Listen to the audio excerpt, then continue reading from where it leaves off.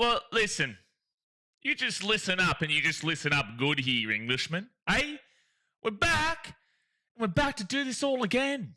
We're back for day number 2 of the Ashes, baby. Hey, guys, sit down, BKRsport. I've had enough. I've had enough of this English slander. This English slander. For a day yesterday that was definitely all bowlers, that is absolutely for sure. But I tell you what, we're getting right back into it today. Because I've been under fire. Under fire in my YouTube comment section saying that I've been too harsh on Ben Stokes. I haven't been harsh enough. Today we go again. But we're going to see a little bit of Australian batting before we do see the English go out to bat again for their second innings. And then we'll know what Australia has to chase. And hopefully we can see a lot of improvement. For the Australians out there, the way I'm going to speak to you here is I'm going to give you a little bit of a positive sign. I'm going to absolutely tear down yesterday. The performance from the Australians yesterday was just absolutely horrific. English as well in regards to the batting, but just not as horrific. Unless we can see an absolute partnership here from Brendan Doggett and Nathan Lyon to get an extra 49 runs and really even it out. Right now, it's probably about 60-40% England advantage, I would say. You could argue 55-45, but I'd probably lean more towards the 60-40 with a 49-run advantage. It's not much. It's quite literally nothing really at all, especially with the fact that we do know that England will play a certain way. That is how they play. Yesterday was no surprise. They go out, they bat hard, they get runs quickly, but they also get out quickly. The biggest frustrating part about Australia yesterday is that they play a lot more conservative, a lot more preserved, and yet they got out even quicker. So that was where the biggest confusion was for Australia. It's like, well, that's not usually kind of how you play, but it's not. You don't usually get out like that. You do play like that, the more conservative nature. That's absolutely for sure. But they don't actually usually, get out as quickly as they did, which was really, really disappointing. So the positive that I lean with here is that we know England are going to do what they're going to do. They might go for 172 again. They might go for 200. If they go for 200, that means we're chasing 250, which right now is looking like an extremely tough ask. But the positive is that, look, we know Australia can improve. We know that there is a lot better of an Australian unit that does come in, hopefully in the second innings when they do get up to bat. And that is just obviously positive hope, because they could obviously come out and just absolutely tank it up again and turn us into a laughing fest, which is entirely possible with the types of shots that we were seeing yesterday when Ben Stokes was bowling bloody plum balls just straight to the middle of the bat, and he could have gone for a 6 and it goes through a wicket. You're just like, what are you doing, Alex Carey?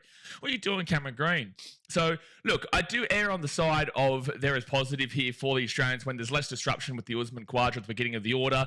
Jake Weatherald, as long as he doesn't go for a duck when he does come in, that'd be ideal. That'd be fantastic, actually. And then you obviously have Uzi there. You keep Stevie Smith as a 3. Oh, no, so you have Labuschagne as a 3, Stevie Smith as the 4 kind of deal. So, look, a little bit of disruption yesterday. But, again, that's no excuses. Australia just weren't good enough in the batting. And, again, neither were England. But at least they got more runs than what Australia do, So, look, it's going to be interesting. England have to still get out Doggett / Nathan Lyon. They just need 1 wicket. I would really ideally be liking 5 to 10 runs here.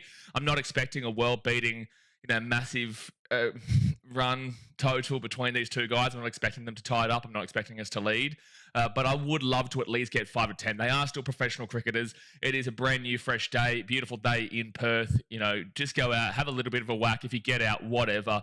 But if you can get an extra few runs, that'd be cheeky. That'd be really cheeky. So, look, big day ahead of us. We've still got the entire series. I'm in actually a different place here today. I'm in the same house, in a different room, because yesterday the internet and everything was struggling in the other room. But the downside to coming into a room with better internet is that there's no aircon, which is going to be brutal. So you'll probably see even more of a blow up if you see Australia just, absolutely tank it up again. But guys, obviously hit that thumbs up button and subscribe. Get into the chat, get around it. Plenty of banter, plenty of sledging, plenty of fun, and plenty of celebrating Kiwis when they're getting 5 wickets. And also West Indies bowling. Perfect stuff for England. But all right, let's get to the chat. And the game starts. The game gets back underway at, I think, in about 15 minutes, 10 minutes, 15 minutes or so. I think it starts at 2:15 my time, which is 1:15 Sydney time, upper time, 12:15 Queensland time, and then I think that's like 11:15 Perth time. Theo says, up, bro, go the Aussies, get around it. Up to Roos, g'day everyone. Hoping for a better showing from Australia today. Hoping for a better showing from both teams, really. Like, at least this is a competitive game. And this is the thing. I guess it's a bit of a denigrating comment to make about England, but like honestly, I really don't want you to take it this way. I genuinely do just want to see a competitive series. I want to see a competitive game. And right now it is shaping up to be a competitive game and a competitive series. And the first time England have won on Australian soil a single test in a very long time. So, it's even if Australia was to win this, it is a competitive game, which is, hopefully going down to the wire. Both teams disappointed in the batting, England with the advantage. But, I really do want to see a good performance here from both teams so that we can actually genuinely see a high competitive matchup here between, these two teams in the greatest rivalry that cricket has to offer. So look, I want to see better from Australia, but I also want to see better from England. BC says, love it to be competitive, but Australia have lost their way, unfortunately. Yeah, sure. Look, sure. Look, I'm not going to... Look, I do think that is a pretty rash comment to make so early. Like, let's just see how this goes, because, look, last year, this same exact thing happened in Perth where we played India and we lost that game 1-0 to India, and all the Indians going around saying, we're the greatest team of all time, Australia. They lost their way. They're done. Daddy Bumrah. I just couldn't hear enough of Daddy Bumrah. And then we won the series 3-1 and convincingly won that series against India. But the same exact thing happened in that India game in Perth where India were bowled all out for a pretty similar score, I reckon, to what England are on now. And then Australia had the confidence to come in and we were like, that's a nothing score for India. And then we absolutely tanked it and India won that game convincingly. And that's exactly kind of how this game has gone here. So it's like Australia are really trying to open up and wake up into the series after the first game. I don't know what it is.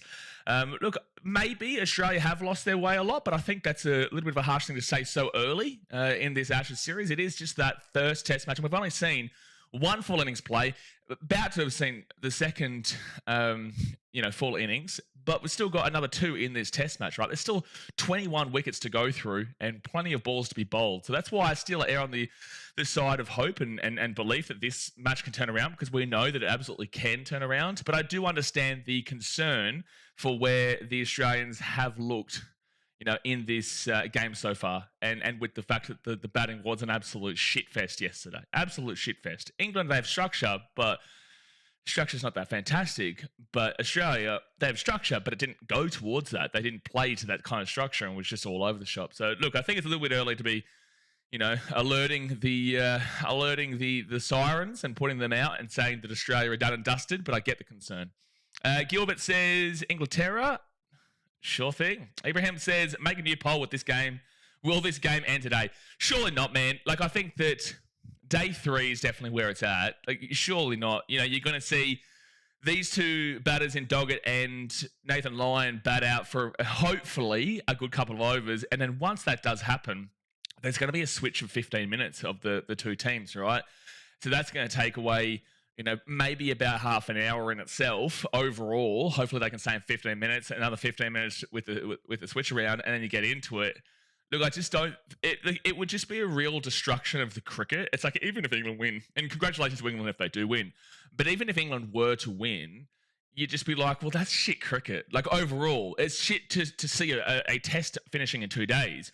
If you win, who gives a shit? But you're still like, from a win perspective, great. But you're like, well, cricket's... That sucked. Test matches are about going long distances. Back in the day, it was all about getting... Day 4 was the new day 3. The new day 3 is usually when it ends, but day 4 used to be the one where everyone would expect it to end, and then sometimes it would get to day 5. A lot of the time, it still get to day 5.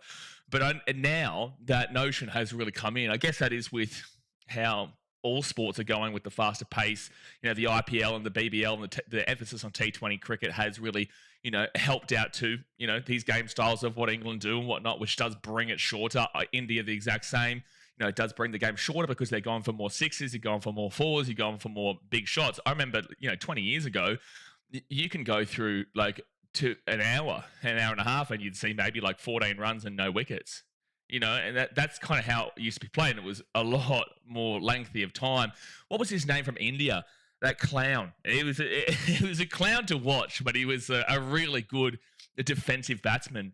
And he just would sit in for like 200 balls and have like 20 runs. I can't remember his name. I can't remember his name, but he would sit in for about 200 balls and would have 15 to 20 runs. And you'd be like, this is the worst thing ever.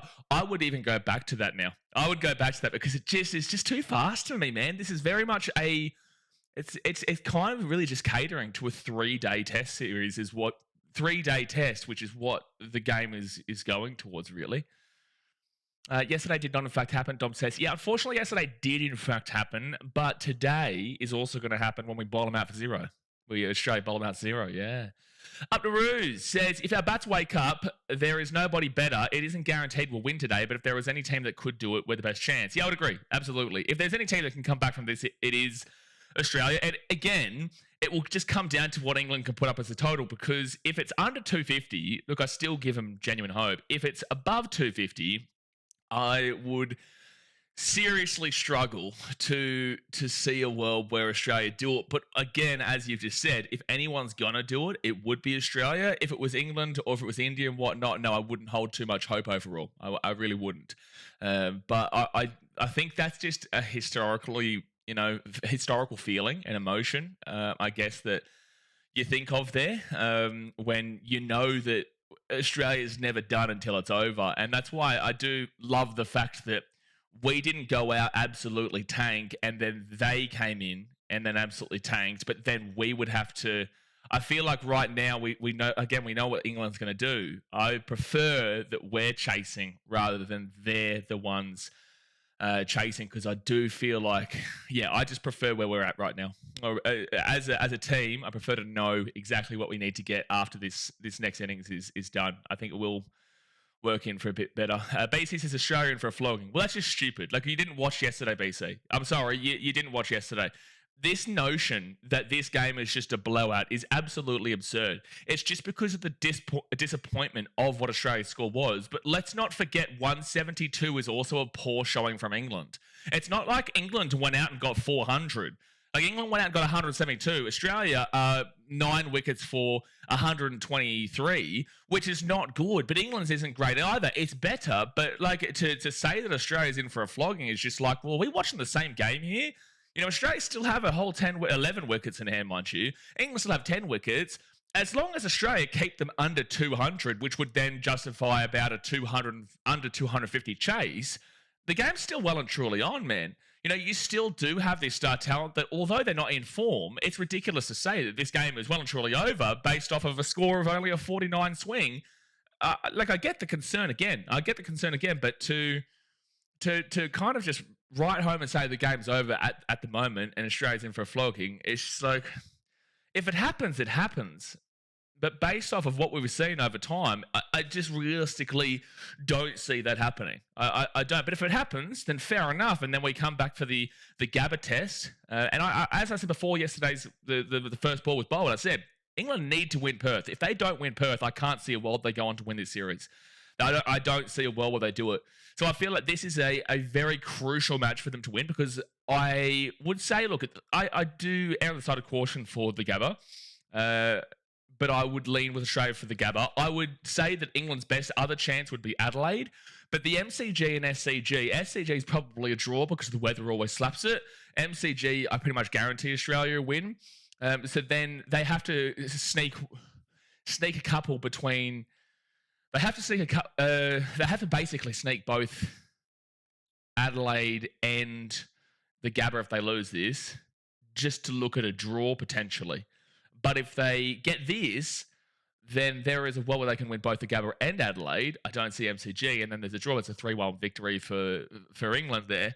So that's why this is so important here. You know, it's so important because if they were to lose this and it go 1-0 Australia, that would force England to chase. If they didn't win the Gabba, it's already 2-0, and you've still got the MCG and the SCG to come. Again, if you're assuming the SCG is going to be a draw based on the weather, as it always is, well, the MCG, I just can't see happening. That's 3 right there. They would have to win Adelaide, and, you know, just with so much pressure on this batting lineup, I don't know, that would be a struggle. So they have to win this game, and there's a legitimate path to them winning the series if they win this matchup here. But if they don't, I don't see there is a legitimate pathway to winning the series. Lagan says, for the rest of the Ashes, we all agree that yesterday was not a real day. Yeah, fair enough. And it was all in your head. And if you think otherwise, your bowler isn't even a Pom. Well, your bowler isn't even a Pom. You know, he is a Kiwi. Well, he's actually West Indies. Well, both. There's West Indies and there's a West Indies and a Kiwi there. But yeah, no, I'm AI, and yesterday was all fake. It was just me putting on a show. Yeah, no, definitely didn't happen. No, I agree. No, I'm AI, as we spoke about yesterday. I'm AI. I'm AI. Ibrahim said, still wondering if there was internet in India after that BGT. No internet in India after the BGT. No, still no internet.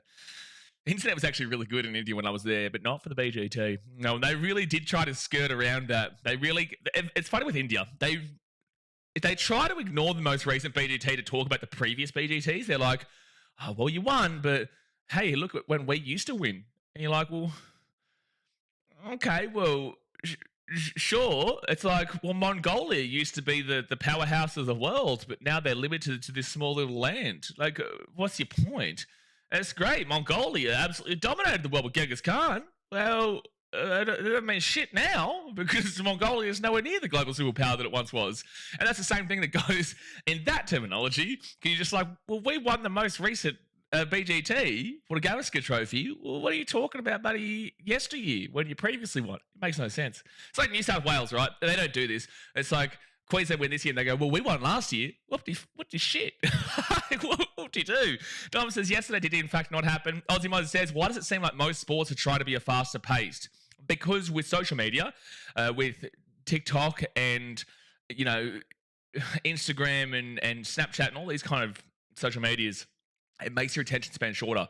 So that's why they want to get you create real hype. Like baseball's gone a shorter way because older people found it boring. I love baseball. I love the actual pure baseball that we used to have, not necessarily now. I still love baseball, but not as much as I once did. By the way, about 5 minutes to go until the game starts, guys, so hit that thumbs up button and subscribe.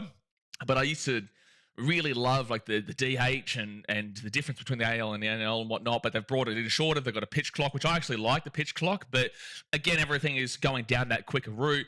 It's just, I guess the high energy is what people are looking for now. They're looking for the high energy, and Test cricket and baseball, which is the two similar sports that coincide with each other but aren't the same, they're going down this quicker route because they're trying to keep the younger audience in. So one good for you, me, and the older generation, the guys who are in their 30s, 40s, 50s, 60s, 70s, you know, and even so much say 20s.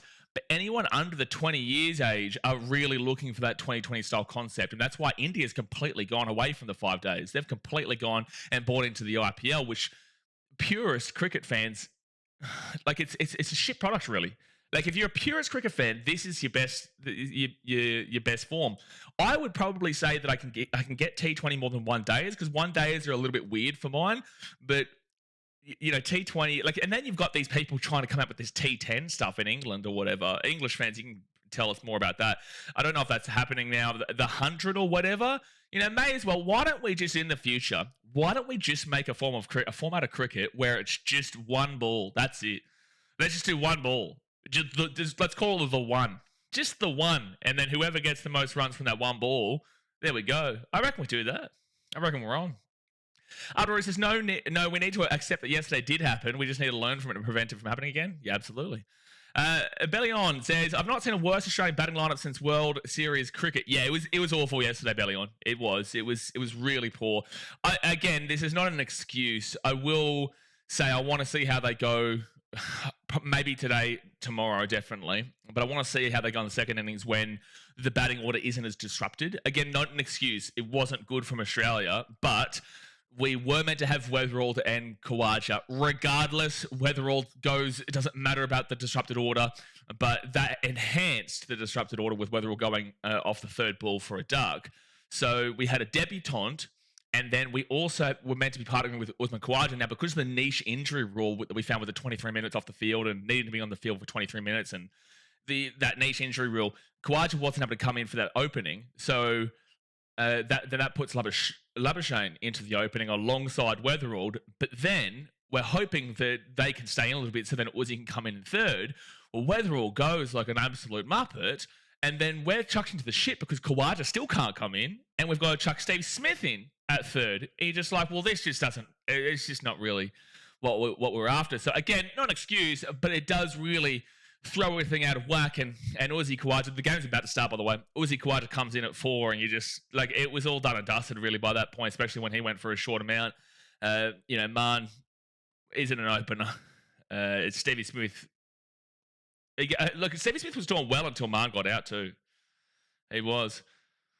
Butta says, yes, 172 is very poor. If they have over 240, you could maybe say it was close to being over. If they had over 240 right now and we were down by 100, this is why I said we had to at least get to 120 yesterday, and we got to 123. So we needed to get to at least 120, and that's what we got to. So we're still within range. If they had have been over 100 away from us, yeah, it would be over by now, for sure. Belly on says, in the Packer era, we plucked dudes from the Shield cricket who were nowhere near playing tests. Look, it's a very different time. And it seems like the Australian selectors are very heavy on the experience factor and don't necessarily like going with the younger factor. But, Weatherall got his opportunity and failed. There's been quite a few guys over the time that have got their opportunity and failed. But here we go, the first ball of the second day, and it's going to be Doggett facing Mark Wood. Yeah, they don't want to bowl Jofra Archer. They don't want to get him tired. Up to Ruth says, is it? What about Suncorp? Wouldn't that be the sunniest? What? Oh, SCG is the sunniest ground of all of Australia. Andrew, you're lucky you don't get timed out for a disgraceful comment like that. Tom says, more rain delays than balls bowled at the SCG. I do not remember the last time I saw a ball bowled at the SCG. I think it was the 31st of February. Yeah, I think it was actually before Alexander the Great. But all right, Mark Wood coming in for the bowl against Brendan Doggett. And no run. What a start. No run. Not out. That's a great start, really. That's a great start. Absolutely fantastic start. By the way, Jay, I messaged you on Messenger about something, so just check out that when you get a chance.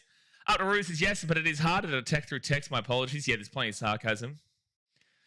Jay says, not my mate. He's a BKR fanboy. But does his last 6 wins. What do you mean? SJ says, Aussie selectors are useless. Let's just see how this plays out, man. Let's just see if Weatherall... Let's not jump the gun on Weatherall. It was an awful, awful first showing. No run. It was an awful first showing for Weatherall. Really disappointing, but... Look, there's plenty of cricket left for him to play here. If he gets out again for under 5, even under 10, yeah, you'd be spewing, and he wouldn't be coming back for the Gabba for sure. You'd have to mix that up.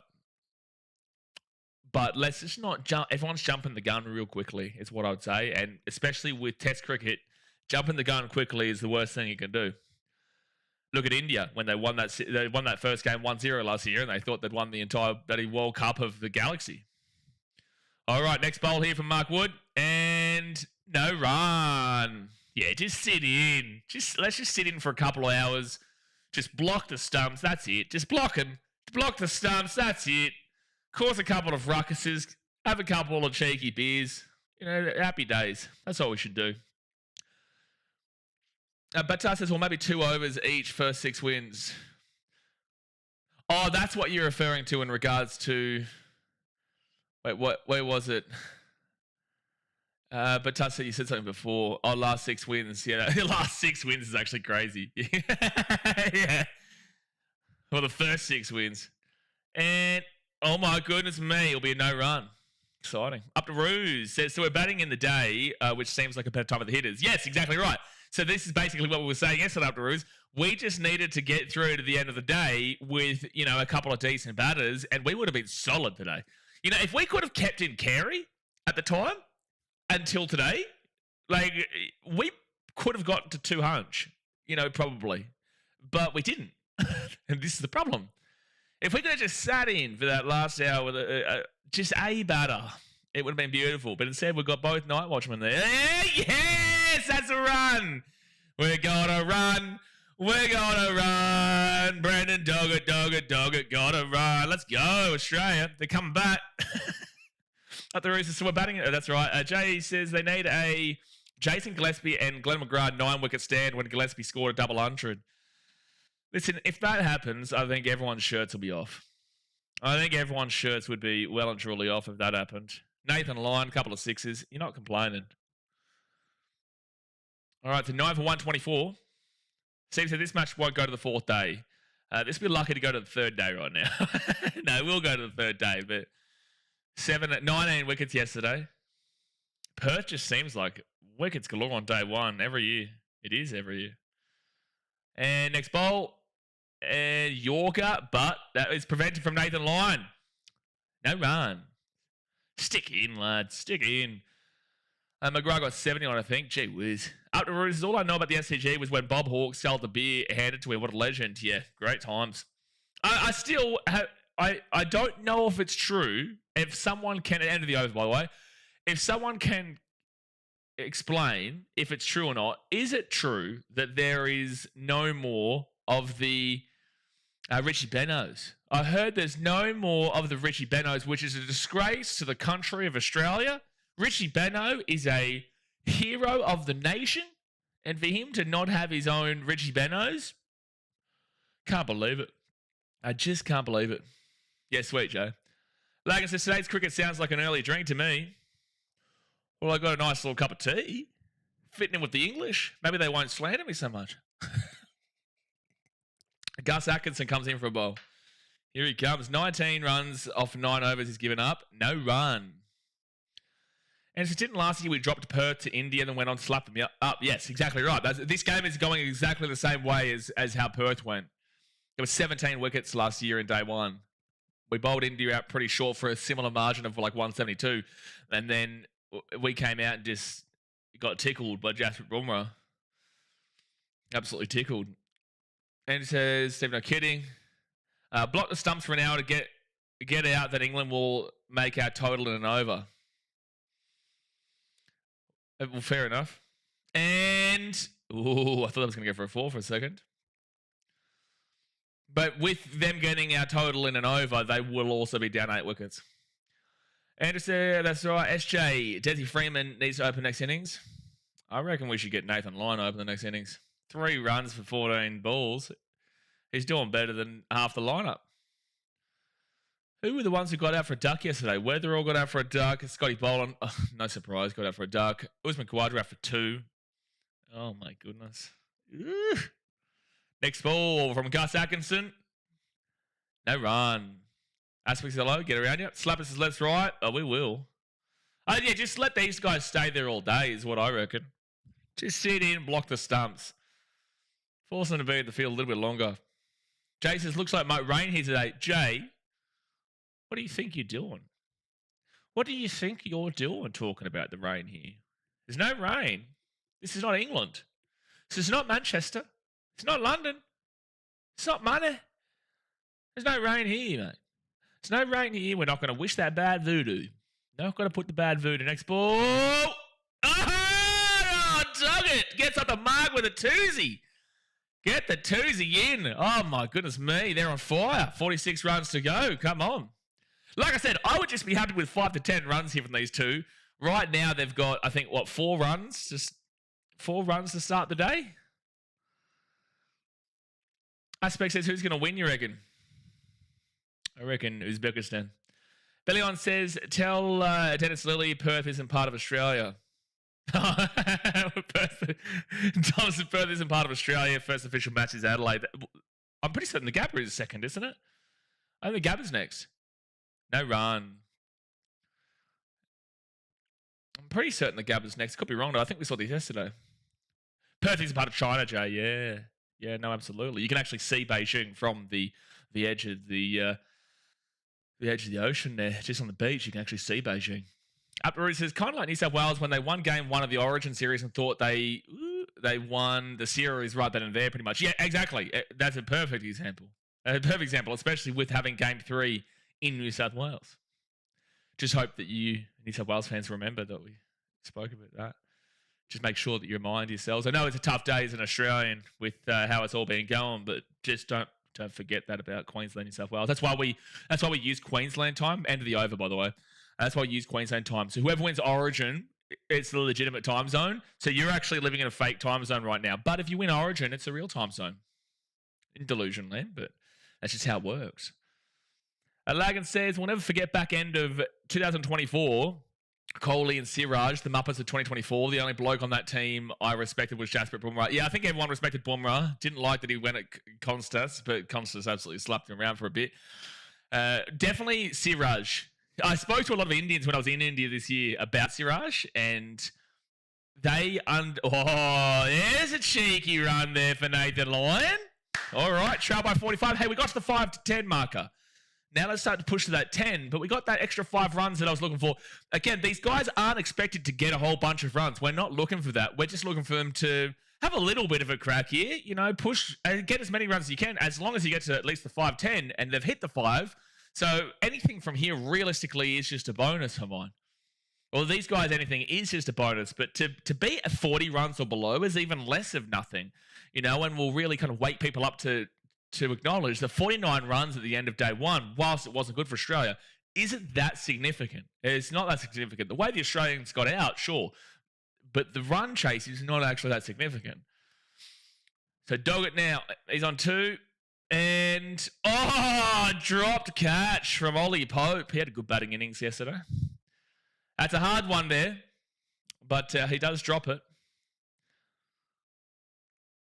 Is that a Fijian shirt, bro? No, this was bought in Agra, in India, where the Taj Mahal is. It's I got scammed for it, for sure. But I bought like 3 of the same shirts. I love it, man. This is one of my favourite shirts. Unbelievable. If we lose in Perth again, we should never open there again. Gabba forever. Yeah. Well, look, the last time we played England, the Gabba to open up, we finished in 2 days and I think an over and a half. Oh, no run. That was the day. The last time we played the Gabba on the opening day was I think that was when, unless it was one in between. Yeah, it was definitely when we bowled out. It wasn't Hamid who got our first ball, was it? No, it wasn't Hamid. It was, I think it was Burns. Was it Burns we got out? Slapper. Give him 5 memberships. Get ready, Slapper. Fire up, son. Jay received a membership. God help us. Nintendo Freak, Matador Sport TV, Gavin P, and Andre So. Get the memberships. Get ready, Slapper. You're a legend, mate. So 9 for 127, and that's a no run. That's a no run. Jace says our capital is Bali. That does make sense. I'll be in Bali next year. I'll be there. Oh, I don't know how much I'll go to Bali. Bali is, it's too mainstream for me, eh? It really is. It's too mainstream. Last year still existed, Aspect says. In what context? Is 46 runs very possible? I don't know much about cricket. Last year still existed about New South Wales. Okay, well, let's talk about the 8 years in a row then if we're talking about history. Is there a chance of getting 49 runs here?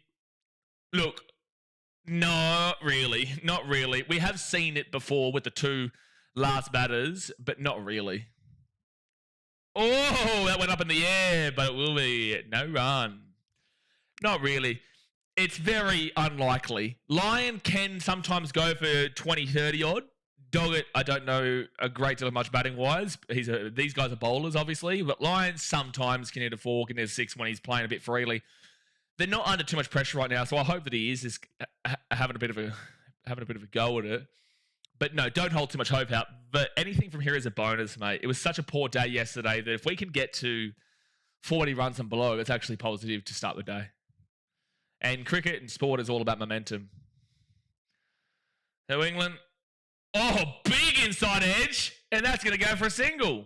Massive inside edge there, goes past the wicket. We saw that yesterday too. And now it's 9 for 129, I think. 9 for 129. End of the over. Mate, they're flying. They're flying. Australia trail by 44 runs. Harvey says, hope we win today. Well, we're not going to win today. No one's winning. No one should be winning today, mate. No one should be winning today. We shouldn't be seeing anyone win today. If we do, that's real poor cricket, mate. That's real poor cricket. I'm not looking to see that. It's funny how we've been quicker to score runs today than yesterday. It took like 30 or so balls yesterday for us to finally get on the board. It only took less than 10 today. 1, these guys are playing with a lot less pressure. And also 2, they're not facing Jofra Archer. And 3, they're not playing the rest bowler. That was Mr. Ben Stokes. The English did not like those comments yesterday about Stokes. I know they know it's all banter, but they really didn't. If you go and look at the comment section from yesterday's... you go look at the comment section from yesterday's live stream. Like every comment was about Ben Stokes. It was so good. Yummy runs. Yeah, a couple of yummy runs here, Noah. A couple of yummy runs. 9 for 128 at the moment. 9 for 128. Aspect said, I don't like Bali, too hot. Mate, if you think Bali's too hot, don't go to India. Gee whiz. Gee whiz. Up the Roos, that's right. Jay, Lion can hold a bat. Doggett, I'm unsure of. Yeah, I'm unsure of Doggett. Up the Roos says, who do you reckon is more likely to feast at the stumps? To feast at the stumps? In which way? Are you talking bowling or are you talking batting? Andrew says, Jay, lucky that Doggett can bowl. Well, hey, listen, Doggett's staying for three runs for 16 balls. He's doing his job right now. He's doing his job. Put Doggett ahead of Kawaja. I reckon put him in front of the top end of the order. Put him at 0. Next bowl, no run. Atkinson bowling now. And it says, lucky, that's right. Slapper, that Ashes series where Gaz was slapping the Palmers around was glorious. Yeah, that was 4 years ago in Sydney. I think that was the end of the first innings in Sydney, no? Ended up being a draw, but we were 1 wicket away. Utter is batting. Who's more likely to feast when batting between the two? Oh, between these two? Nathan Lyon. Nathan. Oh, well, I'm unsure of Doggett, but like between these two, then I'd say Nathan Lyon because we've seen it before. We've seen him do it occasionally before. Next bowl. Ooh, big swing, big miss. Would accept sledging from the Kiwis regarding Stokes, not the Pums. Oh, absolutely. Absolutely. That's the key thing to acknowledge here. And if it's about Jofra Archer, then we accept it from the West Indies. SJ says, bloody, you can't stand Stuart Broad yapping on. Yeah. I said this yesterday. I don't know if he does it deliberately for a troll or if he genuinely believes it and it's just absolutely the clown show. Like, I don't know. There's it's interesting with Broad. I think it might be a bit of a mixture of both, but he also says some really stupid things. And, there's a shot. Go for a 2. Go for a 2, lads. Oh, my gosh. Australia might be the best batting team of all time. So Australia trailed by 42 runs. And now, like, this is what I was trying to say before. Like, 5 to 10 runs is what we were looking for. We're at 8 runs. It's not good what happened yesterday, but it's not looking as bad as was made out by the whole world. I just remember, look how bad Australia was yesterday, and they still only trailed by 49. That's the point that I'm making. Oh, another run. 41 runs chasing. Oh, out of all the bowlers, Stark out of all the bowlers would be the one that faced the most, but I thought he was referencing these two guys here. Or, well, no, Cameron Green. Cameron Green is also a bowler. He's an all-rounder, so it would be Greeny, but Starkey has his moments. England had some wheat bix or Vegemite for breakfast. Don't they have Marmite? I think the English love Marmite, don't they? Aspect says, don't have the intention span for cricket, so cheers for streaming because I'm interested now that you're commentating. Yeah, appreciate that, man. You know, it's something a lot of people do have the same problem as you, and that's why they are trying, and that's why there are a lot quicker games, as we were speaking about before. It is more about the attention spans of, like, I'm not sure how old you are, so don't take this disrespectfully, but a lot of the younger generation, they struggle with these long form games because there's so much things to do now. The notion of being bored is like an impossible term nowadays. Really is. No run. Really is. Like back in the day when I was like, and again, I'm only 31, so this even goes even further for the older generation. But I remember 20 years ago, boredom is a legitimate thing where you had nothing to do. You know, you really didn't have much to do at all. Everything wasn't so easily accessible as it is now. Nowadays, if you get bored, I don't know why you're bored because there is always something to do. You know, so that's why you will see, and that is a huge also portion of what happens with TikTok and watching videos that are enjoyable for a good, 20 to 30 seconds, sometimes even 10 seconds. Vine killed it. Vine is what really destroyed people's brains because Vine was like, 7 seconds or something? 7 or 10 seconds? You had to smash it out in such a short time. I'm 17 if that counts towards the younger generation for you. No run.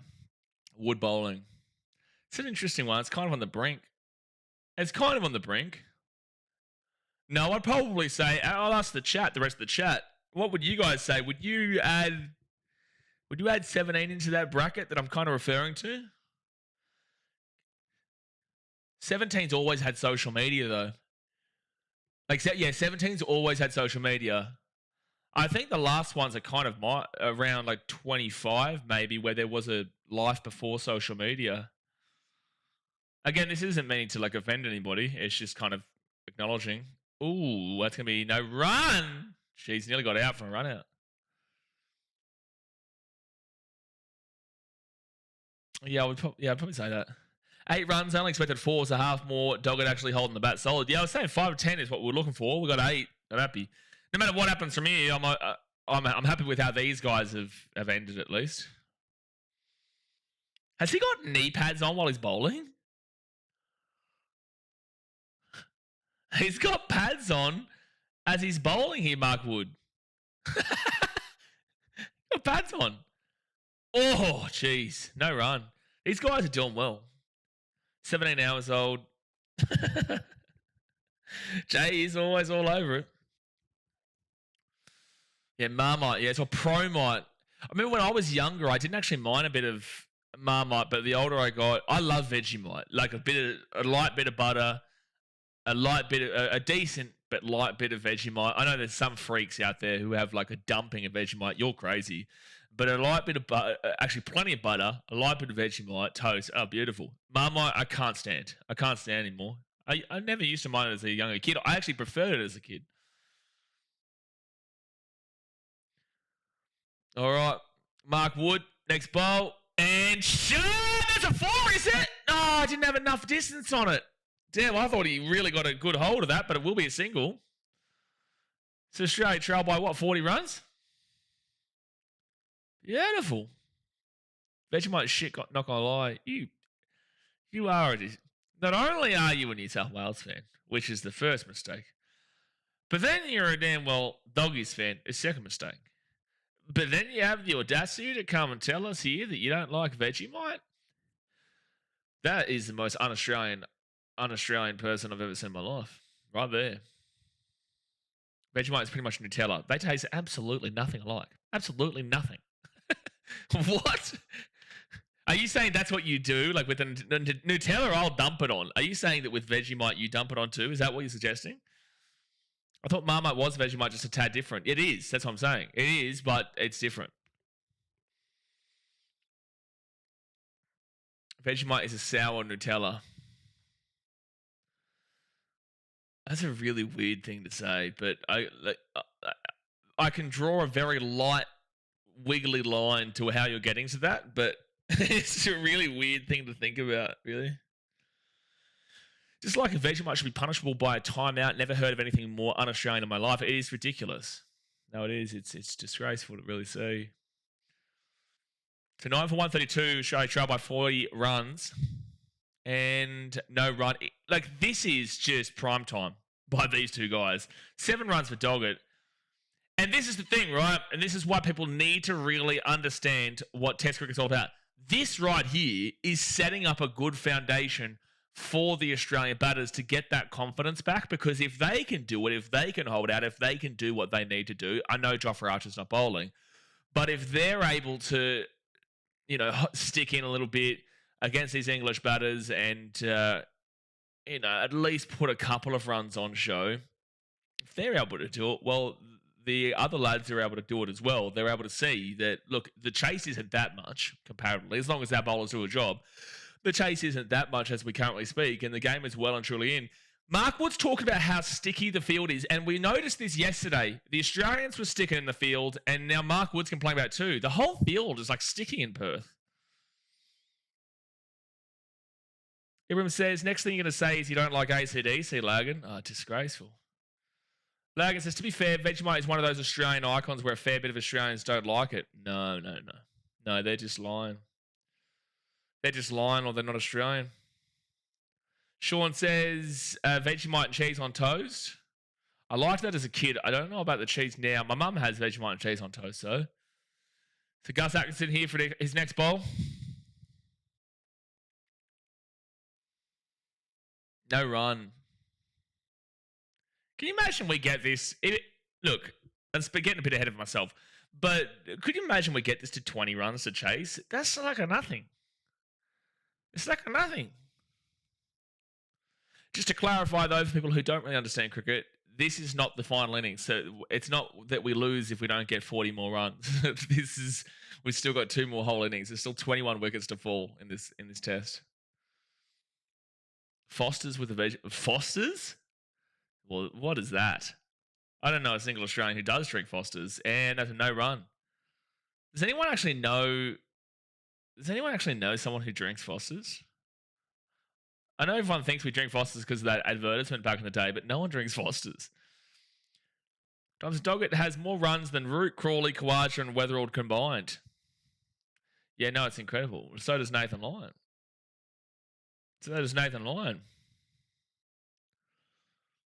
From my research, Marmite is also a yeast extract. Maybe you were thinking of Bovril. I wasn't thinking of nothing. Oh, jeez, that was right at the stumps. He went for a whack, and it does go into his body, which would hurt him. Dogger is doing well here. My old boy drank Fosters like water back in the 80s, 90s. Maybe Fosters was an older generation drink. Maybe it was like an 80s drink or something like that. Maybe a lot of Australians did. I don't know, you would know. Like, you were around during the 80s and 90s, Jay. Not even banter. I'm saying, like, you would know. For those who were around in the 80s and 90s, was Foster's a very big popular drink?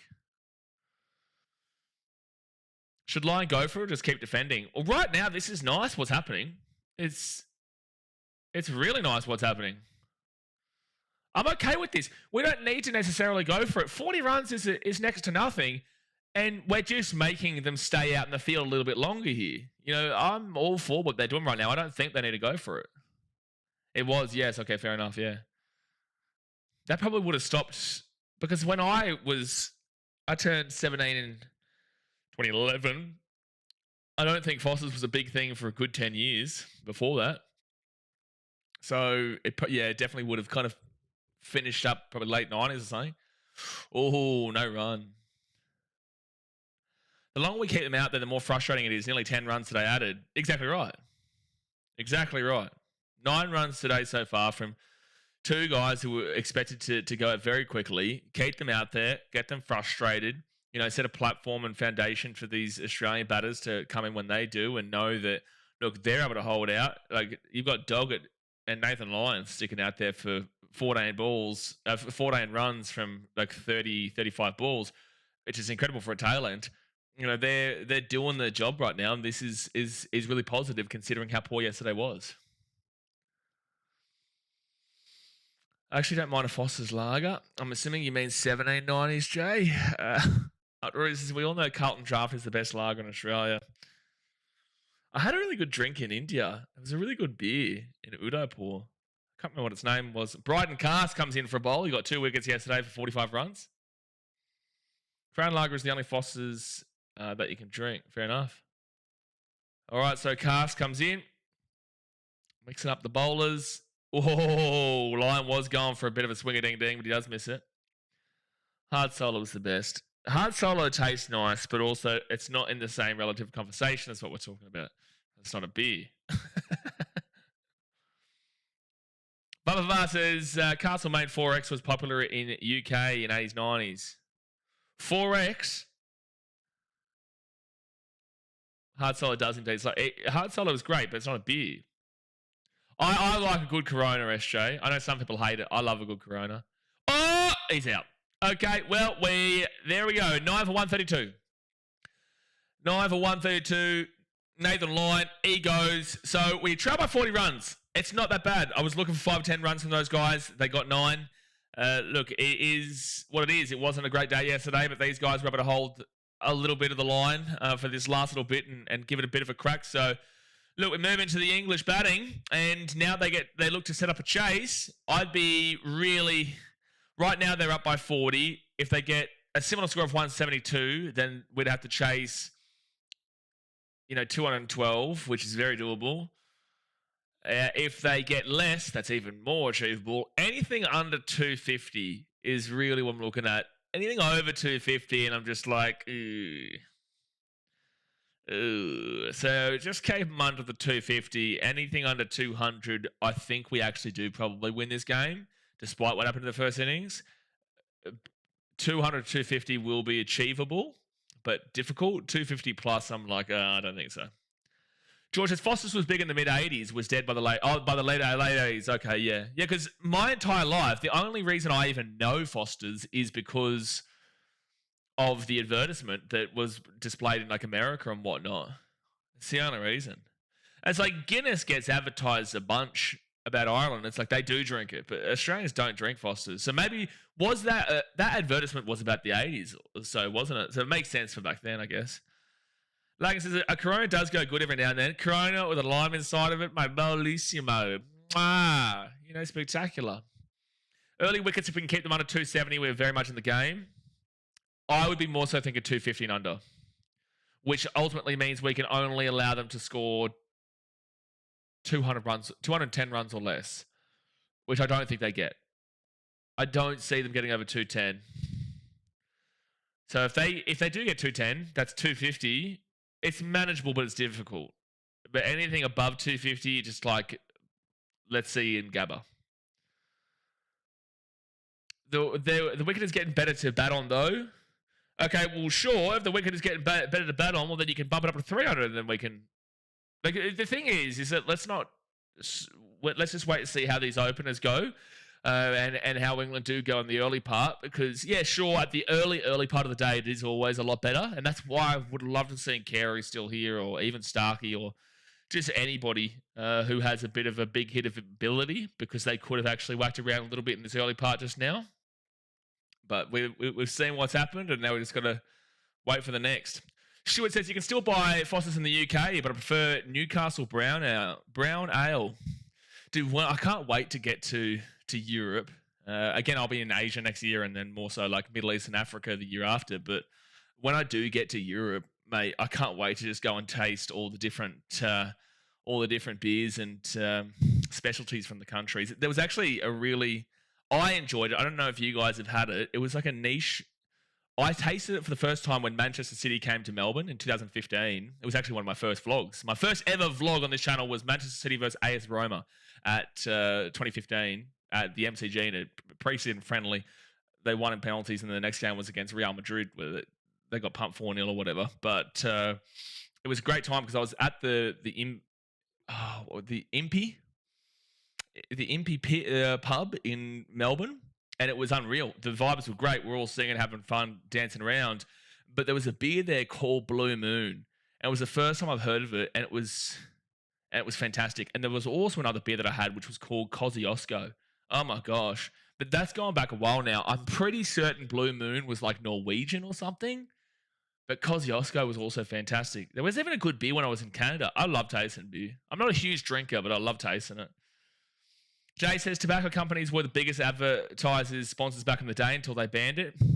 Yeah, but tobacco companies are arguably much bigger nowadays because they're able to prevent so many things with their lobbies. Just ask anybody in Asia. They can basically do nothing in Asia because the big tobacco prevents it. Condor says, I was born in England. I love Australia, but when it comes to the Ashes, I'm England all the way. That was a super exciting day of cricket yesterday. Super exciting day of cricket, but a lot of lacking quality from both sides batting-wise. But a super exciting day. I prefer bowling. When it comes to cricket, I prefer watching the bowling. For people who don't know, by the way, we are currently seeing a switching of the teams because it is the end of the first innings for both teams. So we're about to see England come out for their second batting. So if you're wondering why we're not talking about the game right now and commentating it, it's because there is nothing to commentate for about 10, 15 minutes or so. But yeah, look, it was exciting. I prefer bowling because I feel more excitement from watching a wicket than I do from seeing a 6 or a 4, even though I love a 6 and a 4, and I do love the chase. And the chase will be really exciting when Australia come on, especially if it's under 250. It'll be an awesome chase to watch from Australia, and that'll be really exciting here on the stream. But at the beginning parts and overall, I do prefer the bowling because just every wicket means so much. It's so heavy, and that's why it'll be... It's going to be a good series, man. It's going to be a good series. We'll be here for the entire time. Just that little nick. I want to hear the nick. Sean says 2 drops of Tabasco in the Corona. Beautiful. I haven't tried that, Sean. I haven't tried that. That sounds good. I love Tabasco. I wonder if I have a Corona here. I know my mum drinks Corona. Corona with Tabasco. Do you have it with lime as well? Like, do you put the lime and the Tabasco in? Aspect says City versus Newcastle. Got City winning 3-0. Haaland Hattie. City win 100, mate. Dom says, had some interesting beers in Italy. There was one I had in Bologna that had a champagne glass design. A champagne, like the beer was like in a champagne glass. Interesting. Okay. Fair enough. But no, there's so much. Like I it's not really what I'm planning for BKR Travel, but like there is the shout like in certain documentary videos for BKR Travel that can come out. Are they coming out already? Oh no, so they're showing the highlights from yesterday. Jay says chili beer was a fail. Don't know if they still brew it. Chili beer? Chili beer? I don't even know what that is. I can obviously understand the thought process of it. Chili beer. It's just coming up with chill. Latin beer, Mexican chili red ale. Is that what you're talking about? The Latin beer, Mexican chill red ale? Pale, easy drinking ale with added bits of chili. Fair enough.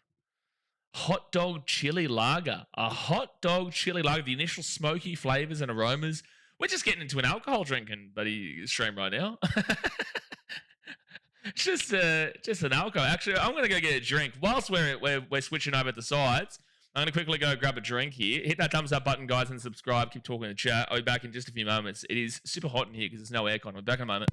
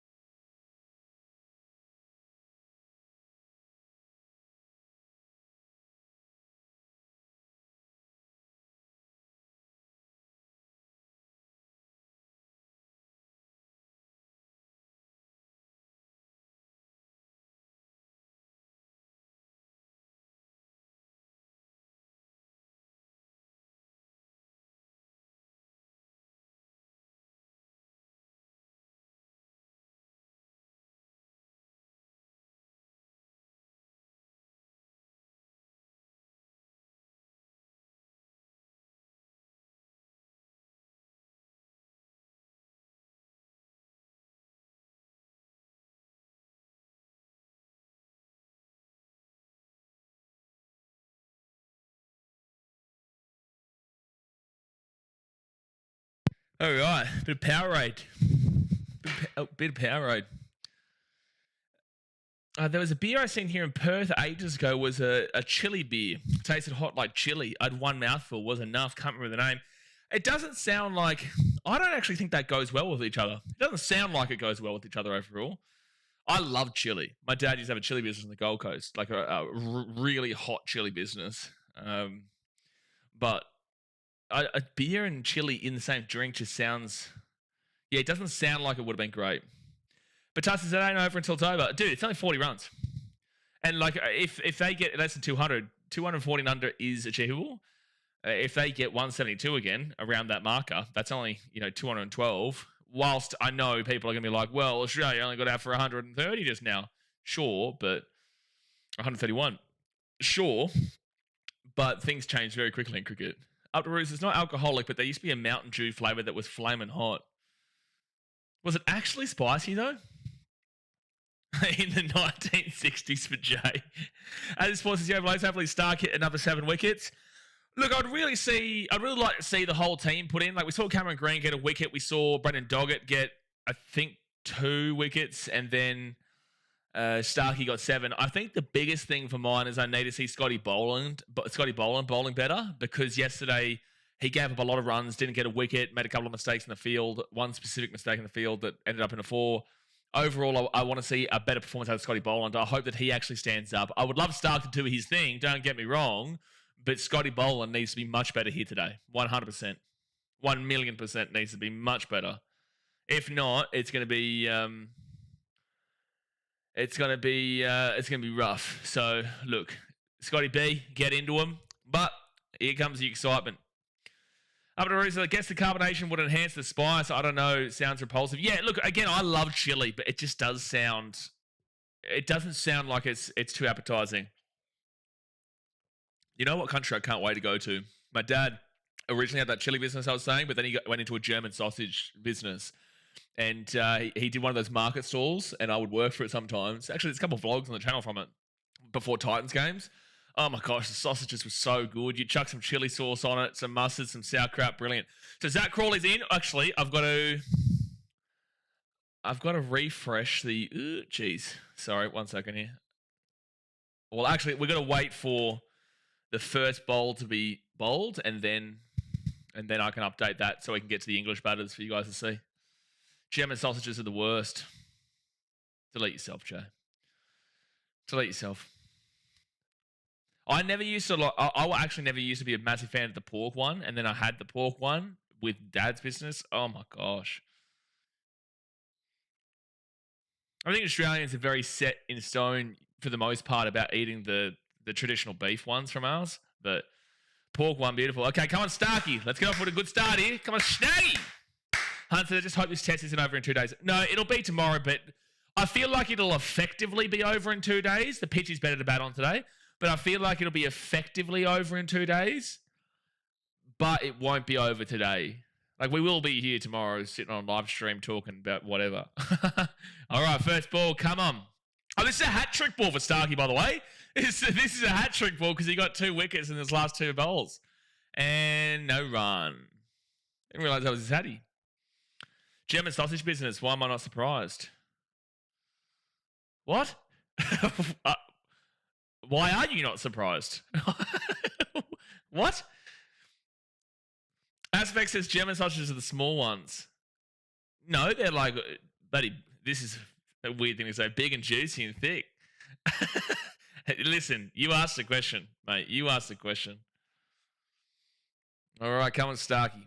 Afterwards, did you guys know that the biggest Volkswagen factory in Germany also make their own sausages too? That doesn't surprise me. All right, Starkey. Slap Crawley again for a duck. And no run. No run. Okay, now I can probably refresh this score over here for the English batters. Zach Crawley's never got out for 2, apparently. That's interesting. Geez, that makes me sick seeing Ben Stokes' name all over there. Makes me sick. Dad says, is it not called Optus State anymore? No, I think they changed it for this Ashes. Like, maybe the sponsorship. I don't know. It's something about sponsorship not being here for this. I'm not sure. It's like when Suncorp gets changed to Brisbane Stadium. I think it's still Optus Stadium, but just not for this cricket series. Like when the Matildas played at Suncorp, I'm pretty certain it was Brisbane Stadium. When it was at Accor Stadium, I think it was like Sydney Oval or whatever. Next bowl, no run. No run. All right, there we go. Okay, we got the English batters over there for everyone wanting to see the runs. There we go. And then it may, when someone gets out, it may actually mess up a little bit. So just remind me when there's a wicket to move it across a little bit. As it says, 67 meme strikes both Stark and Stokes. What? Pums fans at least are in voice finally. They were in voice yesterday. You could hear them. They're always in voice. They're good value. All right, Mitchy Stark. Next ball to Crawley. And no run. No run. Tonda says we're back. We are back and pretty happy with how Nathan Lyon and Doggett did this morning. Up to says, we hope Stokes get dismissed on the first ball. I hope Stokes gets dismissed before the first ball. I actually don't even mind Ben Stokes, by the way. Like, people have this weird thing like, I hate Ben Stokes. It's not.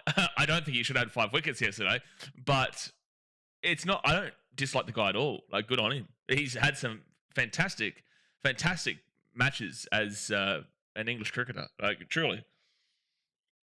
But the Ashes is all about sledging and banter. It's going to happen. Next ball. Oh! Has he caught that?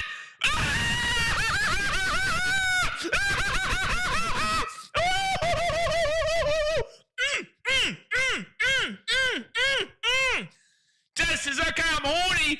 Get the horn dogs out. The red rocket's going boom, son. Get the quack, quack in the chat, baby. Get the quack, quack in the chat. Quack, quack in the chat. Quack, quack in the chat. Ba-da-ba-ba, quack, quack. Chat, quack, quack in the chat. Quack, quack in the chat. Quack, quack in the chat. Under says RP earphone users. That's what happens here on BK Sport, mate. You guys know by now. You know by now. Earphone users on this channel, you're in for a rough time. Quack, quack. Oh, they're checking this. They're reviewing it. Maybe not a quack, quack on the chat. Maybe not. Yeah, this will be interesting. Ruse says, should have a disclaimer. Eh? My disclaimer is no. My disclaimer is get used to it. Oh, he's caught that. Oh, he's caught that. Oh, he's caught that. Oh, he's caught that. What? He's caught that. There's no way you're going to say he doesn't catch this. He's clearly caught this. He's got the ball. There's no... This is out. He's got the ball. It's a catch. He hasn't dropped the ball. This is a catch, bro.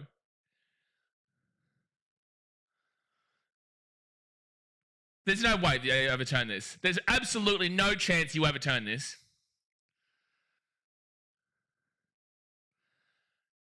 What are we reviewing here? What are we reviewing here? He clearly catches this ball.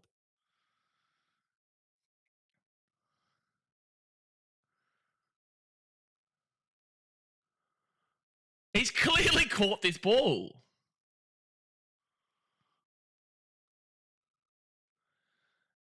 Yeah. Yay! Quack, quack, in chat. Quack, quack, in chat. Quack, quack, quack, quack, in the chat.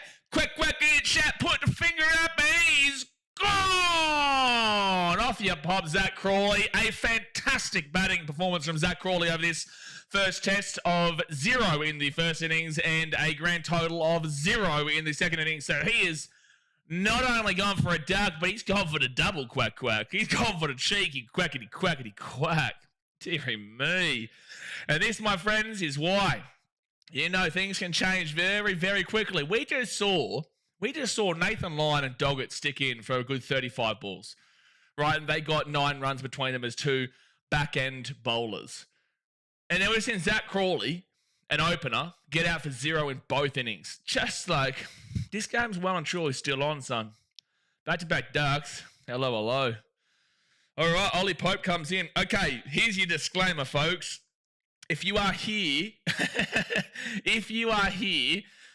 on the stream, do know that when there's a wicket, we're going to be loud. And it may burst your eardrums, but that's what you're here for. You're here for the passion and the energy. Well, that's what happens. That is what happens. So don't have me on full volume if it will get you going. So Mitchie Stark next. Oh, that was cheeky. Nearly got a back-to-backer, but no run. Still 1 for 0. Nice swing of that ball. Plenty of swing. Dang. Bro, DRS trying to beat a bunker. I just don't even understand why we looked at it. It was very clear it was a catch from the start. Deary me. Okay, that's 8 wickets for Stark. Yeah, absolutely fantastic. Dondo says, nice swing of that ball. Noah says, oh, hold on one second. As we said, I think Zach thinks he's playing golf. Well, he's doing really well at golf. Noah says, what a session from Stark these past couple of days, eh? Oh, he's been unbelievable. But I need to see Scotty B, pick up his act as well. If we see Scott Boland and Starkey perform here, like if Scott Boland wasn't giving away just ridiculous bowls yesterday, we would have seen them get out for the same amount we did. Truly. He gave them like 40 runs off 5 overs. Sorry, 62 runs off 10 overs, but the first 5 overs he gave up majority of those. Your reactions make me excited too. Well, that is an exciting wicket, man. It's an exciting wicket. Yeah, maybe it is football as is sports. Well, look, it's still not great because it's still... Well, it's 1-0 Australia in football terminology then. Aspect says, that Crawley fella normal good? No. Zach Crawley got out for really weak totals in the Gabba first test last time out too, 4 years ago. Gee whiz.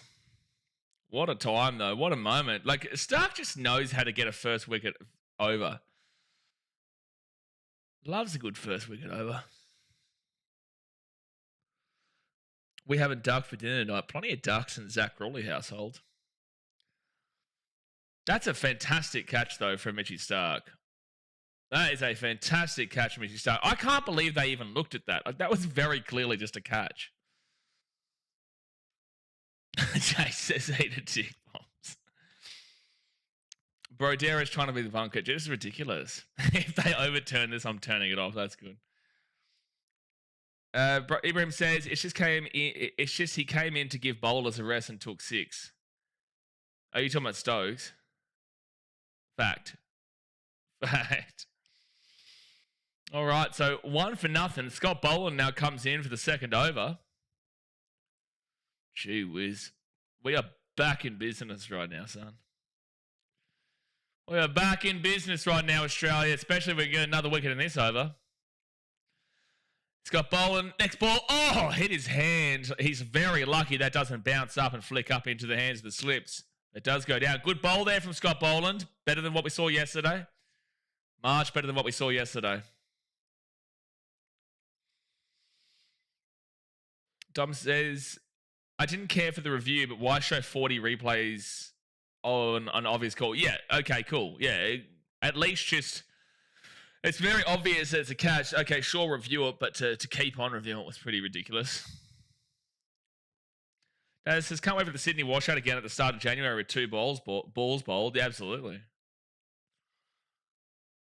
It's going to be unreal. I cannot wait to have rain delay on the screen the entire day. It's fantastic. Like when we had with the Gabba. The Gabba with India last year was brutal because every time we'd come back, we'd get like 2 balls and then it would go to rain delay again. Oh my goodness me. That was nearly another wicket of ducket on a duck. That just didn't pull. It didn't lift up enough, but gee whiz. Gee whiz. It seems like Scotty B might be on here. Yeah, 2 balls is quite generous, Daz. Quite generous for sure.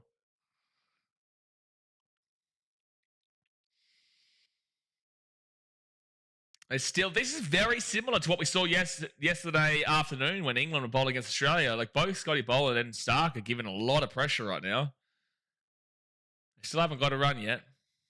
And they will get a run. They will get a run. So 1 for 1. Well done, England. 1 for 1.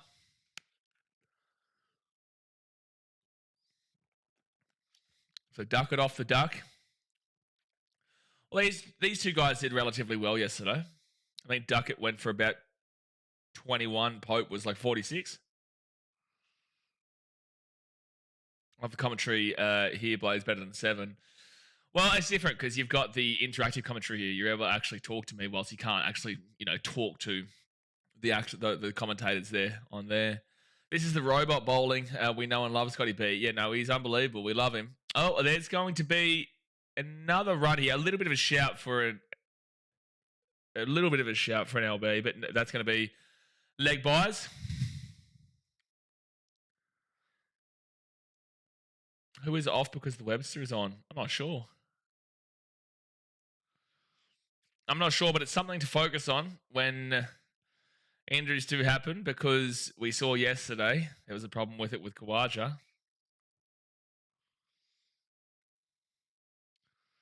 So 1.4 overs down. Scotty Boland to Duckett. Oh, he goes for a big swing. Huge inside edge, but doesn't hit the stump.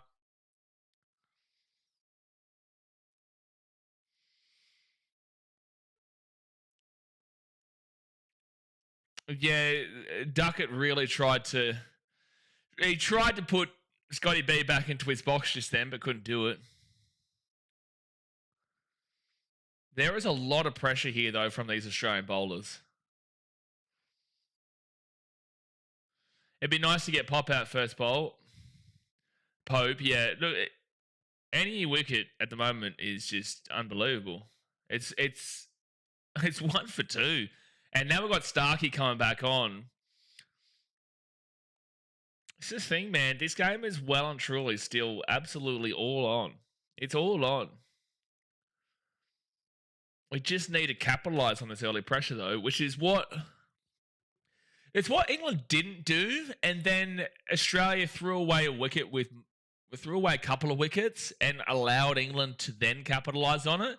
Like England had such pressure yesterday early doors with Weatherall, and then it seemed like Marn and Steve Smith had actually held in for a bit, and Steve Smith was starting to put on a bit of a show, but then Marn got out and he hit his own wicket. Yeah, the inside edge hit his own wicket, and it just really put us into the shit. I think the Marn wicket really did hurt Australia's total on a significant level. All right, so Mitchy Stark. All right, there's another run there for England. So Pope off the duck egg. He gets the one.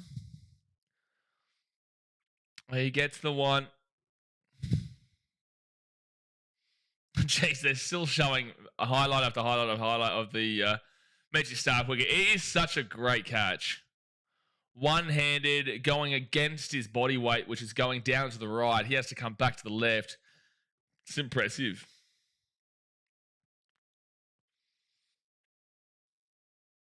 You're not going to get too much better than that. All right, 2.2 overs gone.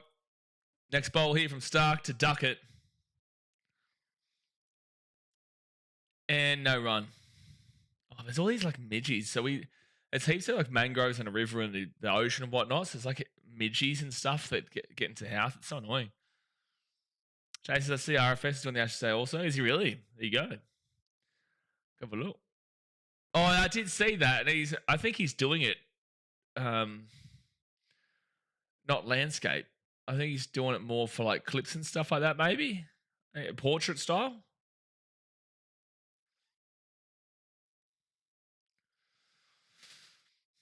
But all right, 1 for 3. Very now, boys. I'm in Fiji. Next bowl here from Starkey. And oh my gosh, there was a chance of a wicket there, but it goes for a 4. But it goes for a 4. There was a chance, though. There was a chance. Fortunately, we couldn't lap it up.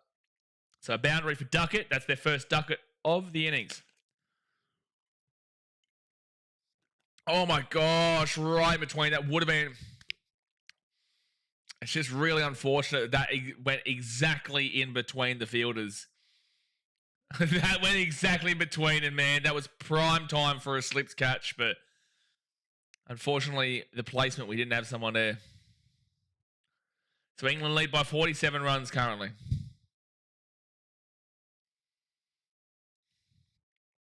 Starkey next bowl.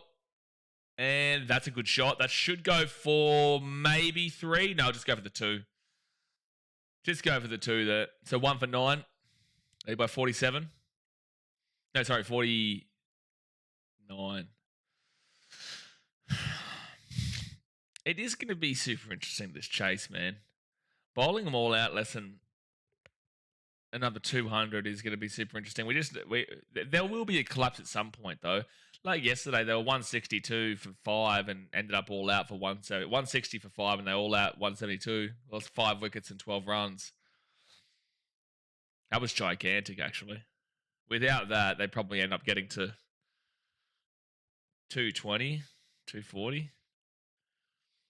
Next bowl, Starkey. And straight to the fielder. Oh, that was cheeky from Marn. That was cheeky. He threw it at the stumps. Pope wasn't back in his crease. I feel like if that had have hit, that would have been cheeky. So switch the bowlers. Scotty Bowler will come up.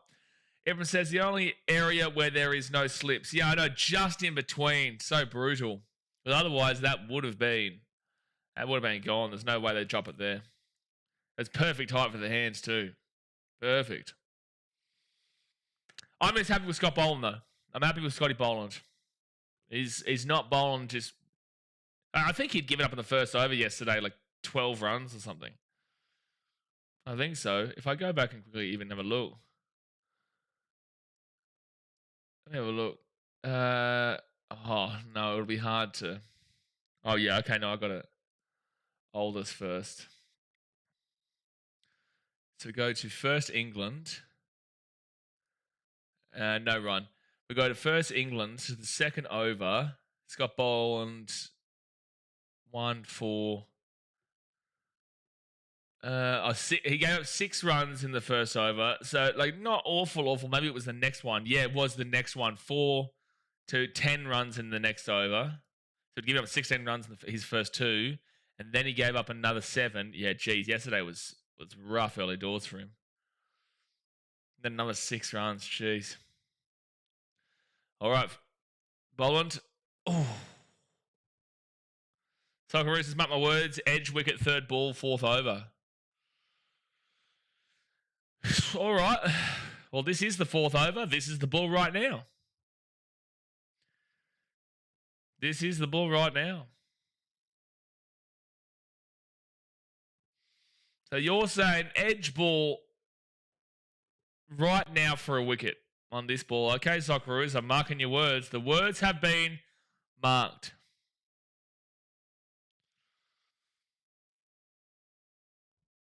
So Ollie Pope is on strike with the 1.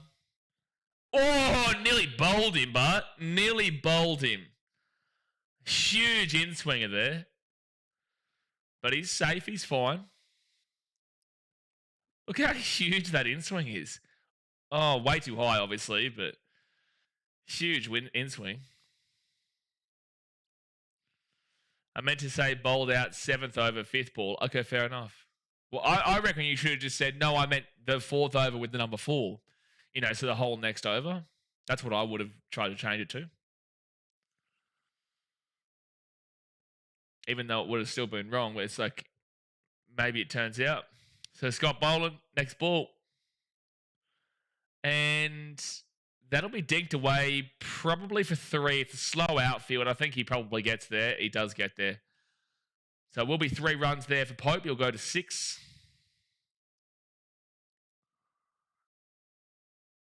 It's a nice shot there.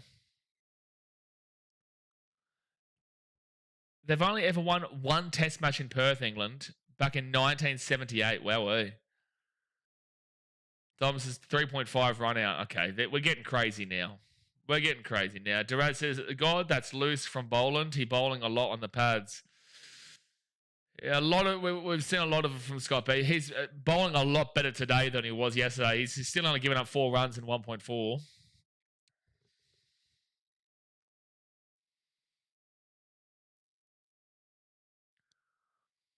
All right, next bowl, Scotty. And, it's just going to go through the slips again. Australia's only lost 1 of the last 14 tests versus England in Perth, which was back in 1978. Big yikes.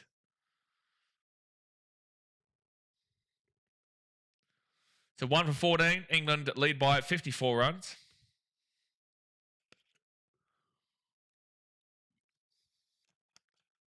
Actually, I want to get it. I know I can see a lot of Australians in the chat right now. How many English are watching? Jump in the comment section. I want to hear your thoughts right now. Are you extremely confident as an Englishman as we currently speak? I know it's an awful time slot for you. Or do you feel like this game is still completely on the edge? Just need to... Oh, he goes up, he goes up, he goes up, he goes... Oh, it goes in the air. Oh, it's a very lucky 4. Oh, it's a very, very lucky 4, but he gets it. Jeez, that was very lucky that he got that. All 5 tests at Optus Stadium has been won by the team batting first. Fair enough. Well, it's looking likely right now. Actually, what time is it in England? It'd be like, what, 1 a.m.? England time, 3:20 a.m., sorry. Both of us is English here, still thinking about how shit Crawley is.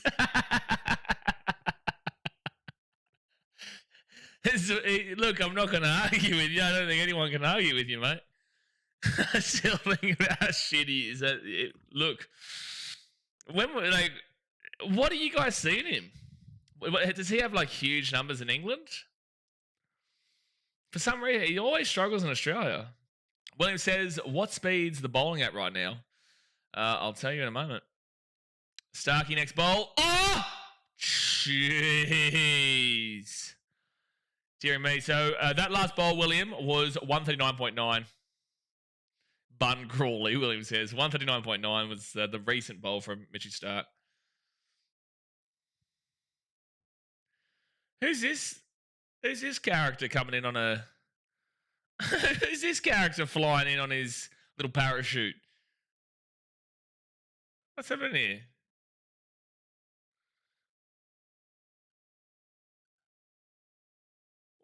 I don't understand what's happening right now. We're just looking at two blokes coming down with a parachute.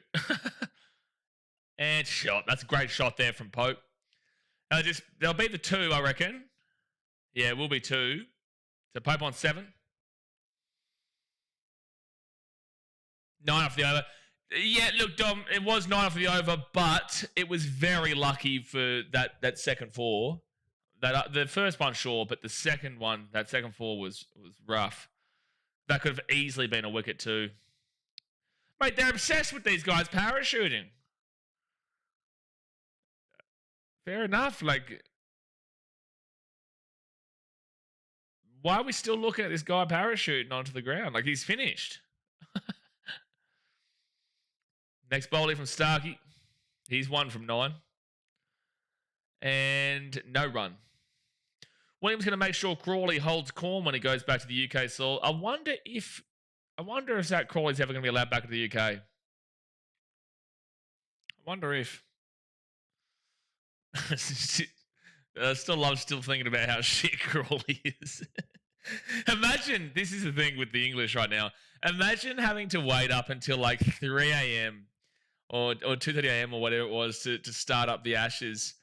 And then you see Zach Crawley as an opener get out for a duck both times. Oh, gee whiz. Gee whiz. So 1 for 20 for England right now. They lead by 60 runs. And they will get a single. So 1 for 21.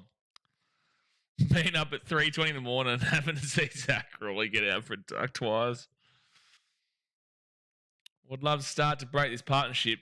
Well, yeah, of course. It's not like a significant partnership right now. It can build into one. Obviously, we would like to get a bit of a break into it. But with that being said, they've still got some fantastic batters to come. I think the really important wicket, again, is going to be Harry Brook. But I feel like I get a bit of a feel that maybe this is a downer innings from Harry Brook and we maybe see somebody else stand up, like potentially a Stokes, just so that the English can rally behind my disdain for yesterday. It wouldn't surprise me. But then again, I'm not against Stokes getting runs because I know he can get runs. Oh, that was cheeky. Vavas, I hope he's embarrassed in that dressing room right now. If we win this test, he's literally done nothing for it. I think he's been the most important part of the Vavas because he leads Australia into a false sense of security. He makes Australians believe, oh, we've won this test because I'm a clown, but really it's a game plan. It's a specific game plan to really get into the minds of Australians and try to think like an Australian. And he's doing that, definitely, because we do prefer it that way. So, look, I think he's the most important character to this team right now. I'd actually make him the captain. He's at least from England, so that captain would make sense. Tom says, I know the feeling, mate. I wake up at 3 a.m. to watch Tosin concede absolute stinkers to Wolves and Brentford. Oh, that was a cheeky bowl.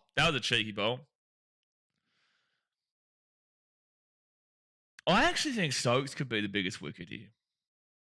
I think Stokes might be the key to breaking through England. Obviously we're going to get through quite a few batters beforehand, but I think Stokes is one of those guys that can really sit down for a long time and just hold the line whilst guys like Harry Brook and whatnot do their thing.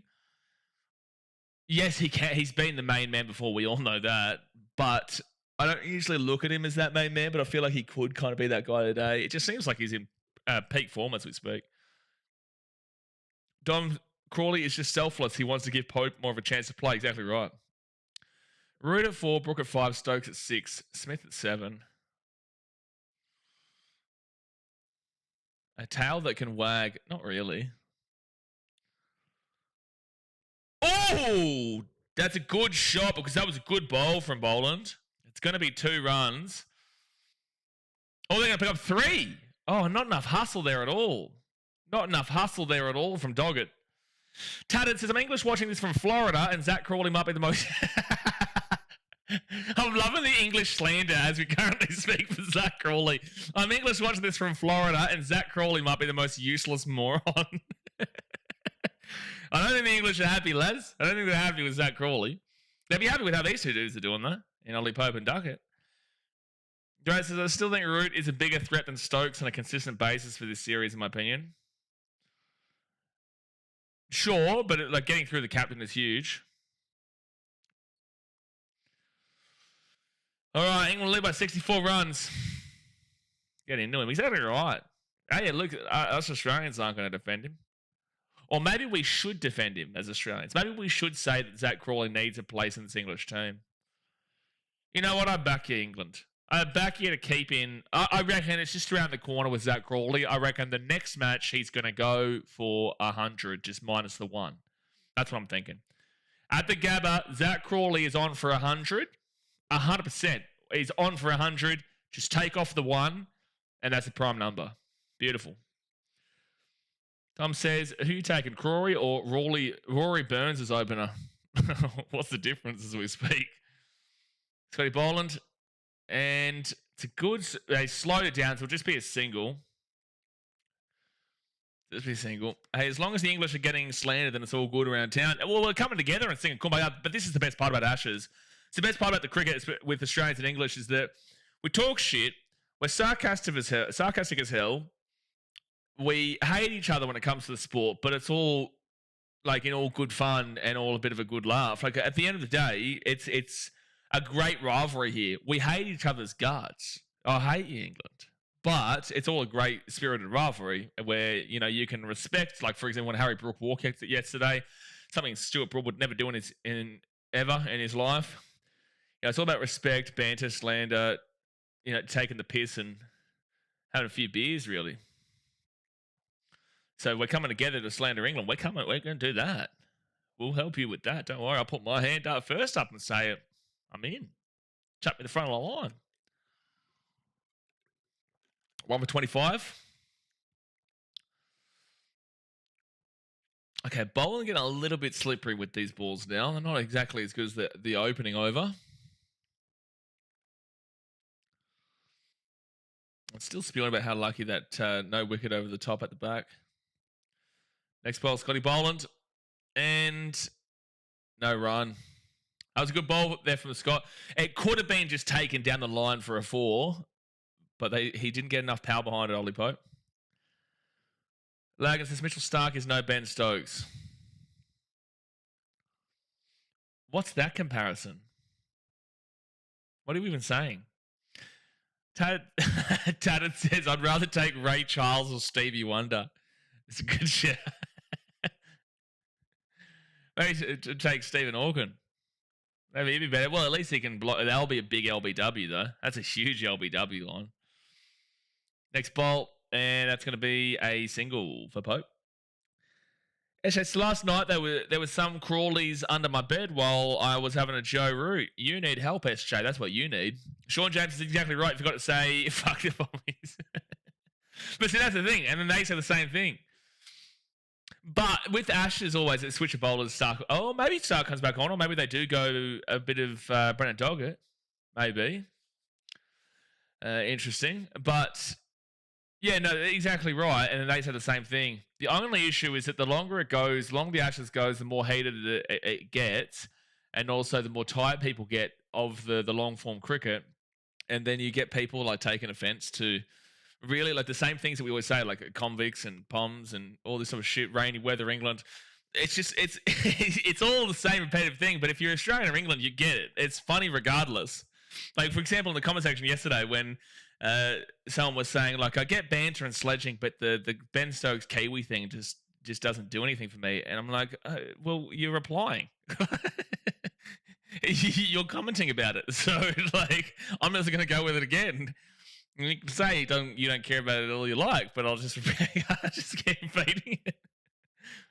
Because, like, at the end of the day, who cares? Australia has similarities with that, and New Zealand has similarities with that. Like, go and have a look at the rugby union teams around the world. England's a great example as well in rugby union for players not born there or not from there. And then you get people saying, like, with the Islanders in Australia, and you're just like, well, these guys are still born in Australia. But at the end of the day, who cares? It's just a bit of banter.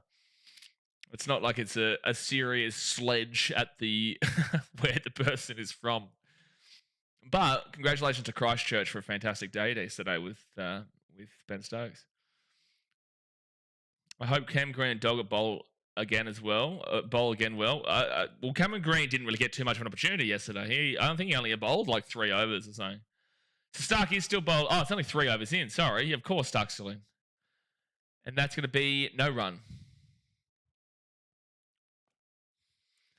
Okay, so a partnership is starting to form a little bit here. So I would like to get ahead of this. And that's why it's so interesting Zach Crawley got out again. Because you're like, well, the pitch is a lot better today for batting. The pitch is a lot better. And if these guys really hold in and we see England hold in a lot, we could see Australia hold in a lot. And maybe that target chase potentially could bump up to that 350, which I doubt it. I highly, highly doubt it with the way England do play. But potentially. So Mitch Stark next up. Oh, good bowl though. No run. Good bowl. Right at the old stumpy stumps.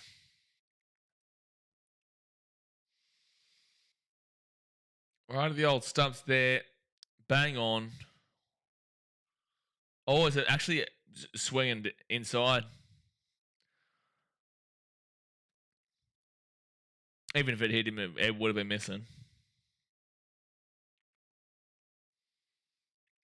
Stark 1 for 10 right now through 3.2. He's averaging about 3.5 or so runs and over.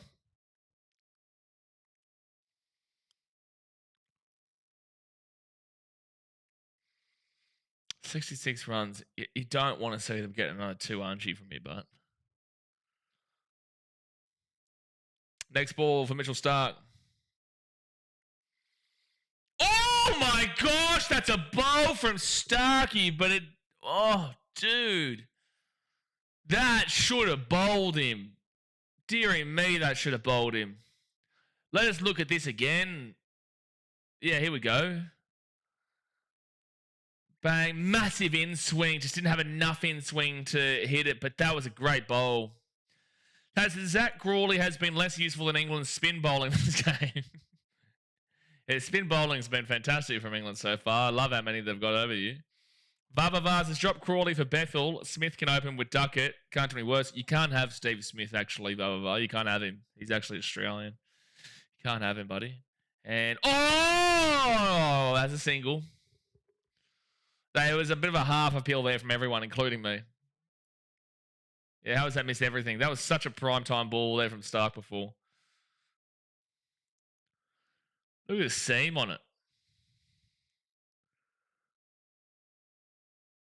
See, Jasper Bumrah, that's how you bowl. Not throwing. Oh my gosh, if it just had a little bit. If that just clips the bat in any form there, that hits the stumps.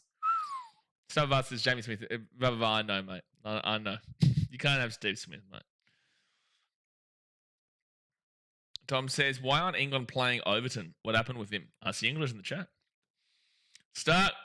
Oh! No run. Stark consistency of length and wobble is so good to watch. His bowling is just unreal. Especially for his age, and especially considering he is the main man. Like, he is the key.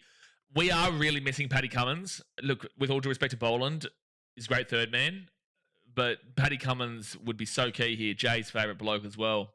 I know Jay, he's had restless sleeps, restless nights, knowing Paddy Cummins not here, but don't worry, Jay, he will be back at some point. Peter Overton from 9 News. He's not referring to Peter Overton from 9 News. And that's going to be a couple more runs there. That should be 2. Could be 3. No, it'll be 2. Taylor says, Overton doesn't want to play any more tests for fitness reasons, I believe. Fair enough. Jason, no one misses Patrick Cummins. Look, outside of your hatred for Patrick Cummins, I do think that you can admit, as an Australian fan, that it would be really significant to have Mitchell Stark and Paddy Cummins in this opening attack. Boland's just not doing enough. I would love him to prove me wrong and get a wicket right now, but overall from yesterday and today, Boland's still just not doing enough to really warrant being that second man in charge behind Mitchell Starc. Mitchell Starc has so much pressure on him to get wickets. That's why I would love to see Brendan Doggett come in now, or even Cameron Green. Just somebody to mix up the bowling. It is Doggett. There you go. Doggett is coming in right now. It's a good call. Oh, Nathan Lyon was off the ground for Webster to be on, by the way. Peter Overton from 9 News would give more of a crack than Crawley. That's also a great point. Fair enough. He was one of your best against New Zealand. Was shocked he wasn't here. Up to Roosters, love us some head and comers. You gotta love a bit of head. You gotta love a bit of camo. Bit of head and camo. It's usually what happens, you know. The head comes first, and then camo comes in a little bit later. That's how the batting order lines up for Australia, and we all love a bit of head into camo. S chases 1 second. No run from Doggett to Pope. S says, "What is the height of optimism? An Englishman putting on sunscreen." I don't know why they put sunscreen on. There's never a dose of sunlight in the entire country. Never. You know, it's funny though. Gary comes in here quite a bit. So Gary is a regular for our NRL streams here, and also comes in later in the day when it's like 6 a.m., 7 a.m. here in the cricket over there in England. But he wakes up a little bit later on. And I feel like, regardless if it's NRL or cricket, he just knows how to put a comment in at the wrong time where I just blast him for it. And that's going to be, bad fielding. That should be 3 runs here on the throw. Yeah, it will be 3 runs on the throw. So Pope gets 16. It's just like, I don't think he doesn't do it intentionally. Gary's a good dude. He doesn't do it intentionally, but it's just like he doesn't. Maybe he does do it intentionally, to be fair. Maybe, potentially. But just at random times, he'll drop a comment and then he'll just get slapped because it's just like such a frustrating time, and he says something that's like anti what I'm saying. I just lose it. Here we go, 7.5 bold. Okay, what did you say, Socceroos? You said at 7.5 bold, something happens. What did you say? Well, 7.2 overs gone. I'm at 7.2 overs bold. I'm up to 7.3. And there's a single. So just wait. If anything happens, just wait, mate. Just relax, all right? Don't ruin anything. Don't ruin anything. We need Gaza to spin that let spinners get Pope Francis out. I don't even know what happened in that comment. I don't even know.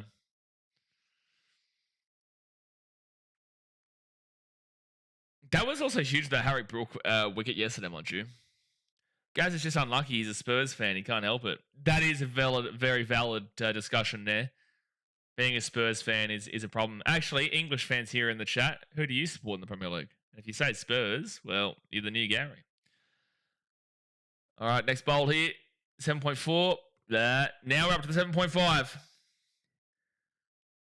SJ says head and Cummins, you went to Pattaya. 100%, bro. 100% bit of head and Cummer. Like it says, Gary's from England. He's used to getting slapped around.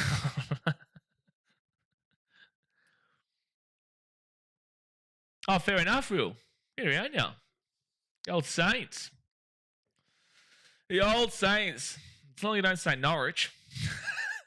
That's just a random insult for Norwich. I couldn't care less about Norwich. I don't know why I even said that, to be fair. What I did love yesterday, 1 second here. Next bowl from Doggett.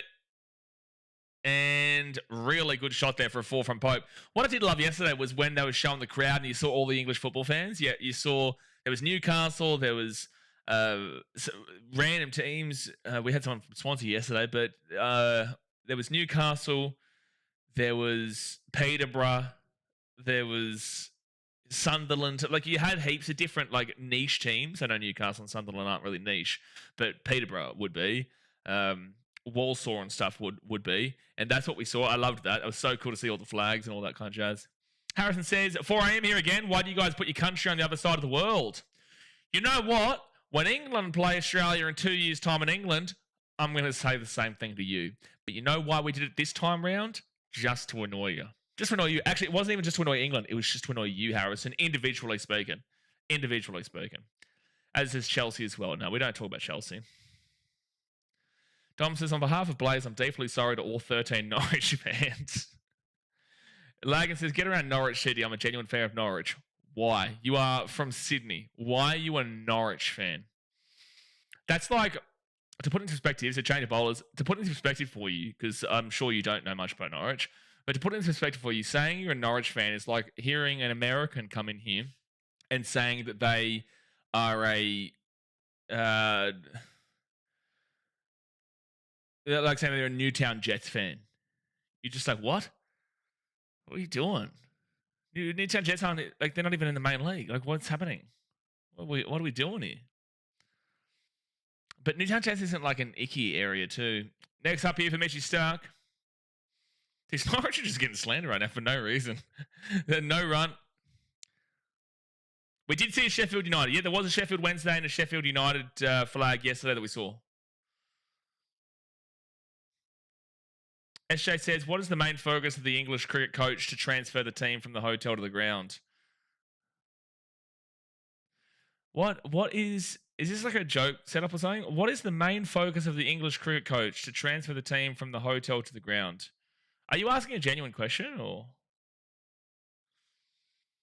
I don't know. Or are you making a joke here? Mohammed says, hello, morning.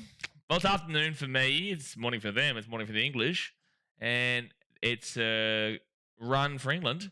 But get around you, Mohammed. Hunt says, I go for West Ham until they get kicked out of the EPL again. Fair enough. Steady on, lads. Oh, Ahmed, are you Norwich fan? Tannen says, Norwich fans are AO. I never seen a single one. Hey, you know what? I will give credit to Norwich. Timu Pukki, one of the greatest of all time. Might potentially be in the conversation with Messi and Ronaldo. Maybe. Timu Pukki may be the greatest player of all time. This Stark fella is a problem. Stark's pretty good, mate. Yeah, no, he's not too bad. All right, Starky. Coming in up against Pope on 8. I would really like to see us break this partnership up because 36 is getting a little bit rough here. So I'm kind of going to need Starky to do something pretty damn well soon.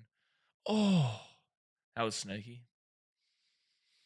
Like I started supporting United as a kid. Oh, not even worth reading the rest of the comment. When Norwich was also in the Prem, seeing they were getting slapped around, started supporting them as a joke, but over the years I started supporting them seriously.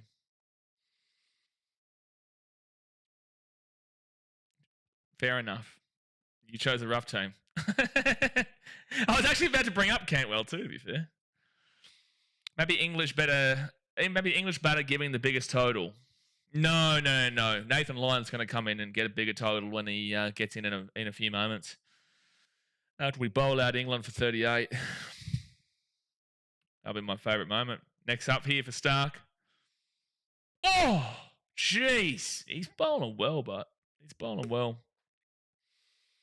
I'm a huge Wickham Wanderers fan. Up at a Chair Boys Championship next season on the cards. Are you actually a Wickham Wanderers fan?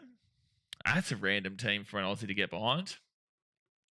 I know there's a lot of Australians who now get behind, what's that team with Ryan Reynolds and they're Welsh. Oh, man, I can't even think of their name right now. You chose the Titans, Blaze. You should understand. I didn't choose shit. I'm from the Gold Coast. I didn't choose shit. If I had the choice to choose, I wouldn't have been a Titans fan. I am a Titans fan because I'm from the Gold Coast. Wrexham, that's the one, yeah. A lot of people are getting behind them now because of their show, and they're doing well, to be fair. Next up, we have Stark, and no run. From Southport. Oh, fair enough, SJ. Tom says, no, I'm not. I'm Chelsea. Estavio. You get a minute timeout. You get a minute timeout for randomly bringing up the Wickham Wanderers. The only reason you even know Wickham Wanderers is, we'll see in a minute. Well, the only reason you even know Wickham Wanderers is because of FIFA. I guarantee it. I guarantee it. I mean, it's definitely not, mate.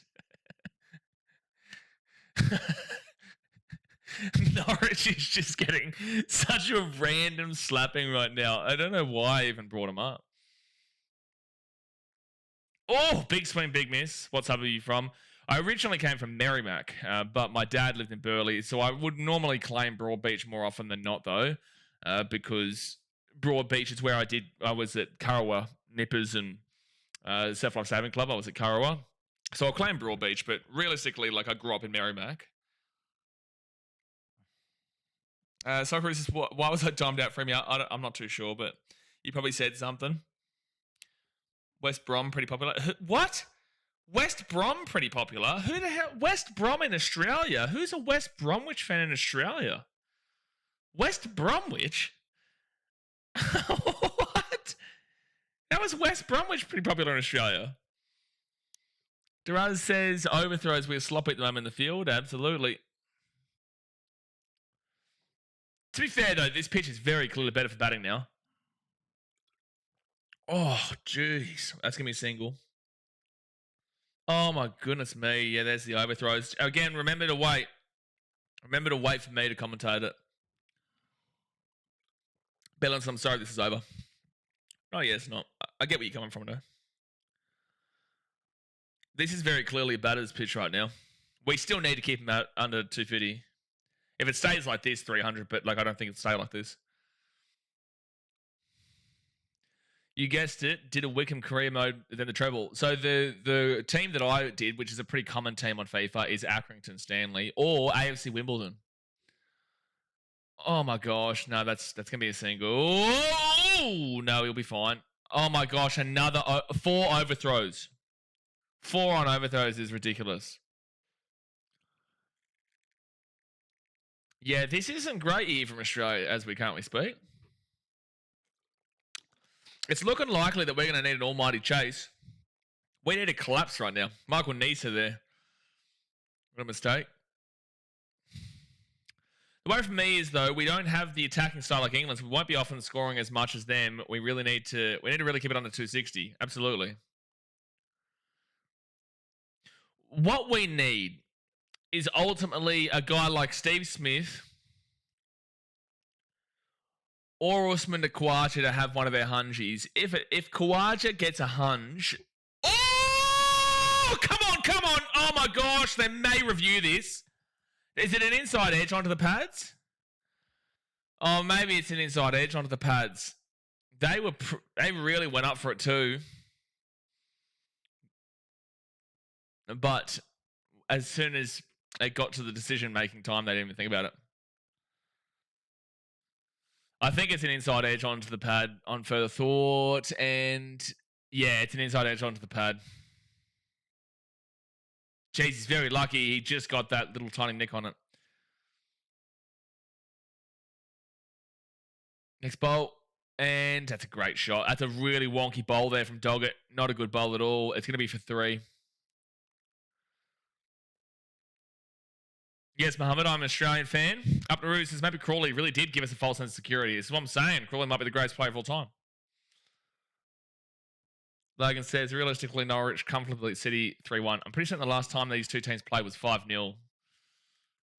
I'm pretty certain every single time Manchester City plays Norwich, I'm pretty certain it's like 3-0 above. Okay, let's have a look at your head-to-head history here. It was 4-0 the last time that they played. I think Norwich has only ever like won one game against City.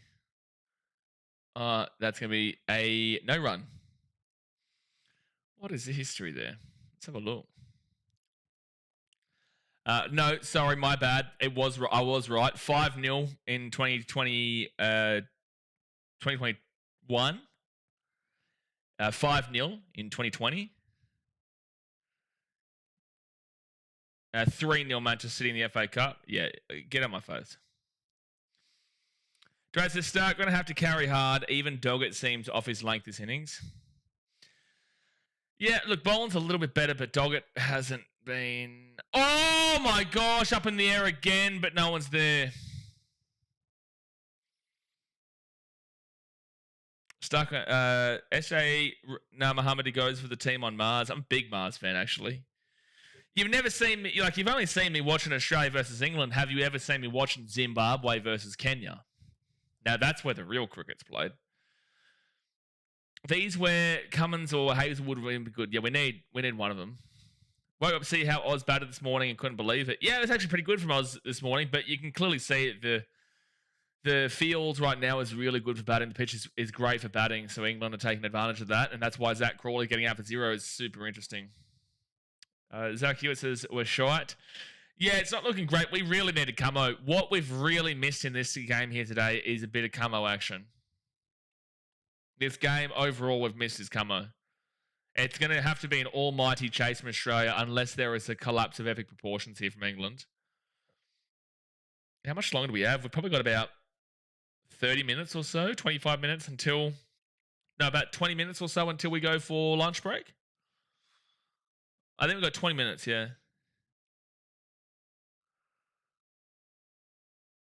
All right, so England leads by 89. 149. We really need a wicket at some point here. We need a wicket at some point. They'll get a single there. Well, guys, we're definitely going to day 3. The longer England bat, the more likely chance we've got of day 4. So England do knock up the 50, so they're 1 for 50 right now. What is so desperate is that Weatherald gets 20. 20 plus from Weatherald would set us up for a big chase, is what I would say. We can't count out England to collapse. Look at how their last 5 wickets were yesterday. This is what I'm saying. We can't count out any team to collapse. You know, Australia collapsed at the early part yesterday. Don't matter how good you are, a collapse is always possible. It's actually a really weird thought process to think about a collapse like that, but it happens. All right, Scotty Boland. And no run. Yeah, it's just a... This isn't very England innings, though. I will say, England aren't batting to the same extent at the moment. They're not batting at an attacking level. 22 and 21 from 25 and 32 is not Bazball style. So it does seem like they're being a bit more conservative with their wickets because they do know that Australia can come back if it's a similar margin. So it does feel like they're playing a bit more of a conservative style here. They're not really going for it. Oh, big swing, big miss.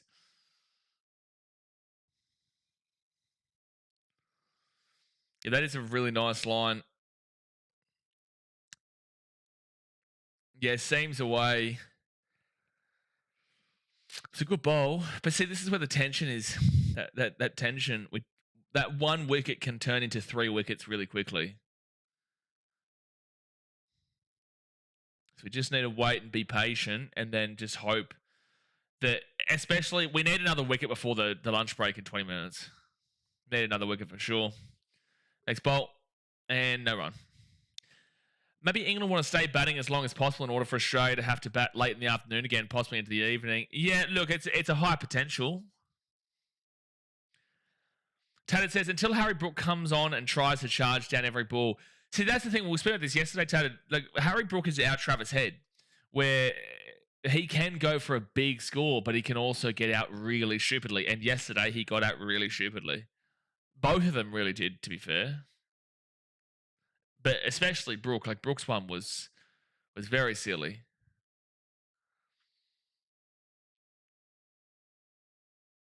So, 150, England led by 90 runs. Actually, I think this game goes to day 5. The pitch is changing 100%. You can clearly see the pitch has changed dramatically from yesterday. No run. Day 5 is a could you imagine after day 1 we found a way to see a draw? Pope's not happy with someone at the back. She's got to stop walking around. There's some... just some... she's working... She's doing her job up top. And she's just doing her job. And Bolly Pope is complaining about it. She's quite literally walking in and she realized that she was on the big screen, the camera. And she's like, why are they looking at me? She wasn't doing... Like, she was just walking around. Which I get is frustrating as a batter. It's a single for England, so they're 151. Do you know what I mean? Like, this isn't whack around stuff. This isn't like the typical Bazball that we speak about.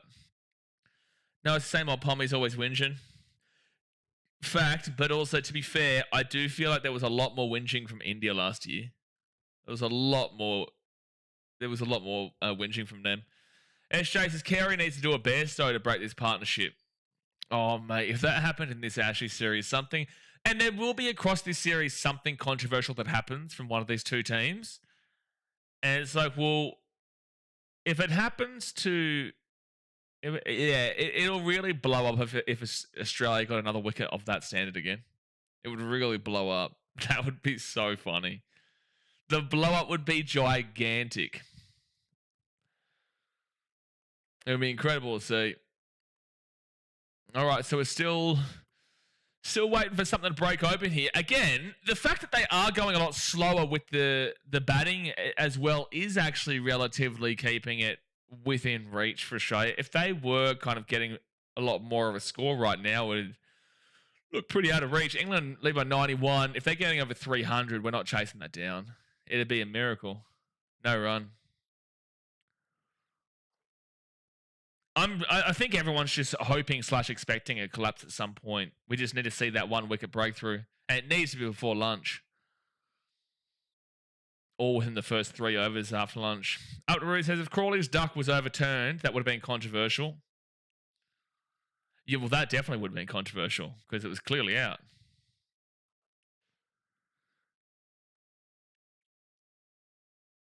I guess there was a miniature controversial moment yesterday when there was a slight tinker with the Snicko.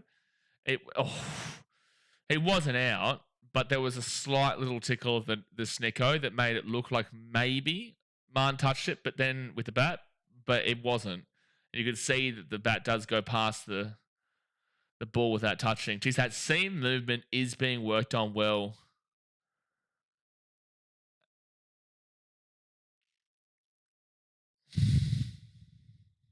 So Doggett is going to 14 runs from 2.2 overs, so that's a decent chunk. That's about, 6.8 or so runs and over that he's given up at the moment.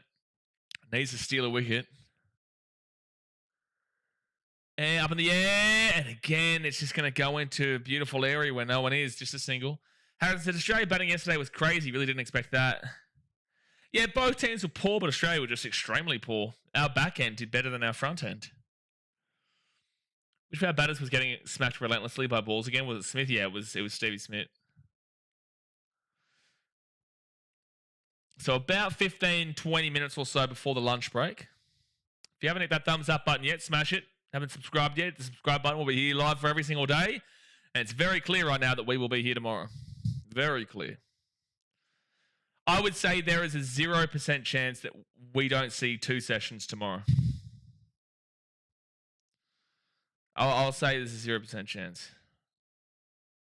And that's a good shot. That's going to go maybe for a 4, probably for a 3, because the outfield's big and slow on the outside. Need Cam Green for the change. Well, Cam Green was the one who got the early wicket outside of Stark before Doggett then proceeded to get one. But Cam Green was kind of the one to break up the focus on Stark.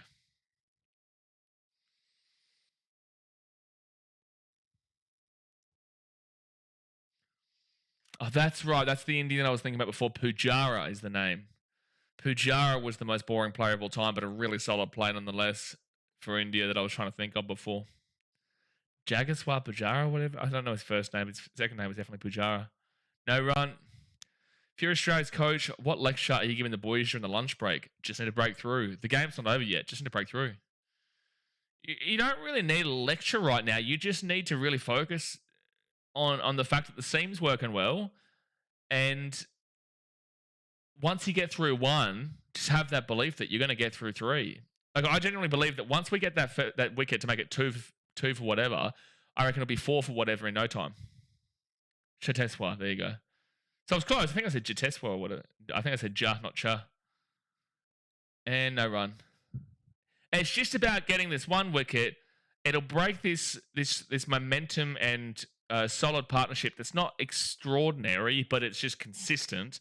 And then you're able to, potentially you'd probably be looking at your next wicket being, you would be looking at Joe Root. Joe Root would be nervous. He already had a duck in the previous innings, and he'd probably be a little bit nervous coming into this one as well, knowing how important it is. So yeah, it easily could roll on. And then once you get Root, you'd probably be looking. Well, you could get Duckett or Root or Ollie Pope. Either way.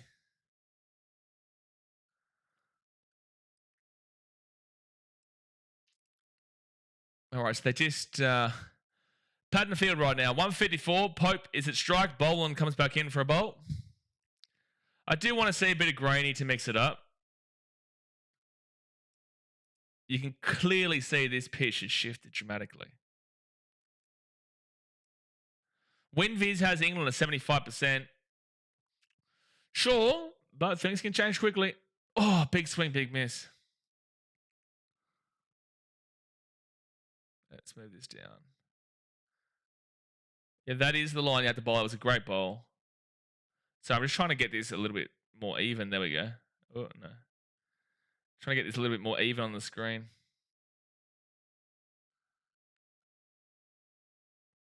There we go. That's fine. That's fine. Brandon Weston said, they don't see us winning this match, and that's obvious as to why. Why is it obvious? Obvious as to why? What do you mean? Next bowl here. No run. England are younger and a lot hungrier than we are. Their batters are attacking each ball and look to score while we defend and dodge. They have 5 bowlers pulling their weight versus only start for us. Well, then I agree with that. Sorry, I read your second comment before your first comment. Yeah, you can tell they're hungrier. With that being said, this innings, they're not playing to the same style they were yesterday.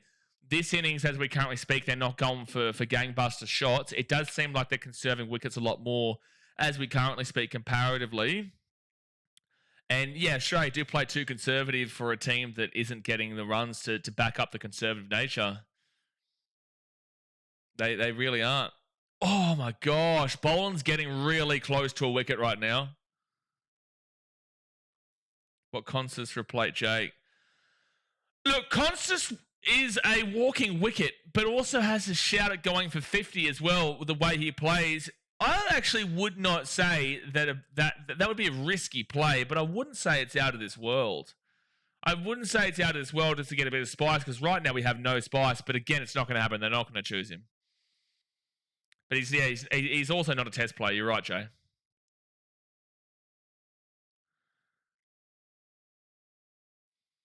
It says, do you think any Aussies will get recalled next test? Well, I do think that if Usman doesn't get a good showing in this next one, if he doesn't get a good showing in the next innings, it's going to be him being...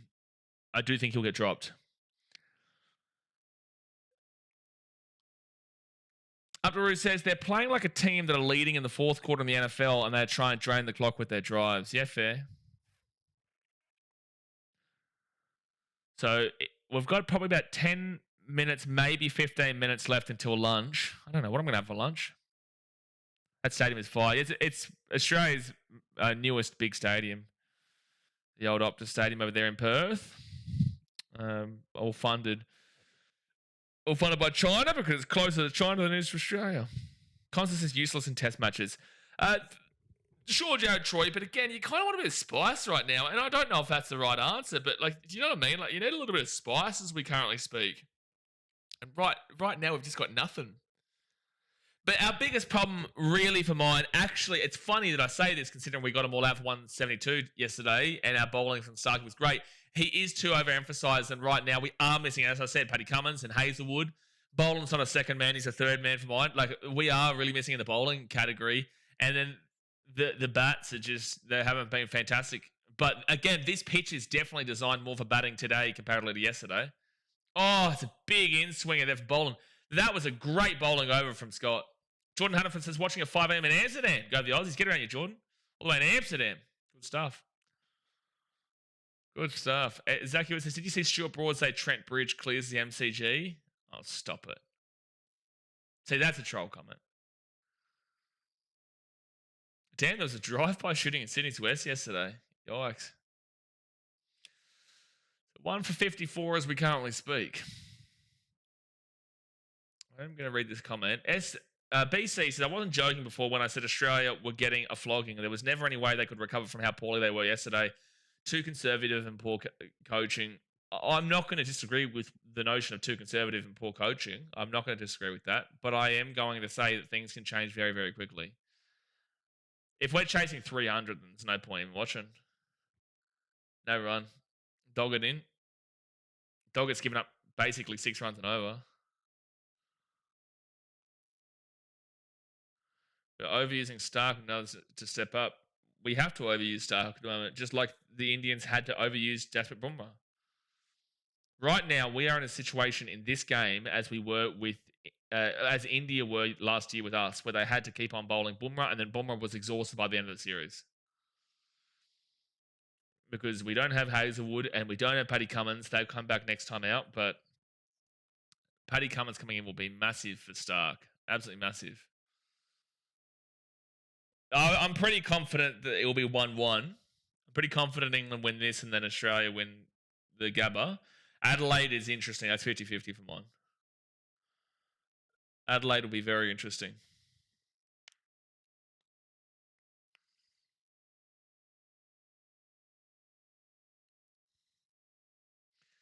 So 1 for 54. Probably about 5 minutes until the lunch break. Next bowl from Doggett.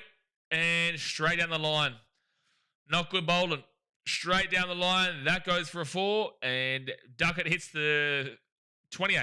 I thought he was at thrifty 30. No, he's at 28.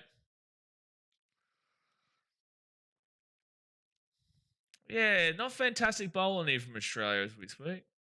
Not the most fantastic. Judge Choice, I think England are going to give us a hiding in this test match. Well, it's like, sure, but this is the thing. People are saying that England are going to give them a hiding. Well, England did slightly better than Australia yesterday with 172 to 132, 133, right? 132. Yeah, that's what we got. So we were 40 behind them. That's not much better. So it just means I don't think Australia chased this down, but it's like everyone's... Oof, that was close. It's like everyone's saying that England have been really good here in this second one. Their bowling's been spectacular, but they've been really good in this one. It's very similar right now. Let's wait and we have to wait and see, because if Australia come out and set up if Weatherall comes out and gets 20, if Khawaja comes out and look, if they can get a partnership going of 30 to 40, well then anything's on. You know, and if England have changed how they are today comparatively to yesterday, we saw our 2 batters come out who were bowlers, mind you, in Nathan Lyon and Doggett, and get, you know, an extra 9 runs on the board. If we actually had a genuine batter in, like, we would have got more than 9 runs. We would have had a field day on this pitch. This is kind of what England are doing right now. So it's like, it's harsh to say that England are doing so unbelievably better now, but Australia won't do it, if you know what I mean. Like, it's a long way to go. Harrison says, feel like Tony Stark trying to lump my stream with yours. So I'm on 13.5 overs at the moment, mate. Again, I'm a little bit behind, but I'm on 13.5 overs, just waiting for the 6th ball now. Jay says it's day 2. Exactly. Oh, geez, that was close to a wicket. That was a good bowl from Doggett.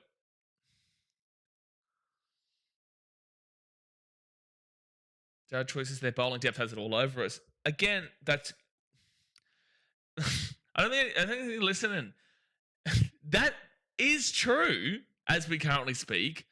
But again, their runs yesterday were the same pretty much as Australia. 40 is not much of a difference. So if they've done similar there, if Australia can just maintain anything in the first 10 overs... If they can not have a wicket in the first 10 overs, I guarantee you're back here to say that Australia are back and they're going to have a decent chase here. It's like the conversation is that England can change, but Australia can't change. England can change, but Australia will remain the shit cricketing team they were yesterday on the batting standards. It's like, if that happens, that happens. But there is also a high deal of potential about when they have the solidity of Khawaja going back into his normal spot. They have Weatherall there who doesn't go out for a duck. There is also the high potential of this Australian team batting well with some really solid batters in their actual positions that they were ultimately meant to be playing in. I don't understand the agenda that we've got here, that it's like England can change, but Australia are going to be the exact same team as yesterday.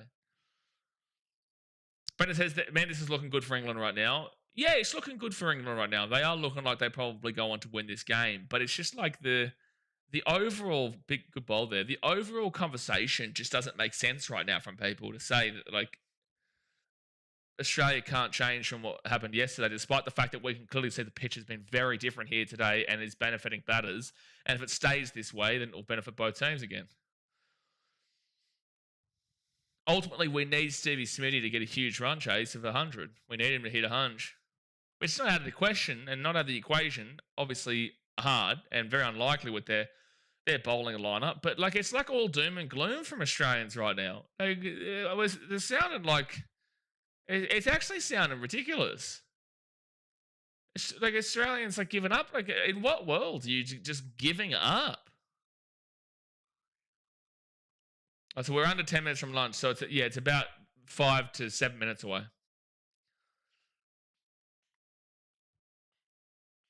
When we get Paddy Cummins and Hazelwood back, that'll be massive. It's like some people are watching Test cricket for the first time. It's 5 days. Fuck's sake, each test. Well, I doubt this is going to go for 5 days, but right this very second, it's looking likely we're going to get 4, as we currently speak. At the beginning, after yesterday, it looked like we were going to be lucky to see day 3. Now, we'll be lucky not to see day 4. Maybe briefly, but as we speak, the pitch is really suited to stick in batters.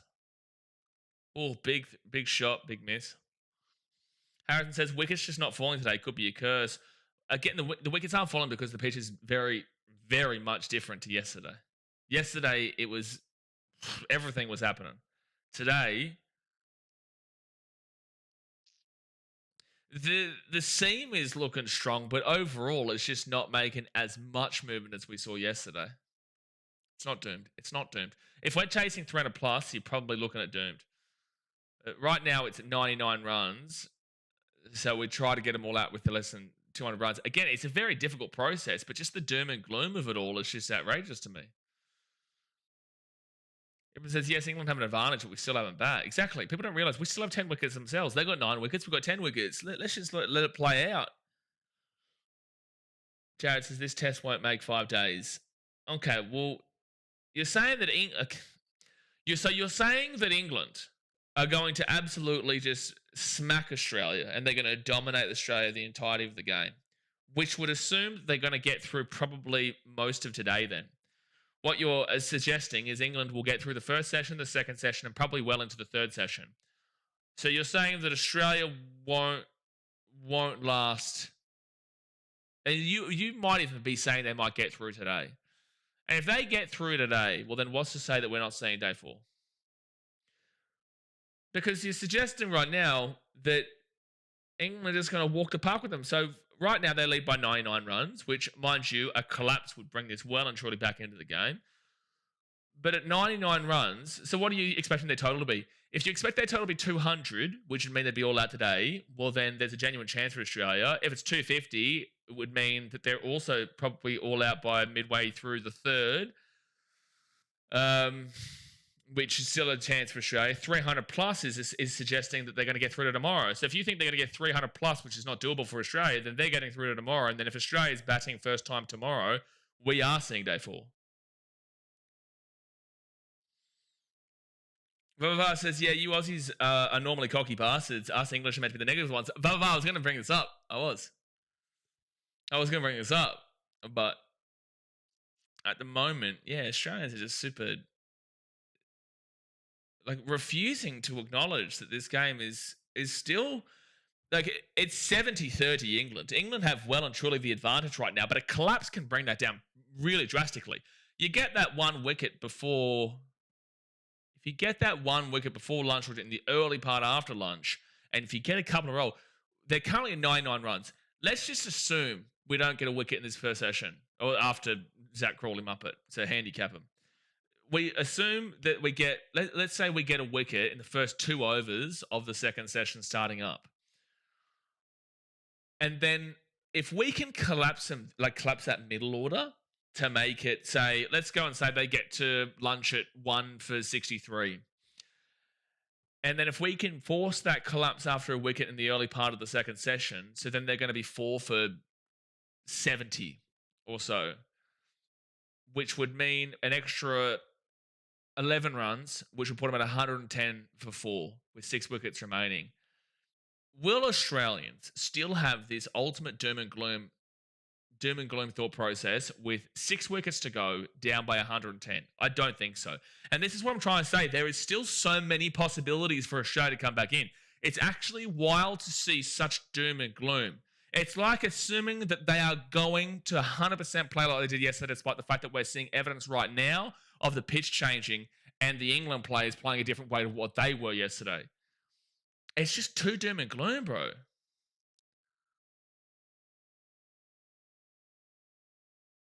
All right, so it would be really important though. Like we need to see a wicket before lunch, but if we can get a wicket before lunch, let's see if that doom and gloom is still the same. Do you know? Because it's 99 runs. We've got 9 wickets in hand, 99 runs. We're still waiting for this bowl. It's the 6th bowl coming up. T-Bird says, who's the best Australian player is going to be in the series? I think Paddy Cummins will be huge. All right, Scotty Boland coming in to duck it and... Oh, LBW! Yes! Come on! Wake the fuck up! Come on! Come on! Now let's get this collapse going. If we can get another wicket before lunch, let's see all the doom and gloomers come back out. Let's see all the doom and gloomers come back out. They're going to DRS this. Brendan says, we need a wicket before the break or this TV will be thrown through the wall. Well, they're reviewing it. They are reviewing it. Oh, some people have been timed out. Guys, I didn't see it luckily, but just to remind you, please don't commentate. Please don't comment about, there's no bat. This might be umpire's call. This might be ump's call. Don't comment in the chat about a wicket or whatnot, a big moment, until you hear me comment it. Because some people are listening to my commentary for the what's happening in the game, and they will see your chat. So please just wait. I'm pretty certain this is going to be ump's call because it's quite high, but I think that's going to be fine. Oh, there were no spoilers. They were timed out for other reasons. Okay, fair enough.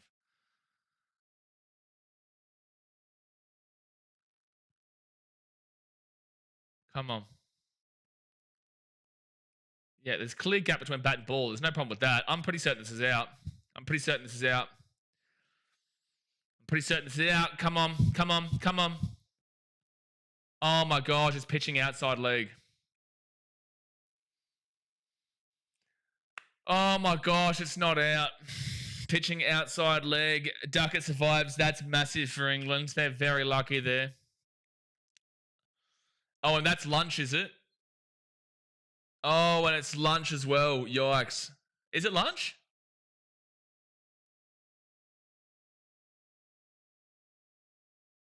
Yeah, it is overturned, SJ. Oh, no, there is one more bat. No, it is going to be lunch. All right, well, that's rough. That would have been huge there for Australia right before lunch. They get super lucky there with that being... Ah, man, that's frustrating. But all right, that's lunch, lads. That is lunch. We will jump off for now. We're going to put something up on the screen here. It'll tell you when we're back in about 40 minutes' time. Obviously, hit that thumbs up button and subscribe. That's a really frustrating one to not get there. That would have been huge, just as I was saying. But look, 99 runs to chase as we speak. 9 wickets still to go. We've got 10 wickets. Stop with the doom and gloom.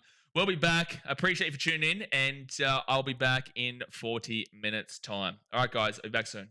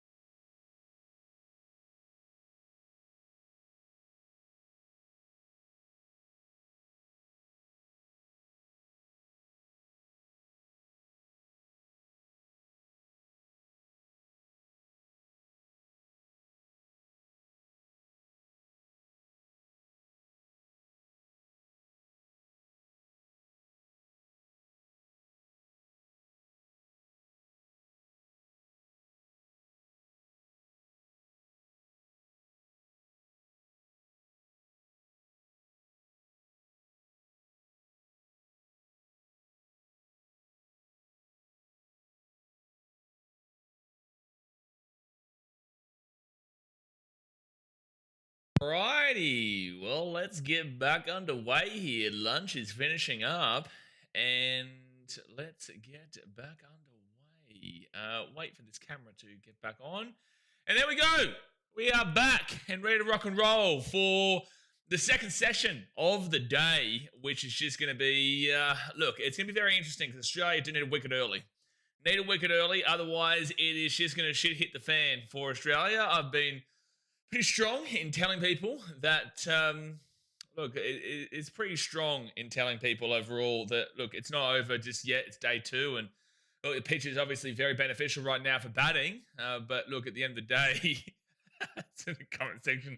At the end of the day, we just need to get some wickets here and bring ourselves right back into the game. But you're probably wondering why I'm wearing 3 hats. Well, Abatas Kitchen says, can I ask why you're wearing a hat indoors? I know it's probably sunny on the TV, but you still are indoors. So I decided to wear 3 different hats for this next one. The reason really is just because I feel like it, and also kind of because what Ruse said. He probably wears a hat indoors so his hair doesn't get in the way. Yeah, I have really like thin hair, so it's very easy to kind of get in unless I put gel and shit in it. I haven't got a haircut recently, so yeah, I usually wear hats anyway. But look, overall, I don't care hats this, hats that. I just want a wicket, and Cameron Green's come out for a bowl. Come on, Greeny, an early doors wicket would be huge, and nearly got it on the first ball. Nearly got on the first ball. But look, yeah, we need a change. We just need a wicket to get the hopes back into the Australians again. We need a little bit of magic from someone. And look, whilst it can be Starkey, we need somebody else to stand up too. You know, we need somebody else to get it rocking and make that moment theirs. And right now, the moment is Starkey's and nobody else. Like, yeah, sure, Doggett got a couple of wickets yesterday. Boland hasn't had a great test so far. Next bowl here for Cameron Green coming in. And, oh, geez, he's getting close. I was saying he should have come in a little bit earlier. Australia got really unlucky. The last ball of the first session was given as a wicket, but then it was pitching outside. There is a bit of clouds around right now. Hey, English would be hating this. They'd be like, please, please, no rain. No rain. For the love of all that is mighty, no rain. For the love of all that is mighty, no rain. We're begging. Australians wouldn't mind it. Says, I would have taken what you said seriously if it looked like he had hair to hold up in that hat. I do actually have quite a bit of hair on top, but again, my hair's quite thin. It's not like thick, so it's very easy to come over the top, come over my face. Well, there's going to be a 4. There's going to be a boundary for the old Ollie Pope, and they will be on 1 for 63. 1 for 63. That's not great. Green had 2 really nice bowls before he gave away that boundary. Andy says, hey, Blaze, how's the game going?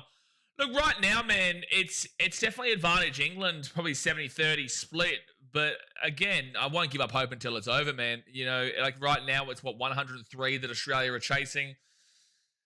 We need a collapse. If a collapse happens, the game's on. If a collapse doesn't happen, then we need a miracle from Australia. But right now, there is still, I can still see a world where it happens, but we need a lot to go right our way, basically.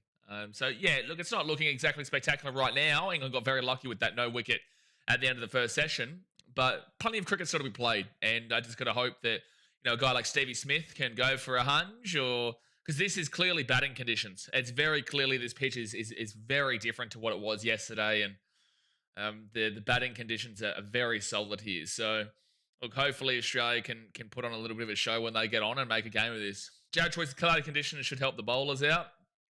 Hopefully, we need all the help we can get right now bowling. Sean says 5 overs of tight bowling, we'll get the wicket we want. Yeah, exactly right. We need a wicket in these opening 5 overs. You need to get off to a strong start here in this second session. So an early wicket, and that's the thing. You just have to prey on the collapse really, because right now, it's not looking pretty, but a collapse can really open the door again for Australia. And it says, I can't say I'm a big cricket fan, but I woke up and thought I'd come and say hi. Yeah, welcome. Like I said, it looks good for England right now, but things can change very quickly with runs and with the momentum swings, especially when it comes from collapses. Like a collapse, right? If they collapse up 200, you don't really care a great deal. Like you're a bit frustrated, but you don't care a great deal. They're still only around that 101, 103 mark, so there's still plenty of opportunity here for Australia if they can get the ball rolling. And this pitch is looking good for batters. So, look, there's a whole lot that can happen. Right now, Australia's kind of just wishing on something big to happen rather than just something happening.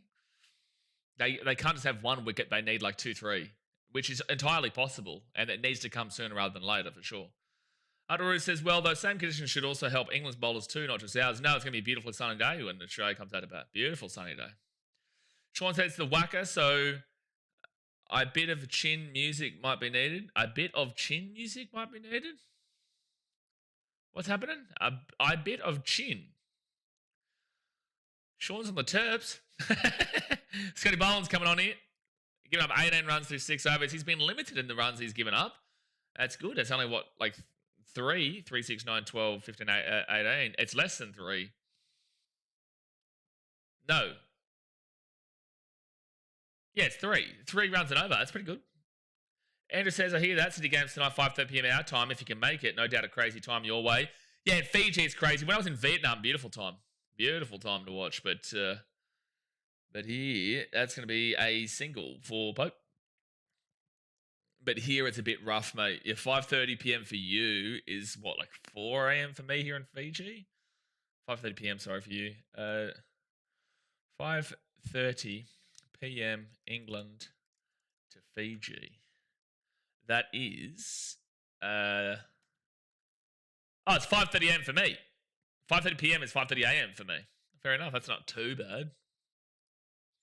Patas says, is it the rainy season here and rain and street cricket go hand in hand with each other where I am?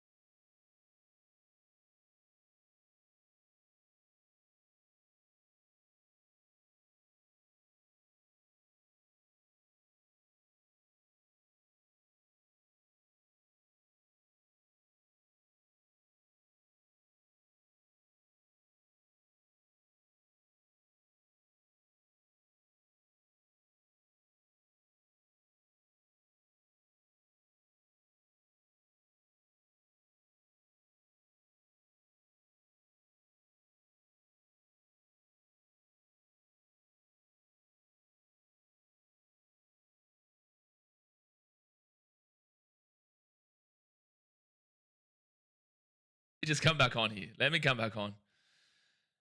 And yeah, he's got him. He's got him. No, I'm back. I realize I'm muted now. Oh, so Ibrahim, when you said mute, I thought you were telling people to mute because I was so loud. I thought, no, so Lag, and the reason why I didn't catch it that one time is because when I do the preview and analysis and then into the comment section is well behind where I am. Like it's well in front, sorry. So I have to take my time to get there. But here, I am live with you guys. I want to redo reaction. Well, you saw me anyway. You saw me. Yeah, so I thought, Ibrahim, you were referring to... I thought Ibrahim was referring to me being too loud, and I was like, "That's what we do here on the channel, man." And I was like, "If you don't like that I'm loud, well, that is what the channel is." But huge dub up there with the wicket there from Scotty Boland. Come on, the collapse. Here we go. Jared Choices, thank God we missed BKR's climaxing. Woo! How about that one? How about that for a bit of a climax, Jared? Yeah, mix it, I'll give it up, but miss it again. Danny Summers says, get going, you little grub. Get off my field. Get off my field. Now we just need a London Bridge to fall down. Come on. So Joe Root, he comes out. He got the old duck in the first innings. So let's see him get a duck in the second innings. And get that London Bridge falling down, cunt. Come on. 16.2 overs. Scotty Boland. And Root's not going to go for the old duck. He is off for a single. He's off for a double, actually. Well done. It's a huge amount of runs. Wow. Well, Root's off to a huge total of 2. Hate to see my little man go. No, we love to see your little man go. Gone. He's so far gone. He's all the way back in damn well Norwich. He's back in Norwich. He's not even from Norwich, but he is now. He is now. I think you guys should be thankful that my microphone muted when I think you should be thankful that my microphone muted. Otherwise, you would have had a heart attack from the noise that I just made. All right, next ball. And no run. No! Oh, a little bit of confusion there, but no run. Smith loves a good catch. He also loves a bit of a drop sometimes, but yes, that was a good catch. Remember, against India, there was a couple of really poor drops. All right. Bit of the extra bounce on the surface. We'd love to see that. Well, we do still need the collapse. Like, a wicket's massive, but we do still need the collapse. Good night. Enjoy your night, you big England hater. Take it easy. What do you mean? You're playing Australia. You're playing Australia. Like, what do you want me to do?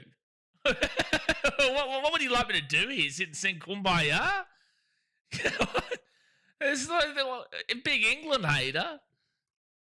Massive fan of England, mate. I'm a massive fan of Zach Crawley. I've never been a bigger fan of Zach Crawley in my life, actually. I don't think there's a bigger fan of Zach Crawley than me, actually.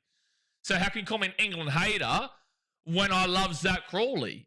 I might even have posters up of him on my wall after this test match, truly. You know, Zach Crawley might feature in the background of these streams because he's so good. I love him. I might be the biggest Zach Crawley fan that's ever existed. I would say Root is doing twice as well already compared to yesterday, but 2 times 0 is still 0. Yeah, no, he's 2 times 0 is still 0, and that's going to be no run, which is also 0. Scotty bowling, big wicket over, big massive wicket over in the second over of the second session. 2 for 67. It just opens up a slight little door here. Slight little door. Slight little door. Open away. Open away, baby. Come on. Everyone says, can't support the country you're born from anymore. I can't do it, apparently. No, it's illegal. It's illegal. Massive England. Again, massive Zach Crawley fan. Lagan, you're getting timed out. Yep, you we'll be seeing you in 5 minutes, and you know why. I'm not even going to mention why, but you know why. So no one else needs to know why. You just need to know why, and you've been slapped for 5 minutes. All right, next bowl from Greeny. Oh, he nearly nicks that. Carey kind of half shout, won't be gone. That was very close to a wicket for Pope. Daniel says, I've always said that England should record Beefy Botham. I reckon they should record Jack Leach. Bring in Jack Leach. I reckon Jack Leach is the guy you need right now. Best bowling average in Australia, 50-plus wickets. Scott Boland's 14 average. That's actually really good. But outside of that previous over, he's been pretty poor so far. All right, next bowl. Oh, big York. But it's going to go for probably a 3, I'd say. I don't think that carries. Yeah. Bring back Freddie Flintoff. Bring back Hameed Hasib. Hasib Hameed. Bring him back. I reckon bring back Hasib Hameed and make him captain. And partner him with Rory Burns to open up. Put him in. Put him in. All right, well, 2 for 70. I think it's going to finish up. Maybe my prediction all out for 76. That's what I'm thinking. Don't know if that's what you guys are thinking, but that's probably what I'm thinking right now. All out 76. Who agrees? I think that's a good shout. And no run. Good bowling, though. Well, this is some good pressure here in the early part of this second session. Wouldn't be surprised to see Starkey soon as well. 110 is the lead. Good start for the Aussies of the second session. Very good start. Very needed start. Stevie Smith, 68% catch rate in the slips. It's not bad. It's not bad, the old Stevie Schmitty. Not bad. Cameron Green coming in again. 2 for 70. Still 2 for 70.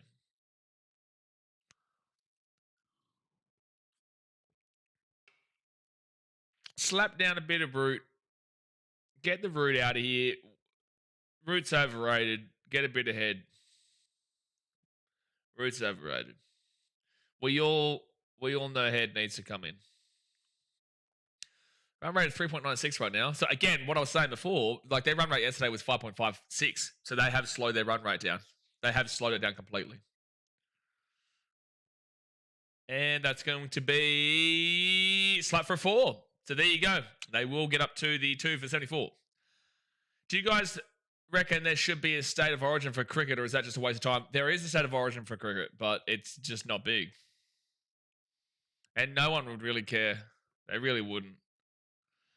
People in Australia only care about a test series, the Ashes against England, and kind of India. And the only reason kind of India is because their fans are so annoying online.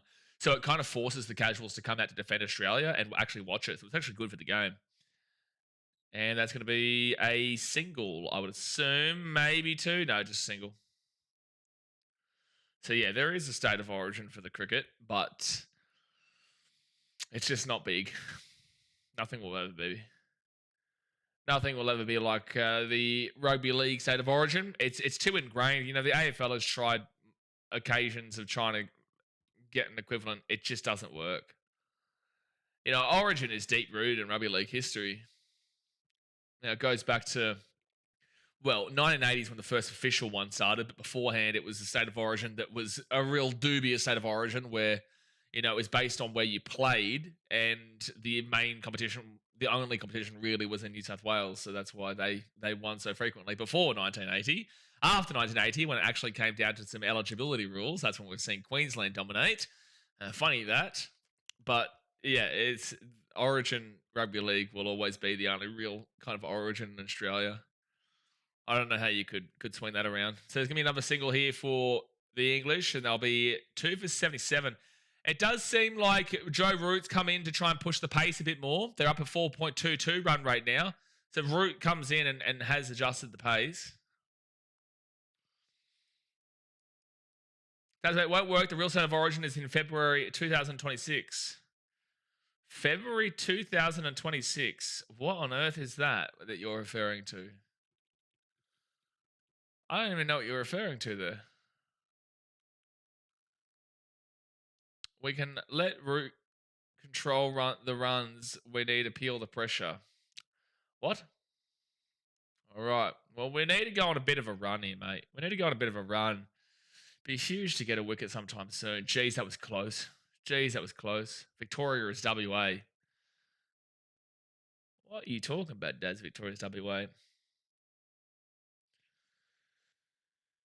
All right.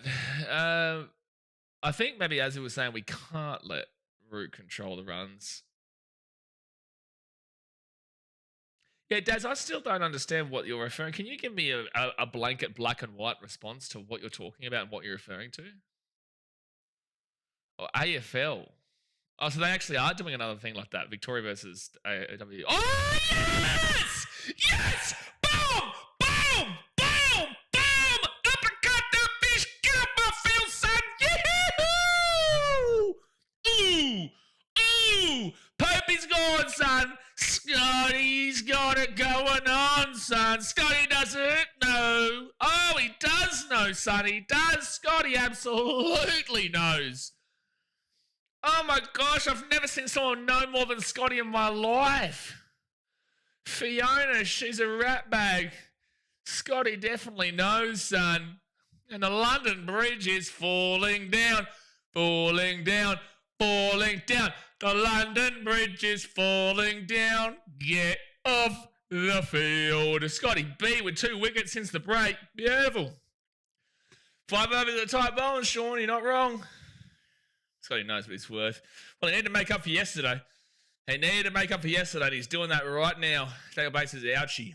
Very lovely. Very, very lovely here. Will Wakefield, so the reason why you've been, I think, maybe timed out or removed comment from Jay is because you were too early. Guys, wait for me to commentate it because some people are listening to me for the commentary. The reason why that didn't ruin it for me is because I thought he was talking about, I thought he might have been behind me and he was reacting to the recent wicket, so it didn't ruin it for me. But yeah, just wait until I commentate it so the people in the chat are able to listen to the commentary first before it gets through on W. Let's get 4 or 5 down. Well, this is why I said in regards to collapse, it opens the game back up. We get another wicket now. If we get Brook out now, or Root, if we get Brook or Root out now, this game opens up, and this is what I've been speaking about. It took a whole session with just 1 wicket right at the beginning, and then we've got 2 wickets in the first 3 overs here. 4 overs? What is it? I think this might be the 5th over, actually. No. Yeah, this might be the 5th over, yeah? So 2 wickets in the first 5 overs of the second session. We could be batting tonight. Yeah, well, it's definitely going back to being a bit of a problem here with the old... but Scotty Boland is getting some good bowls going. Come on. Come on, Scotty B. Next one. Ooh, no run. Rude says, so to keep the count so far, Stark has 8 wickets, Boland, Doggett have 2, and Green has 1. That is correct. Stark with 8, that was wild. You just wait. Get him in now. Get him in. Get him in to just throw the double attack with Scotty Boland and Mitchy Stark again. Just smack him in. Come on. That was a really nice straight ball there that he just set up beautifully after a couple of seamers. Next ball. And fielding. Fielding. Doggett. Yeah, this will be all action. Harry Brook, this will be interesting. I reckon he'll either go for less than 10 or he'll go for 50 plus. I reckon he'll go for either less than 10 or 50 plus, no in between. Oh, it'd be so sexy if he got a wicket before he got a 10. Oh my gosh, it'd be real horn dog material. Real horn dog material. Scotty Boland coming in. Oh, yes! He's out for a duck! Slip the fish out my face! Slip, slip, slip! Slip, son! And we're back in the game, baby! We're back in the game! Keep the faith! Keep the faith with the quack, quack, and a damn well chat, baby! Quack, quack, in chat! Quack, quack, in chat! Ooh, ooh! Quack, quack, in chat! Quack, quack, in chat! Quack, quack, in chat! Quack, quack, in chat! Scotty knows. I've never seen someone know. What did Scotty be in my life? Scotty B has rocked us right back into the game, son. Oh, my goodness me. Harry Brook, get on your bike, son. Get off the field. Hey, guys. Hey, what did I say, by the way? What did I say? As soon as we get that 1 wicket, it'll be 4. Did I not say 4 for 76, by the way? Did I not say this at the end of the first session? Someone go back and clarify. Did I not say 4 for 76 once we get that wicket? Did I not say it? I'm pretty certain I said 4 for 76. I could be wrong, but it's definitely around there. I know I said 4 and it was in the high 70s. I'm pretty certain I said 4 for 76. Even since he did. This is why you keep the faith, folks. Keep the faith. The game's back on. I'm on Australia. And that's what I'm saying. If you get that collapse wickets at the 200s, you're like, okay, we're still all right. But getting these collapse wickets here in the early hundreds, you're like, well, this game's well and truly still on. 3 in about 20 minutes. Yeah, Daniel, but there was 1 wicket in the first session. That was the first 3 balls of the session for England. And then we didn't get a wicket until the second over in the second session. And now this is that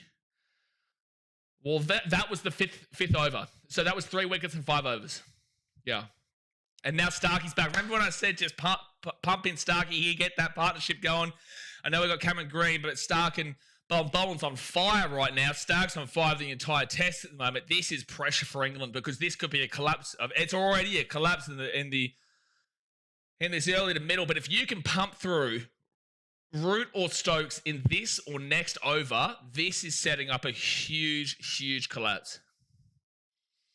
And this is why you just don't ever give up until the fat lady is damn well singing. All right. All right. Come on, Starkey. Get into Root. And, it will go for us. Oh, I don't think they actually got a run there. I think they stayed for a no run. Wow, we're back, son. Will Wakefield, so Scotty, it's him. Scotty's not just him, Will Wakefield. This is where you're wrong. Well, I've got to disagree with you. Scotty isn't just him. He is everything. He is not only the man, he is not only the machine, he is not only him, but he is of the utmost upper echelon tier that could ever exist. You cannot speak enough about how much Scotty knows. The song Scotty Doesn't Know is so full of shit because Scotty, he knows more than knowing itself.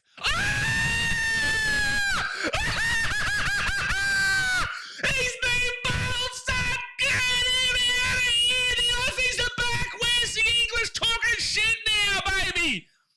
Where are they? Come on out of your hole, son! We're on Joe Root! The London Bridge is falling down, falling down, falling down. The London Bridge is falling down. Get the fuck off my field. Joe Root's gone, baby. Oh, this is a comeback, son. This is why you never give up. This is why you never give up, son. The Aussies are back in with the uppercut, just grabbing them. They're saying, English, what do you reckon now, son? Get it up, yeah. Come on. We're on here, Will. We are on. Oh, my gosh. We're so on. I'm out of breath with that on, mate. Oh, gee whiz. I said 4 for 76. I didn't say 5 for, 77 now? I didn't say 5 for 76.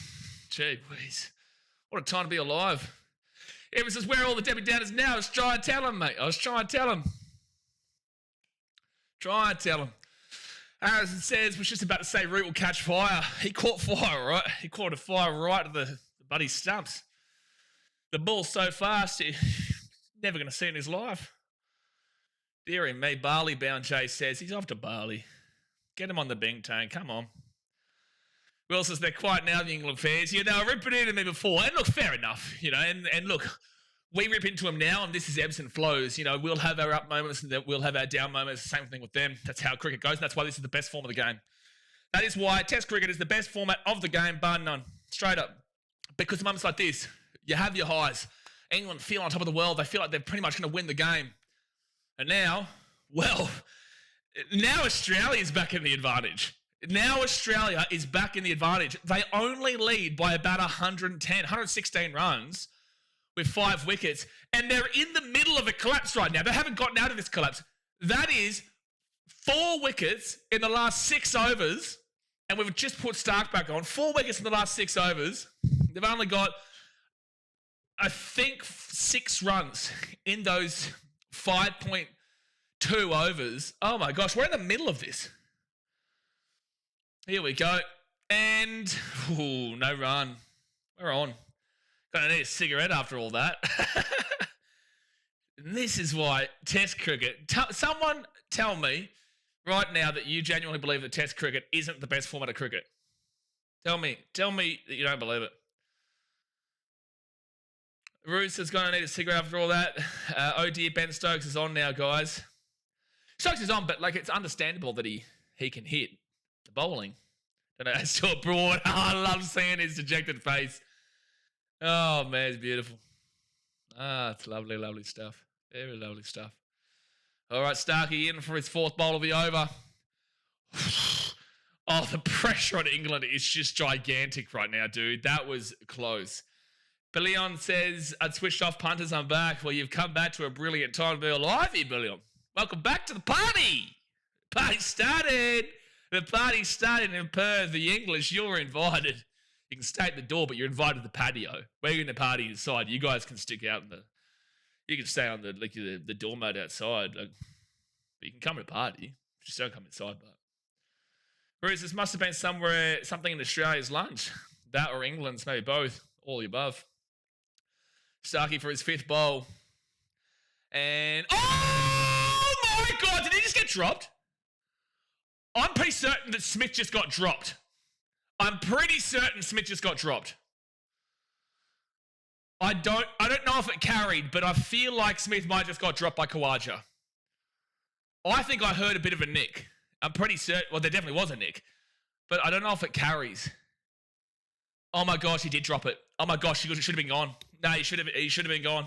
Oh, but dude, that would have been just sexy stuff. Oh, dude, that should have been gone. Oh my gosh, that should have been gone. Oh, that's a huge drop, man. Like, that would have been an insane wicket. That would have been a collapse of... This is already a collapse of epic proportions, but Jamie Smith going, we're into their bowlers. Bellion says, drop the ashes. Bellion, listen. There's a man who is a legend of this channel. His name is Martin Whitehouse. Very much a legend of this channel. He's an Englishman. During the previous ashes, next bowl, no run. Next bowl. So, it's an Englishman, Mr. Bellion. And he was very, very confident that England would get a draw in Adelaide. It was looking very unlikely at one stage, and then he was popping the champagne, as he said.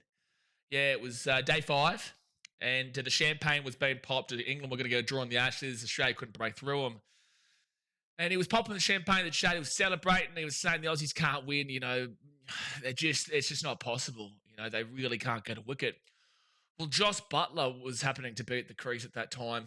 And funny thing is that Australia couldn't get the wickets, but luckily for us, Joss Buttler did get his own wicket by walking back onto his own stumps. And Australia ended up winning that game with about 10 overs to spare. Haven't seen Martin Whitehouse in quite a while. Yeah, no, haven't seen him since, I don't reckon. I don't know if we've seen him since. All right, next ball from Scotty B. No run.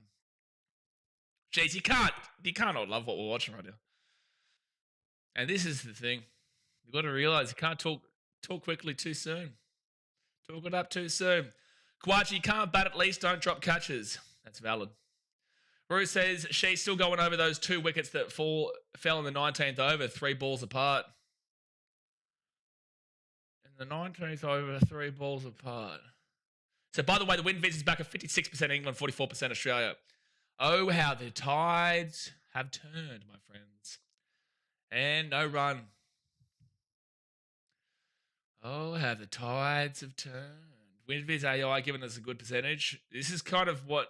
Well, I did push it down to the 70-30, which is what they were at, but things change quickly in cricket, especially in Test cricket.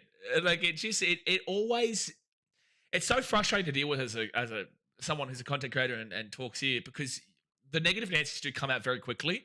And that's for both England and for Australia. That's not just a one country thing. It's for everyone. And you have to really remind people about what sport they're watching. Like, this sport, things can change quickly and collapses happen. We've just seen one. And we're still currently in the middle of it. It's just that England have to fight their way out now. Because this, if we get one more wicket here, if we get a wicket before they get to 90, they could genuinely get bowled out under 100, which means that we're chasing dead set like 130 odd. You know, and whilst we didn't get there in the previous 130 odd, I guarantee us to win it. I guarantee that we get 130 odd, despite the fact we didn't get in the first innings, because I reckon we'll be very different. We'll be a lot more solid with Khawaja opening, and I reckon at the very least he'll get to 10, which will be a much better situation than what we were in under Weatherald and Marn. So they need to desperately just soak through this period. They need to soak through it and find a way to get out of it, because they are currently in the middle of a dramatic collapse. And that is a no run. Bruce says, yes, things do change very quickly in cricket, especially in Test cricket, and especially against Australia. This is quite literally what I've been saying the entire time. Nobody can ever tell me that I said that the game was over. Was it unlikely? It was looking increasingly unlikely. Fat lady not singing yet. Does anyone here see a fat lady? You can see a fat man, but can you see a fat lady? Fat lady's not singing yet. Captain. So, bowl on 3 for 22. Scotty B coming in for his 4th bowl of the over. And that is a good shot. That probably goes for 3 here for Jamie Smith. Geez, they're lucky, but that drop catch by Khawaja would have sent them into the rafters. They might have been all out for less than 90 if Khawaja catches that Jamie Smith one. That would have been massive. Riley Farmers is coming to Australia. Fire up, Riley. Come on. Fire up. Scotty Boland might be the greatest human to ever exist. Not even just bloke. Might be the greatest human that's ever existed, besides maybe Steve Irwin. You know? England, you got Piers Morgan. We've got Steve Irwin. Who do you reckon's better? I'm going to go with Steve. I'm going to go with Steve. I reckon it's a fantastic comparison. England's most famous person, Australia's most famous person, Steve Irwin, Piers Morgan. I'm taking Steve. I'm taking Stevie. Might even take Steve Smith too. All right, 5 for 80. Scotty Boland coming in for another bowl and no run. Everyone says it kind of reminds me of that Australia versus India 4 test when we won. There was so many people saying that will be a draw and we ended up getting them all out in the session. And I'm guaranteeing that at the time I was saying, like, just relax. Whereas Steve Irwin was the greatest person to have ever existed. Absolutely. Absolutely. Steve Irwin still is the greatest person to have ever existed. Was, is, and will be. Riley Farmer says Mitch Stark is a star. Dude, he's been incredible. And this is why this is so important here from Scotty Boland, because Scotty Boland was so poor yesterday. It was just, he gave up a ridiculous amount of runs, especially in his first 4 or 5 overs. I think it was 29 runs after 4 overs or whatever that he gave up and no wickets. Whilst Mitch Stark was at like 3-4 wickets for 11 runs. You know, and it was really disappointing from Scott Boland yesterday. But today he's come out with a vengeance and just absolutely punched through 3 wickets in the space of 4 of his overs, 3 of his overs. And it's going to smash off the foot of Mitchy Stark and they'll get a single off it. But yeah, we needed Scotty Boland to stand up and that's exactly what he did. So now we've got Stark and Boland going at it. Stark able to get a wicket. I think that was his wicket that was dropped by Khawaja too. It would have been huge if that hit his foot just then. And, oh, no, he would have been safe. He did stay back there. Oh, off the ankle, that would have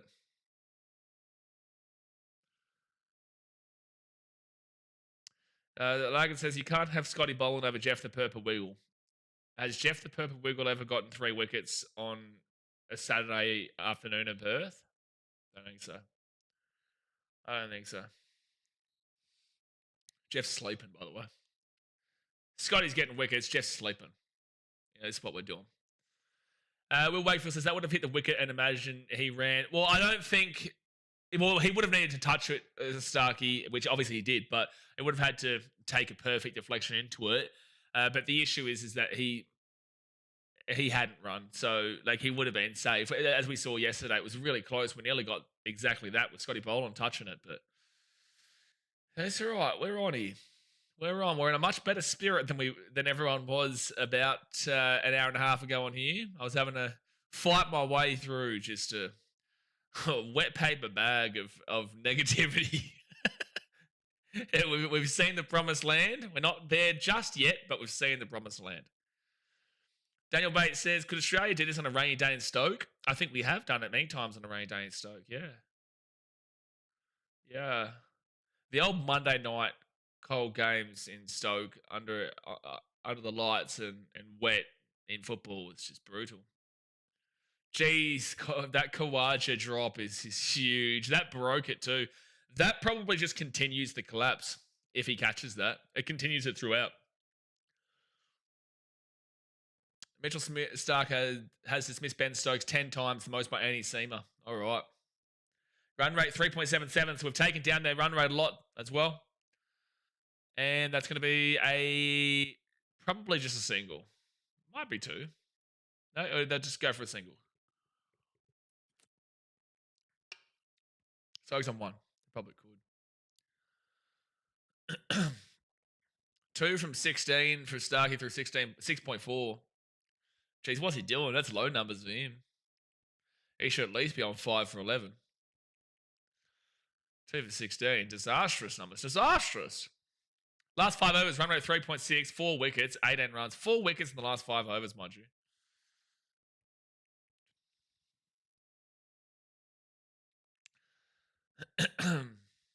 Five for 82. Wow, who would have thought 2 hours ago? Oh, good bouncer there from Stark. No run. What a turn of form, though, for Scotty. We had to criticise him quite a bit this last 24 hours, but geez, he just went on fire. Carl says, we need patience now. I'm not sure these two have that in them. Smith will play a shiver shot to get out.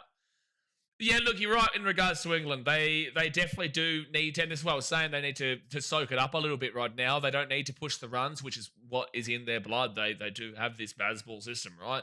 So with the Bazball system, this, I guess, collapses are always going to come at some point. This has just come way too quickly for what we saw. They will get a single run there.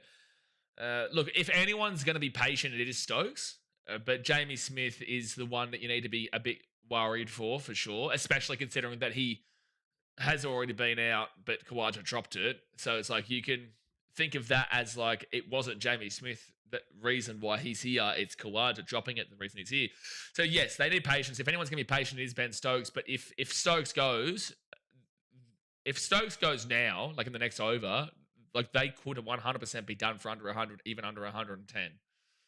So they do need to just soak this up and not go for this high energy, high octane cricket as we speak, and just need to sit in for a bit. There's still this is a 5-day test that currently speaking, Australia are looking like they might be back today. So, and that's probably England's best chance as well. They want Australia to bat at the end of the day. Get Jofra Archer into them. Harrison says, up at 5 a.m. watching our top batters drop like flies. Oh, yeah. Well, as an Australian, I witnessed that yesterday too with Australia. Bruce says, you need to be tough by default if you are from Birmingham. Well, that's a fact. Yeah, that is a fact. Yeah, Birmingham's a tough place. Oh, Peaky Blinders. 3 for 74, especially if you're a Birmingham City fan too. And that is going to be a no run. Mitchell Stark goes 9 for the match. Unbelievable. Should have 10. Should have 10. Birmingham isn't that bad. Trust me, it's home also. Beaten our age 27% today. There's nothing on Lower Logan. Yeah, that's true. Bruce says, in fairness, I'd rather be from Birmingham than Newcastle. Oh, well, at least with Newcastle, you get a decent football team. But then again, Villa in the area. Ooh, that was cheeky. Yeah, Villa's right next to Birmingham, isn't it? Correct, Daniel? What's Lower Logan like then? Lower Logan, it's like you're getting onto a rocket ship and going past Mars. That's Lower Logan. Lower Logan is another planet. Wait till the Boxing Day test. Boland will have 6 at the G. No, he's going to have 8 at the G, and that's in the first session. Not far about a mile away, so yeah. No run. J35, imagine putting up with a Birmingham accent. Imagine putting up with a Birmingham accent every day. Yeah, the Brummie accent, that's pretty full on. The English accents are so differential where you go. I would say, what's the best English accent, you reckon? Money is very thick. Liverpool is extremely thick. Geordie is also extremely thick. I asked you guys in the chat, what do you have as the best English accent? And if you say the Scousers, I'm sick of you already. Army getting up at Adam. Don't get mixed up with...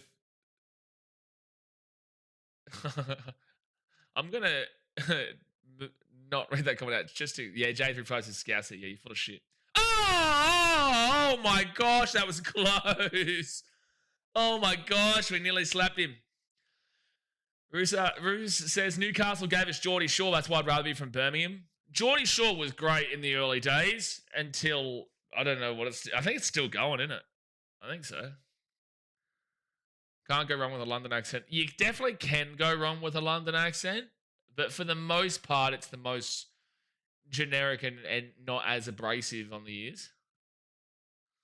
Dave says, the best ones are the accents that can't pronounce the R's and the W's. Bit of Mazza. 1 second. No run. Scouser rap, mate. Scouser rap before long. I love their rap there. Jay says, I have no idea their accent, but it's funny. I'm not too sure. One of the Englishmen would be able to. It's a heavy Scottish accent. Oh, Glaswegians. No, R's and W's. I don't know what accent wouldn't be able to pronounce R's and W's in England. You definitely can go on the London accent. You're exactly right, Daniel.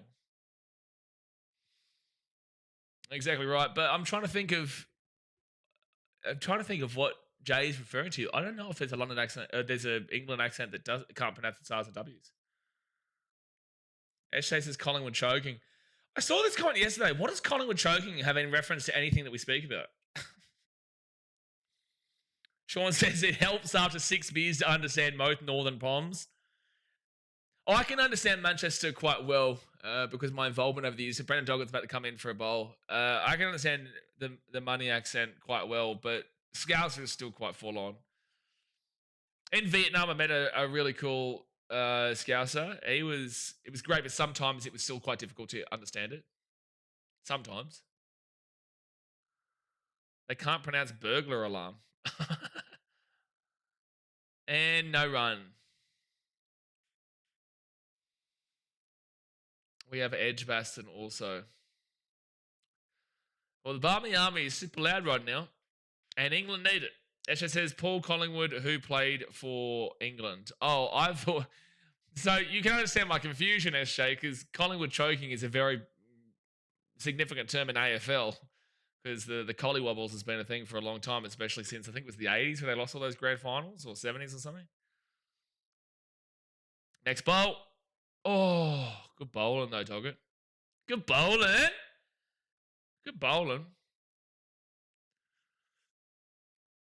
So Smith is 6 for 17 balls. Stokes 1 for 7. Again, Stokes will be patient. Smith is the one that's the worry.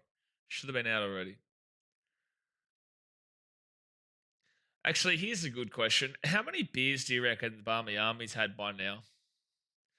Like there, it's what? 1:47 p.m., Jay? Is it 1:47 p.m.? So I reckon at least 1 per hour. At very minimum, 1 per hour. Probably even look at 2 per hour. They would have started with probably 1 before they even went to the cricket. So about 9 a.m. So let's average it out. So 2, 9, 2, 10, 2, 11, so that's 6, 2, 12, so that's 8. And then we're into the 1, so about 10. Yeah, so about 10 beers so far. How good? That's the Barmy Army for you. And that's why when the Australians and the English went to, oh my gosh, that was a good bowl. When the Australians and the English turned up for the round 1 NRL matchups in Vegas, I was there for it. There was, inside the stadium, they ran out of beer, I think, by the end of the women's game or something like that. So the English game at first and then the women's game, and they'd already run out of beers in the stadium because in America, they don't drink anywhere near as many beers.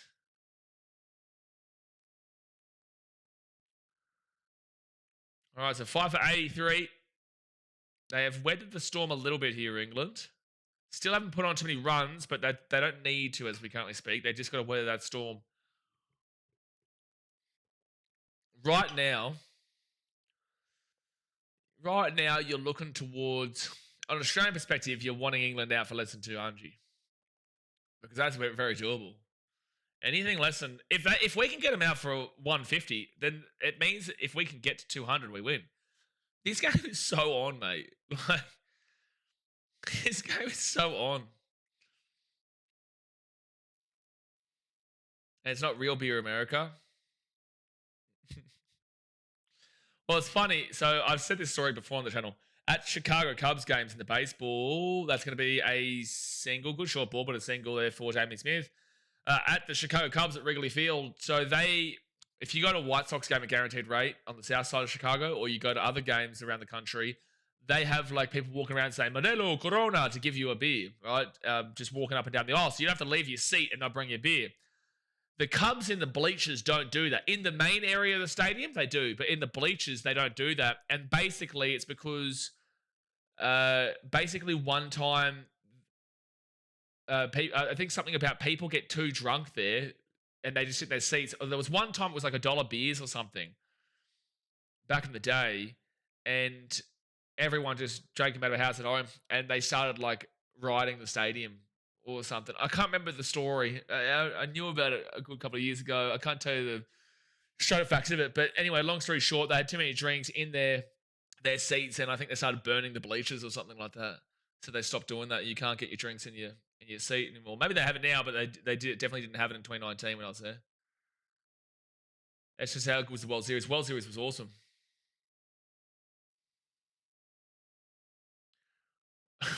American beer is just watered down piss. Gee whiz. Tell us how you really feel. All right, next up here, Stargy. Come on, Stargy. No. That's going to be a twosie, I reckon. Yeah, it's going to be a twosie. No basis. Americans get drunk on very little booze. They always say our beers in the UK are too strong for them. It wouldn't surprise me, but they do. They have a serious. Oh, I don't know. Yeah, like I think that Australia and England and like Ireland and stuff, we go hand in hand, and the Kiwis as well. We go hand in hand. But when it's like the Americans do struggle to keep up. Credit to our bowls, we have gone back to bowling away from the batter, give them no chance without length and seam. No, we've been unbelievable since the break. All right, next bowl. Oh, no run. RB is many foreign ones. Oh, yeah, no, so the thing is, it's like Australia with England to Americans is like Kiwis to Australians. So when Kiwis go overseas, they get confused as Australians. When Australians are in America, they'll think we're English. We sound like nothing alike. But to them, for some reason, they think that we're English too. And we say, God, no, son. How disrespectful. It's like me calling you Canadian, mate. So me coming up here and saying, and I did this actually in Vietnam. I met a Canadian dude, but I thought it was an American accent. I said, whereabouts in America are you from? He's like, I'm from fucking Canada, mate. And that's going to be, it's a good hit there. That'll probably be two. No, just the one. Yeah, they don't like it. I think Americans don't really give a shit if you confuse them with Canada, but they don't like it. Canadians hate it when you think that they're American. I was mistaken for an Aussie in Warrington once. For an Aussie in Warrington? Yanks hate being called Canadian. Not as much as Canadians hate being called Yanks, though, Jay. So 5 for 88 here. Lead by 128. Run rate of 3.59. Jay says triggers them good. No, it definitely does. It definitely triggers them good, but Canadians even more so. They hate to be confused. Come on,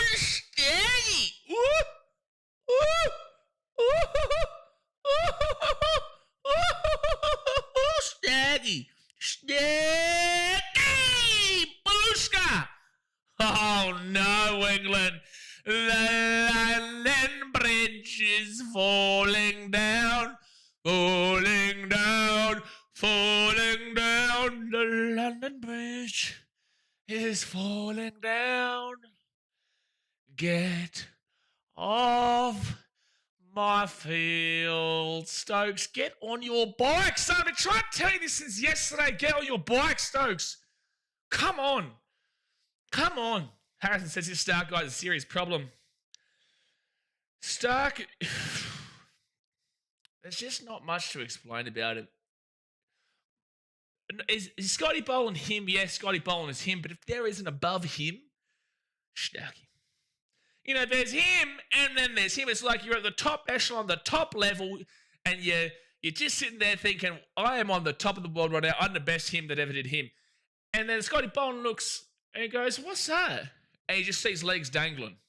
He sees that up above him, there's legs dangling, and that's Starkey. Deary me. Vengeance for yesterday. Get into him, Roos. Monty Banasar. Where's Monty at? Yeah, Monty's not happy. 2 runs too many for him, but at least he's gone now. Gee whiz. Well, I cannot believe it. But Australia are well and truly back into this game. Well, where's the guy that was ripping into me saying that England were going to win this by a mozza, and I said, just hold on your patience, son. Where are they? Come on. So 6 for 88 and Gus Atkinson. We're into their bowlers now, baby. Oh my gosh. Could we get him out less than a hunch? Could we get him out for less than a hunch? Weren't they like 1 for 50 or 60? What were they at lunch? Were they 1 for 60? No. 1 for 70? Oh, they might have been 1 for 70. Because that's right, because then I said 4 for 76. I think it might have been 1 for 70. That's who I'm talking about, Ruse. The guy who said that England was going to give us a hiding. This is what I'm talking about. That's the person I'm talking about. Next bowl, and oh, that's going to be leg by 4. That's very lucky. Well, England, you need everything you can get right now. 1 for 60. Okay, it was 60. Yeah, that makes sense. Oh, was it? Was it 1 for 60? Are you sure it wasn't 1 for 70? Well, maybe. You could be right. Michael says, Blaze, my guy has Fiji. It's going all right now. It wasn't going good 2 hours ago, but it's going fantastic now. The aircon in this room where the internet's better is not working, so it's really hot for me. So if you see me sweating today, that's why. The other room has the aircon. How's the poll in England's favour? Well, because Brenton, this is only recent that Australia's on top. We are now well on top. But at the lunch break, which was 50 minutes ago, we came back from lunch. It was 1 for 60 or 1 for 70. I'm pretty certain. 159 says on the break. Thank you, Jay. So it was 1 for 59. So it was looking really good for England. And I was copping smoke, bro. I was getting smoke galore. Negative Nancy here, negative Nancy there. The whole of the negative underworld of Egypt came out for me. The whole underworld of Egypt. Anubis was at my door saying, Australia suck, you suck, everyone sucks. End of the world, just cut it quits now. Whole of the underworld was you.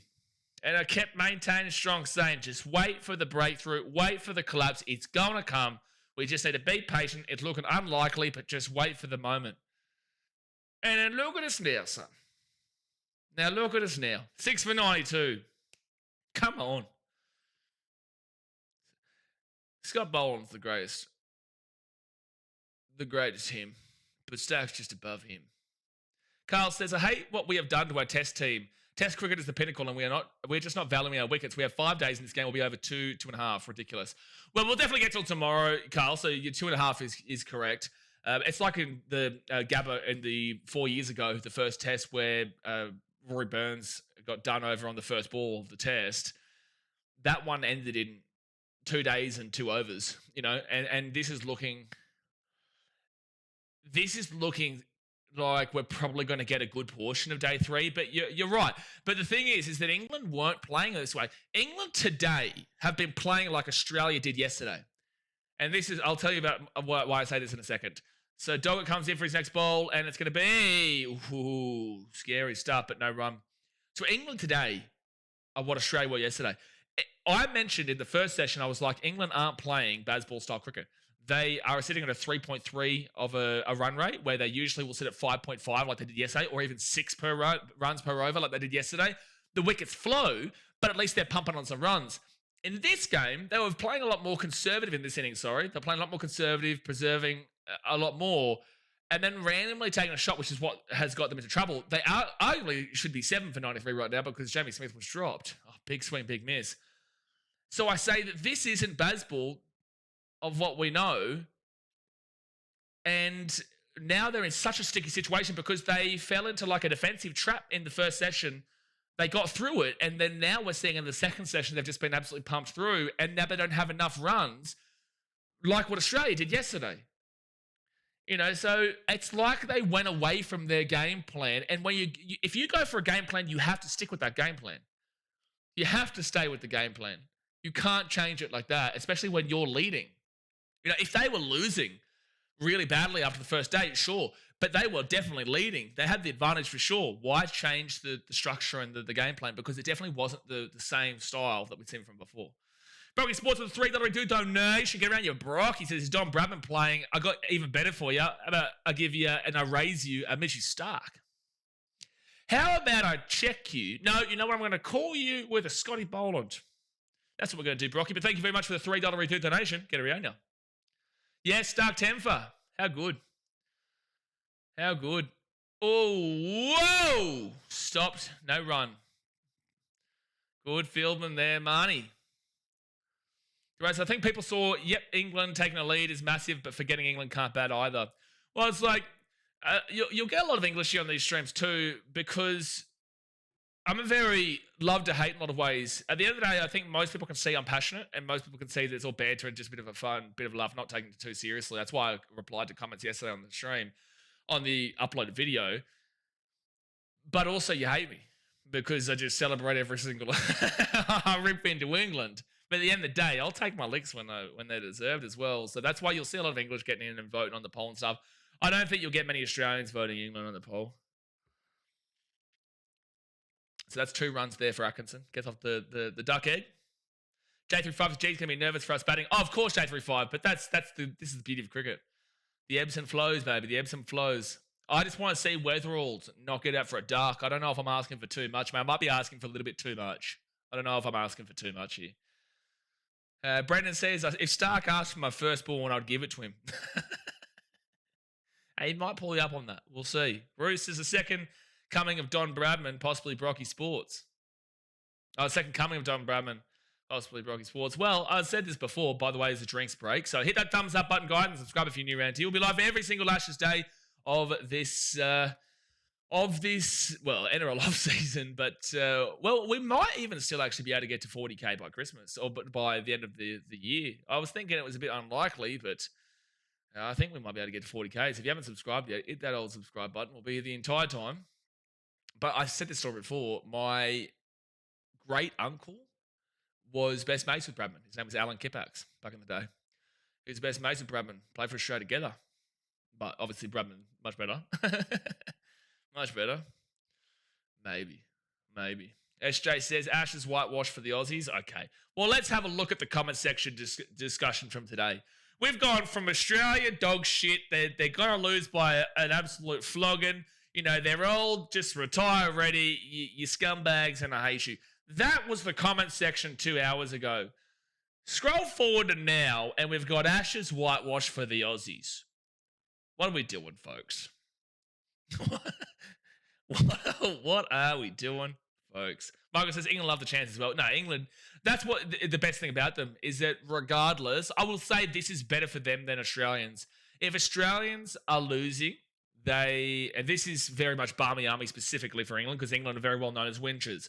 But what I will give credit to the Barmy Army is that no matter what, this is their culture in England with the football chants and all that type of stuff. But no matter what, they're always singing, and that's a really cool thing to see. A really cool thing to see. So they're always up and at them. Australians, as we saw 2 hours ago,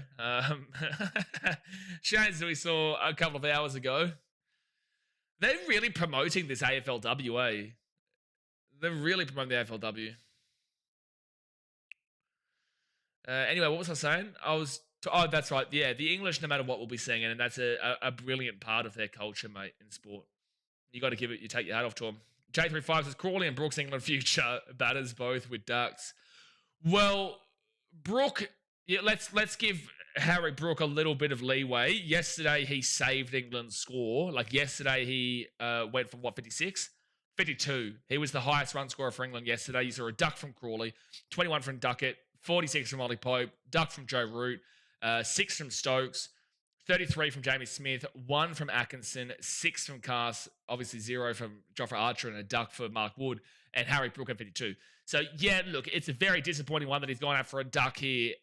But with that being said, he is very young. He's got a lot of pressure on his shoulders, and I do think that yesterday was so great from him that if it wasn't for him yesterday with that 52, well, let's say he goes out, well, you take 52 off their total right now, and Australia, we would be chasing 90 as we currently speak. 90. It's 135. So, the point is that can't hate on the kid too much. And oh my gosh, Jamie Smith is the luckiest man on the planet, dude. That is the luckiest shot of all time, Jamie Smith. How is he not being caught out there? It's just gone over the top of the slips, and he's smiling because he knows that is so... yeah, Stark smile too. That is so lucky. Jamie Smith would have had his heart in his mouth there. Wow-wee. Pope's been the most consistent. Yeah, January 5, yeah, Pope has been solid. Yeah, what did he get? 46 in the first? He got 46 in the first, and then in this one he got 33. Well, you know what? I'm going to disagree with you. I'm going to disagree with you, January 5. The most consistent has been Zach Crawley. Yeah, no, he's been very consistent. Oh, jeez, it nearly went for nearly went for a 4. But no, I think Zach Crawley's been a little bit more consistent. He has got the same score in both innings so far. Very whopping total. Like, if you combine Zach Crawley's first innings with his second innings, you've got to be really impressed with the 0. Like, combined, it's really impressive, actually. It's actually harder to do that than to not do that. You know, that's why you go really respect it overall.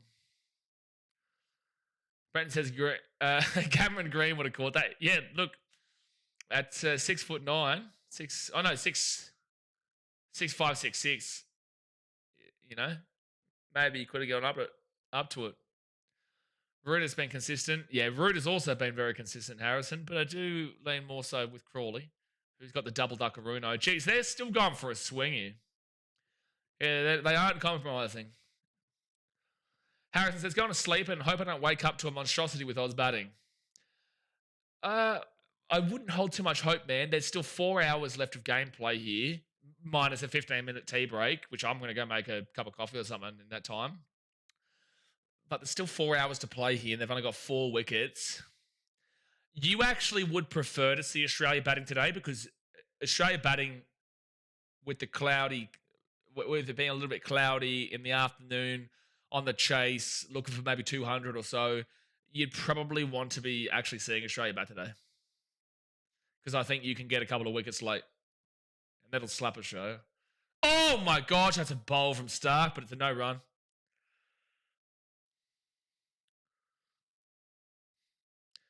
Uptheru says, so between the lunch break and drinks break, we are 5 for 34. We have averaged around 7 runs for every wicket we have taken. It's been incredible bowling here since the break. Incredible bowling. The ebbs and flows, baby. I promise you guys, when we get to the third session or whenever Australia bats, I promise you there will be a moment where Australia look like it's all done and dusted. And we will have our up moments like we have now, and we will have our down moments. That doesn't mean the game is over, but it will look worrying. But that's how cricket goes, you know. That's just how it works. Australia fought back hard, though, and this is a competitive game, which is what we've asked for. And that's a good 4. That's a good boundary there for Atkinson to making them on 6. What us Australians have always asked for is a competitive damn well series that goes down to the wire. And if this is how it goes, but again, England, you have to win Perth. Otherwise, I cannot see you winning the series. You have to win Perth.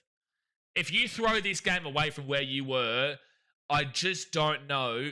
I don't think you win a Gabba. Adelaide's your closest shout. MCG, you got no chance. SCG, maybe, depending on rain. Ibrahim says, Quad's got another injury, bloody hell. Maybe that's why he dropped it. Harvey says, England have got the Wolf logo from the Premier League on their banners. Yeah, well, there's a lot of football fans there. Yeah. I think Khawaja is coming off the field. Khawaja is coming off the field. I wonder who they chuck in. That's why Test cricket is real cricket. Absolutely, Shauno. Absolutely. Geez, Khawaja is taking a while to go off field. He's definitely feeling something. Hammy, well, he's not grabbing at the back of his leg. It kind of like grabbed down towards the upper knee area.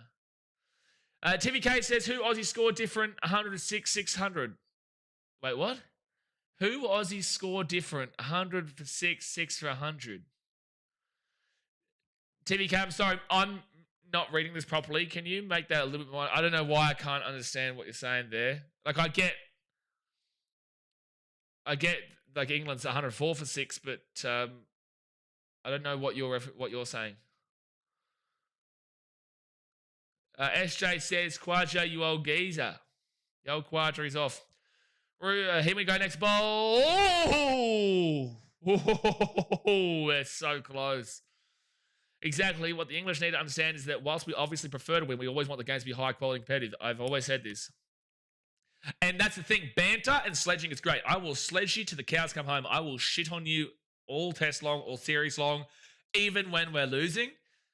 But I will take my licks if we lose, and so will the chat. Everyone will take what it is. That's the whole point of the Ashes. That's why it's so great, because everyone just really gets into it. You know, we hate each other, but it's all in good spirits and good fun. And people from Australia and England will get this, and I feel like Kiwis will get it too, even though they're not involved.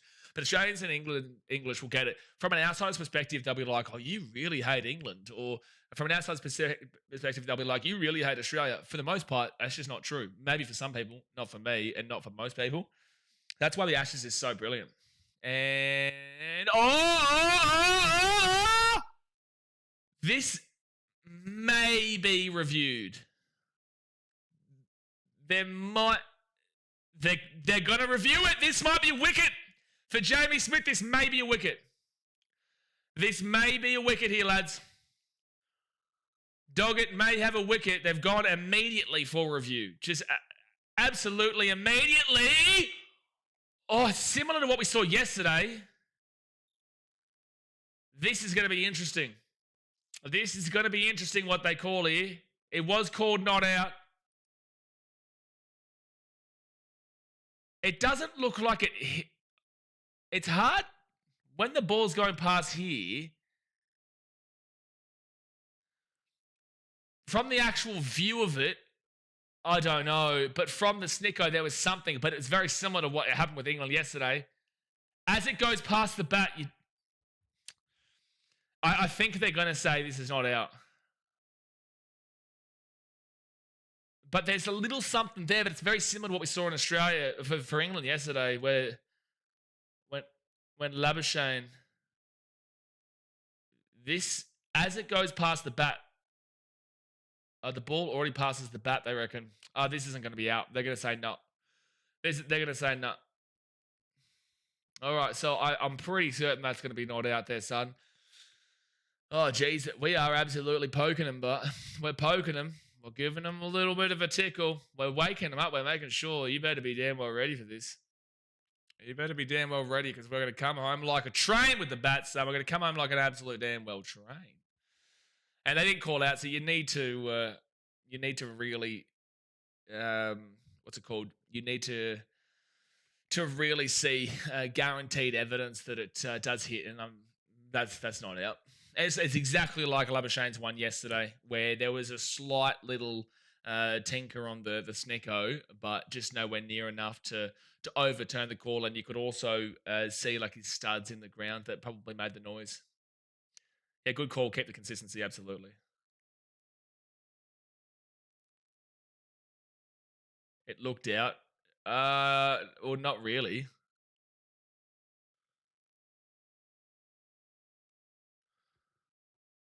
Oh, gee whiz. Like, I'm able to watch it, but it's like it's really slow right now. I feel like because for me, it's still looking at the... Are they still looking at DRS for you, or is this like really slow for mine? I feel like it's super slow. They're not still looking at the DRS for you, are they? I feel like this is just going... Oh, they are still looking at it, so maybe it is live. Oh, was there a change of direction?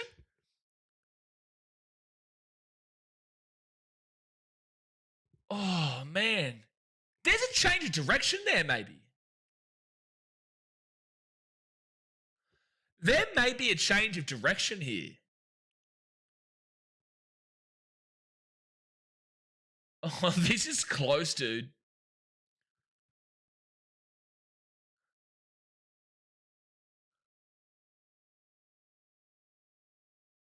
The ball may change a bit of direction here.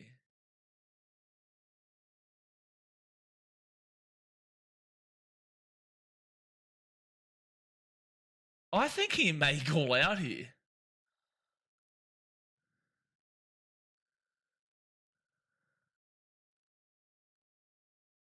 We're still looking at this, by the way.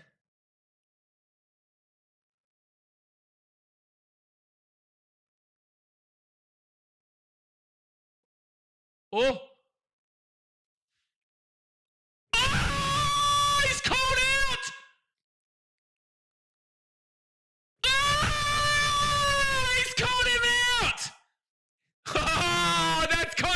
controversial, bro. That is controversial, bro. Oh, that's controversial. Oh, that is controversial, man. We all knew the Ashes has got plenty of controversy. Well, you've just seen the first instance of it because yesterday we saw something very similar that was called not out for Australia. They've called that one as out when it was originally not out, and it's actually been overturned. I can see the potential change of direction and the noise just after the ball is going past the bat, and it didn't look like anything could have else made that noise. But I would understand why English would be frustrated in the result of that because he's had to overturn the call, and it was super close. But look, yeah, Evelyn says bring hotspot back. Absolutely, that would have helped gigantically just then. That would have helped absolutely enormously just now. But look, Jamie Smith on his bike, he's gone. I'm going to have to scroll this batting order down because the English, the collapse is just absolutely enormous at the moment. Absolutely enormous. Enormous. There we go. Lachlan says, I would have considered it inconclusive. And this is what I'm saying. Like, I can understand why he has given it out. I probably would have lent more with the inconclusive on the basis. If it was called out, I think that, okay, 100% you go with the out. Because it was called out, I don't necessarily agree that you have enough evidence there to completely overturn it. I do feel like it looked more likely that it was out due to the changing of direction from the front on angle to the left. It looked like there was a change of direction and the snicker is making a slight little bit of noise. I get it, but there's no guaranteed evidence that that's exactly what's happening. So that's why I'm like, well, look, I don't know. I don't know, but what would you, the Ashes, this is what happens in the Ashes, man. Controversy. I'm guaranteeing you the English will be complaining for days. I think that there is an argument for both sides there. And from a Australian perspective that's trying to be as non-biased as I possibly can, which is very difficult to do. But from my perspective, I don't think you overturn that. And that's from an Australian's perspective too, in all fairness. By the way, is my stream still flowing for you guys? Because on my side, my game stream, for some reason, this time of the day always seems to get weird. Smith looked very guilty. Yeah, look, he did look guilty, Carl. You're right. He did look guilty. It's a very hard call. The English will be up in arms. Oh, the stream is fine. Okay. For some reason, my game stream is having a bit of trouble aroos right now. But at least I got to see some good wickets before I had a little bit of trouble there. Just froze. Yeah, I don't know. This is what happened yesterday too. And I'm like in a good area of the house too. So don't know what's happening, but hopefully it gets back underway soon. I can't really do too much. So 7 for 106, Australia chasing 146 right now. A total, they are looking likely to having to make us chase what they did yesterday, about 172 odd. We have Tesla and SpaceX, yet in cricket we still have this Wii Sport shit. Well, didn't they get rid of Hotspot because India complained or some shit? I think it was India who complained. Finding some free time to chill and watch cricket. Well, as you've got some free time, the first time today we've had any internet problems is when we're having some internet problems with the Australian. But mate, you've missed an absolute epic collapse from England. Absolutely epic collapse from England. Just absolutely epic. It is a real dramatic fall off when you definitely were not expecting it at all. Maybe if I try and go on to a different server. If you are new here, this is not always the case. I never had any problems when I was in like all of Asia, but for some reason, when I've been here in Fiji, it's obviously not the internet. It's obviously something else. But we're trying to get back as soon as we possibly can. 7 for 112, no changes there. It's also really hot right now, right? Really damn hot. Yeah, that's the only issue, I suppose, because he did not give it out. If he gave it out, it's out. Because he didn't give it out, that was the only question. Duraz says, the thing is, Jamie was walking off midway. I don't know if that helped him or not. Well, they took about 3 years to review it. Like they took 3 years. They took the length of Flemington Strait. Like we've watched an entire series of Gossip Girl in between the time of their review. SJ is trying to take over the internet in the Pacific, mate. You tell Jay to stop trying to take over the internet. No, well, like we've got Starlink here, so Starlink is quite solid, as you're finding out with this stream. It's just that for some reason, maybe it's the VPN that's causing a bit of problems watching the game. So 7 for 112, still the same score. England are in a lot of damn well trouble. How long until tea break? Maybe about 25 minutes or so until tea break?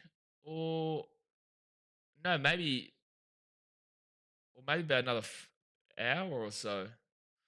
How long until tea break? Can someone confirm in the chat, please? Someone please confirm in the chat. Still waiting for this to come on, by the way. Still waiting for it. Would be nice to be able to watch the game here. Would be really, really nice. Let's move that bad boy over there.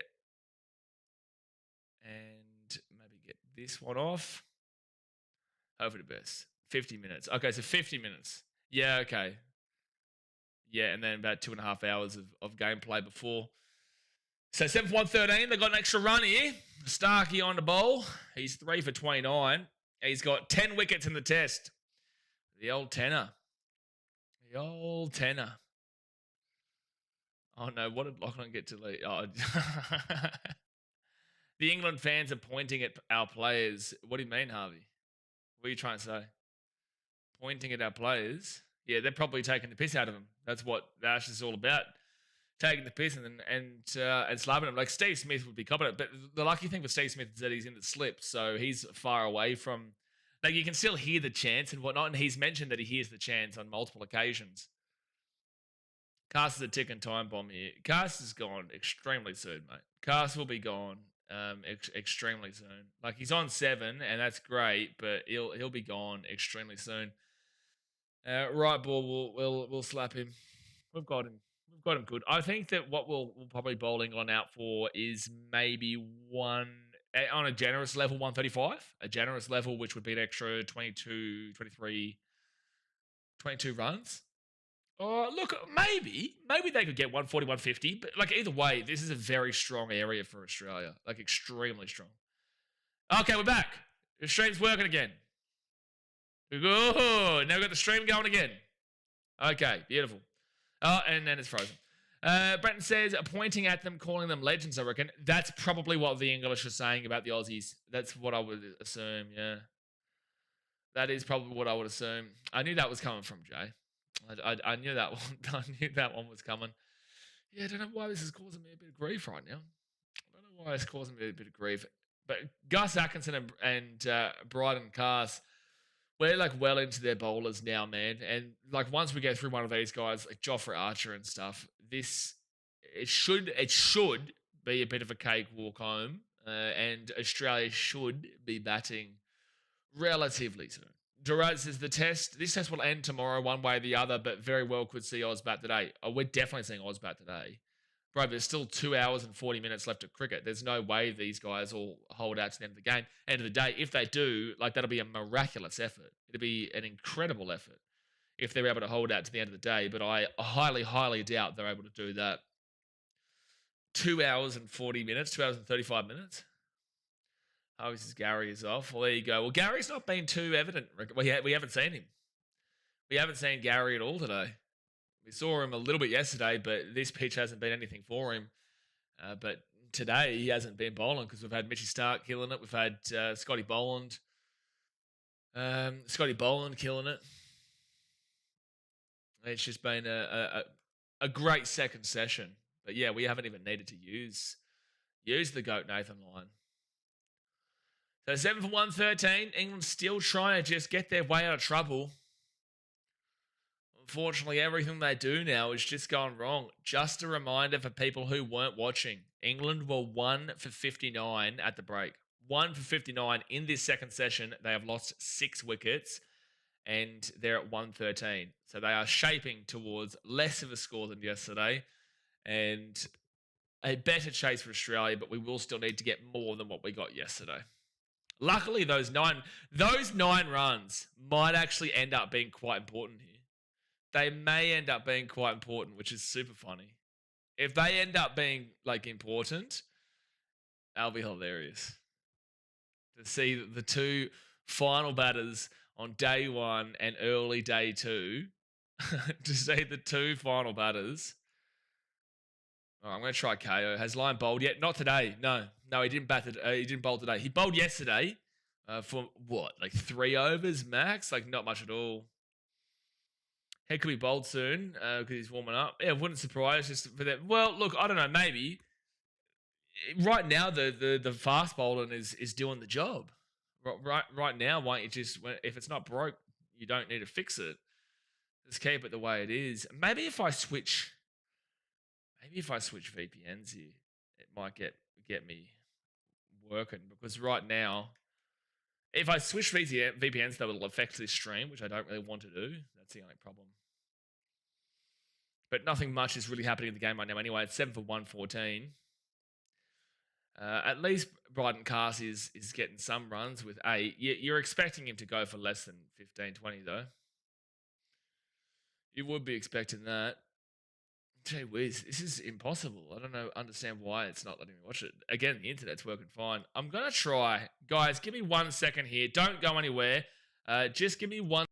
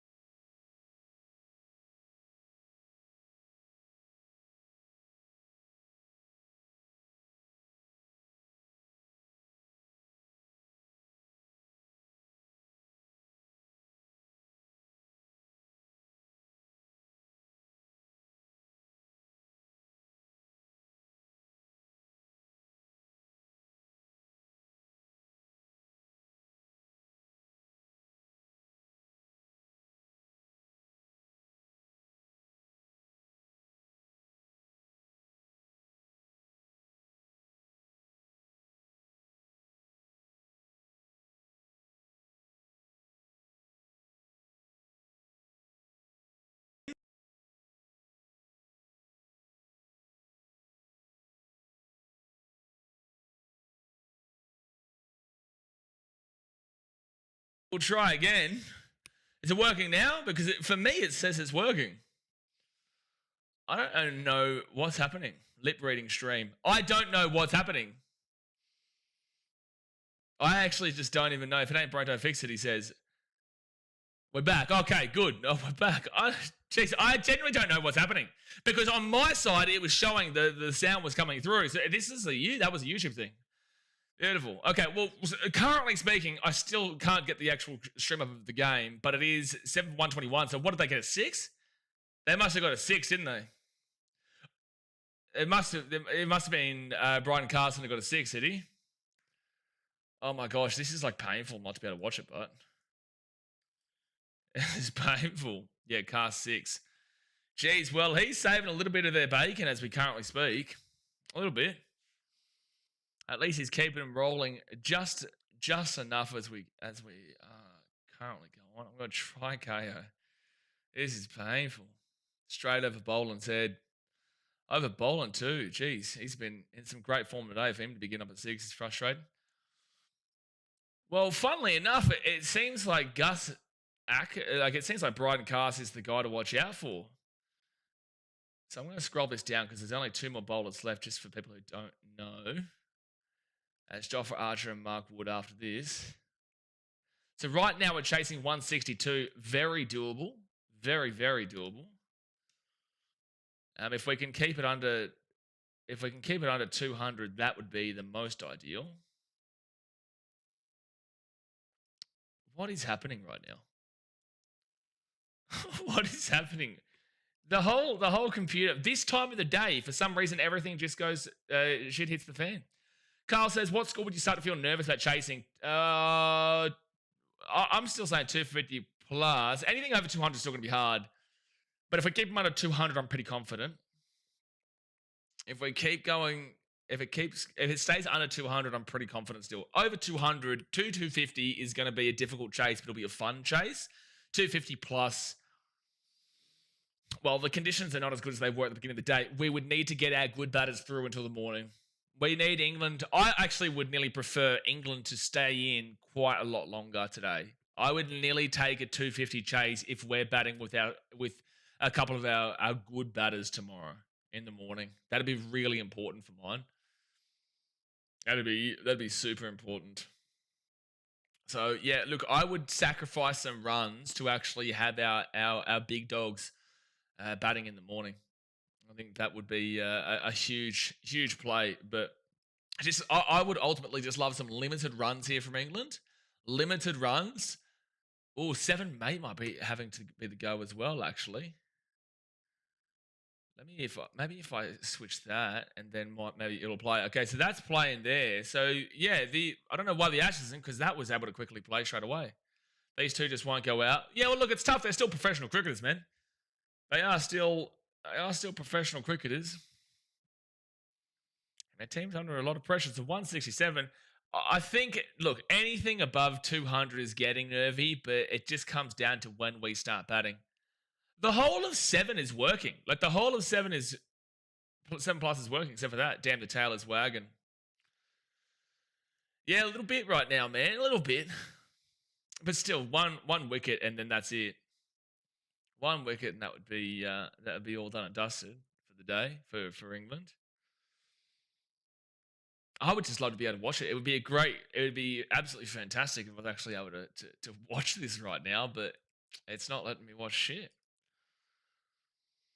Which is super hard as someone who is commentating a game to not be able to watch the game. You know, but this is exactly what happened yesterday. And then in about 15 to 20 minutes time, everything was fine and it worked smoothly until the end of the day. But like, this time of the day was just awful yesterday. It was even worse. Like, we couldn't watch, we couldn't see anything. Still 7 for 127 though, 167 runs with three wickets remaining. Let's click on this. I'm going to try KO. I might even move my computer into a different area tomorrow. Because when we did the India series, I was actually doing it from a different room, and there was not a single problem the entire time. Will Wakefield's as far out. It's getting to too many runs. 160. No, 250 plus is where we can't let it get to. 250 plus. 200 and below is incredible. 200, 250 is hard, but okay, we've got KO working. We're not stressed, man. We're not stressed at the moment. If it goes over 250, time to stress. If it goes over 250, but we just need to be able to bat in the morning as well. All right, so Carter's on 19. Wowee. Jeez, he is on a heater, Brendan. He is. He's just finding something in him right now. Oh, that was sneaky. That was nearly a chance just then. Okay, everything is running smoothly now. Well, we pray. But this is what we want, guys. The ebbs and flows. This is what we want. We want a competitive game, and this is exactly what this is. Oh, jeez. Car's hitting the helmet. Jeez, that was rough yesterday. What over you on? I will tell you in a couple of seconds. I'm still looking at Cars getting hit in the head. I am on 30.5 right now. Final ball of the Stark over. Stark comes in. Oh, my. Did he get him? Oh, my gosh. I thought I heard something there. But it will be a no run. I thought I heard something. Okay, end of the 31st over. 3 for 39 for Starkey. Get through Carson. We're all over it. So, yeah, Sundo, are you on the same? Is that where you are, or how far ahead are you? Atkinson and Carson with 27 partnership, though. It's tough. It's tough. I'm definitely going to make a coffee in the tea break. 2 balls in front. Oh, we might even be a little bit further now because it's briefly frozen. It's like 7 plus is so much better than KO over here. But that's not even working. Watching from my hotel room in the GC. Yeah, I did see Instagram stories and stuff from the Gold Coast. It's like, go to work, son. All you're doing is swimming at the beach and bloody having fun. What do you think this is? A party? Pretty much, actually. That's exactly what it is. Oh, okay. I got 7+ working again. Again, cross our fingers. Cross our fingers and hope it stays through.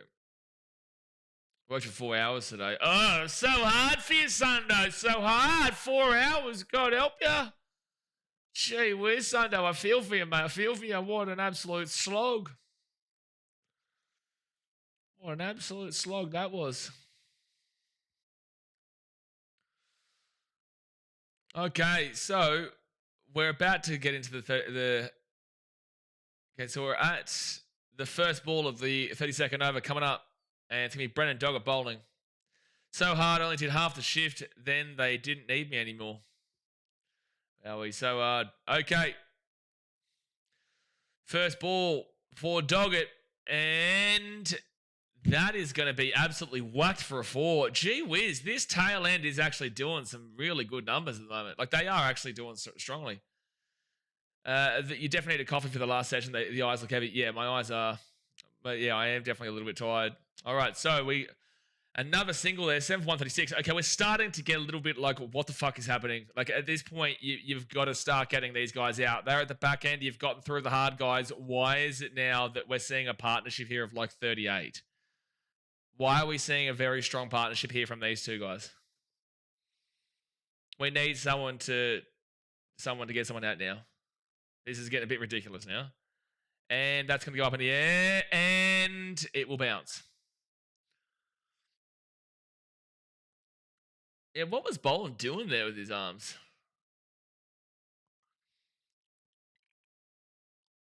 Man, I'm not going to lose my shit. This is what happens, Brandon. The ebbs and flows. This is the down moments.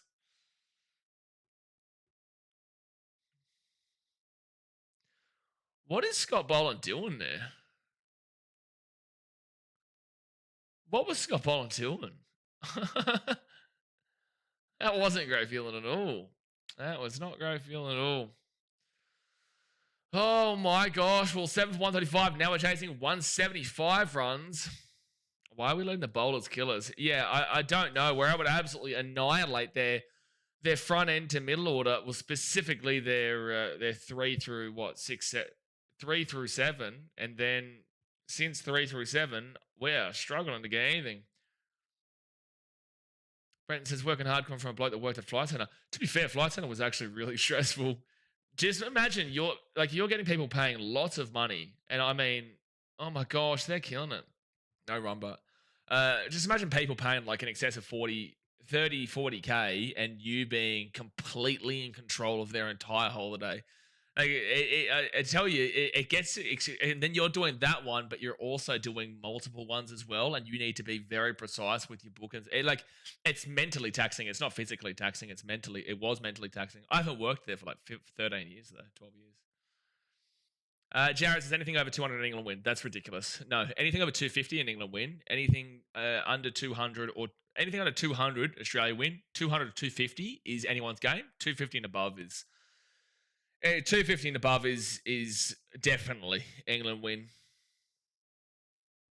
But no, I'm not anything over 200 is not just England win. Again, yesterday was poor from Australia, but you know, if they can get off with a duck to start off with Weatherall, that'd be a fantastic start. Brenton says, I could imagine all the hoity-toities coming in and booking their travel destinations. That would piss me off. A lot of older generation that made it really difficult. But that's where the money came from. That'll be a single there. Be a single. It really is crazy, the comments that you get, though. Like, it's really incredible how strong people think, right? It's like, this is 100% guaranteed England win if it's over 200. And you're just like, well, no. Right? That's just, what? Like, how have you gotten 250 and above is extremely unlikely. 200 and below is extremely likely. 2 to 250 is a decent shot, but a very difficult run chase. Like, it's like Australia are judged purely on how England play. England play their own individual style of cricket. If Australia come in and bat poorly again, well, then that's an incredible concern for the longevity of this series. But one yesterday obviously is extremely different to what we've watched today. Extremely different, but yet England has still played very much the same, especially coming back. They've gone back into their style from when they got out. They've gone back into their style. But it's like people have such a strong opinion, like it's over if this happens. And it's like, dude, sport, it's not over till the fat lady sings. 2.5, 3 hours ago, I was fighting Anubis from the Egyptian underworld myself that the game wasn't over. And then it was Australia's going to win. And now it's England's going to win. There's so much cricket to play here. But I tell you what, the Atkinson and Cass is absolutely, they're killing it right now. That's a 6 for Atkinson. Sundo says, oi lad, just put me on a flight to Nepal and around Mount Everest. That would be a lot of commission there.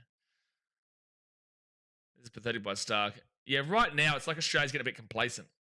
Sean says, got 3 days, play like Kepler, Vessels, Aussie opener from a few years ago. There's so much cricket to be played. I think Guzman might be ruled out. Yeah, Australia's gotten super complacent in these last couple of overs. Super complacent. Oh my gosh, it's also so hot here too. It is so hot where I am. The aircon in this room don't work. That's why it's like it's brutal. I'm definitely moving this up to a different room tomorrow. Doesn't end till January. What doesn't end till January? Spaniel walking into flight center booking his trip. No, he would never do it. He wouldn't be doing that. He'd have an assistant who'd do it all for him. What doesn't end till January? Are you talking about the Ashes? Yeah? Well, yeah, we know. What are you trying to say? So Khawaja might be gone. So that'll be very interesting to see what happens.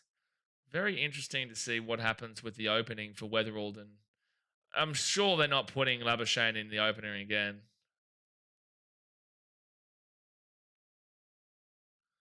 Oh, a little bit of a stay in your crease there from Starkey.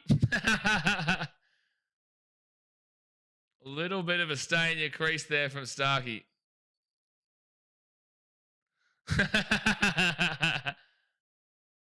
Yeah, that's the way to spice it up. Now we're talking.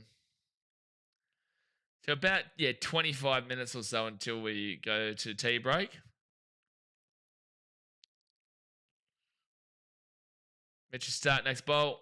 Up in the air, up in the air, up in the air. And that's a 6. Oh, dude. How are these guys doing this right now? How are these guys doing this? So 26 for Atkinson, 20. And you've got Joe Root getting out in 0 and 2. And then you've got what's his name? Zach Crawley getting out for 0 and 0, and then you've got these guys getting 26 and 20. What's happening here? Stark, you don't be mucking around at the moment, because right now this is really disappointing from Stark. This is really disappointing from the Australians. They had England done. They had England really wrapped up nearly for under 100, and now they're on 150. But they were slapped through them. Now it's 190 runs chase. Again, the 190 runs chase isn't too bad, but they have to keep it under 250, and now it's clocking up towards that 250 marker. It's getting towards that point where we're within 60 of a 250 marker, which will make it extremely difficult to come back from. But again, we're going to need to see a big innings from one of the early order anyway, from a guy like Stevie Smith, or hopefully Jake Weatherall can get it going, or Labuschagne. We need someone to probably get up towards that 70 to 100 range to have a chance in this game. But Australia are throwing this game away. England threw the game away, and then now it's Australia are throwing this game away. I know Gus and Cars can bat, but even it's a known thing by now. We struggle to bowl the lower order out at times.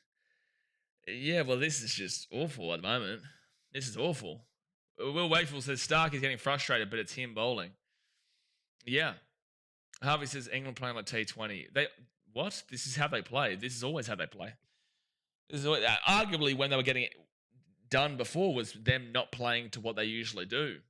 It was really weird. The first session, they weren't really playing to what they would normally do. This is kind of how they play cricket.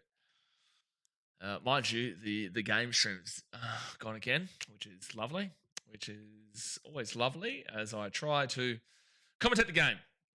especially in a frustrating time like this, it just emphasizes and enhances the frustration. 7-152, so chasing 192 right now. We just need to get through 3 wickets, though. Just through 3 wickets. Need to break this partnership immediately. We needed to break this partnership up 20 minutes ago, mate. Duraz says 109-220 isn't the issue. It's the momentum factor in what's already been a shit show with the bat from both teams. Yep. Yeah, it is. And especially considering, like, these guys should not be at this point. We should not be seeing both of these guys here. Like, you've pumped through Stokes. You got Harry Brook, who went for 56 yesterday, get 0. You saw Joe Root, get slapped for like 2. You saw Zach Crawler get out for 0. Like, what's happening? How are you struggling this badly right now? I don't get it. And coming from Mitch Stark too, who's got 10 wickets, it seems like Australia bought into the hype of the collapse. Lachlan says, Cast looks in the zone. I think we'll see a 50 at least. Cast does look in the zone, mate. You could see it in his eyes. He looks like he's just absolutely chomping at the bit to face plenty of balls here and to get England right back into the game, which he's done. This has gotten them back into it because they were done over for a bit. They were really struggling. Take 54 runs off, and that's what they were looking at one stage, which would have been 140 would have been chasing. Now it's 194, and they've still got 3 wickets. Like, Cast is really bringing them home, and also Gus Atkinson with the 36. Like, gee whiz. Cast will shoot the bed soon. Well, we need him to. Well, I'm still not even able to. I'm still not even able to watch the game right now. It's still not actually doing it. It's still not actually on for me, so I'm still going in blind as we currently speak. Brenton says, "Why would you replace Khawaja with? Who would you replace Khawaja with if he has another shot on bat? Well, apparently Khawaja's injured. Cast out. Oh, Cast is out, is he? Okay, well, that's massive. All right, we're into Jofra Archer and Mark Wood. Okay, this is very doable now. Very, very doable. That's a good jinx. A fantastic jinx, mate. Fantastic jinx. Jeez, again, I can't even watch right now. Give me 1 second here, guys. I don't know what's going on. Give me one.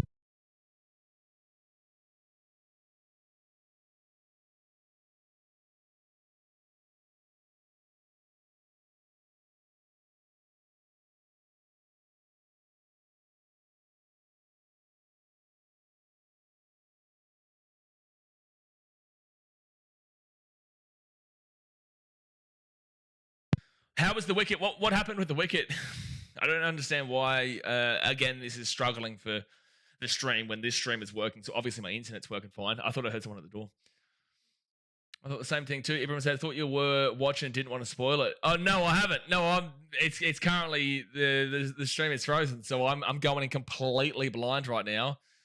I just don't understand how I can see the stream and you guys can clearly see me, but yet it's just not letting me watch it on 7 or KO. And you're just like, why?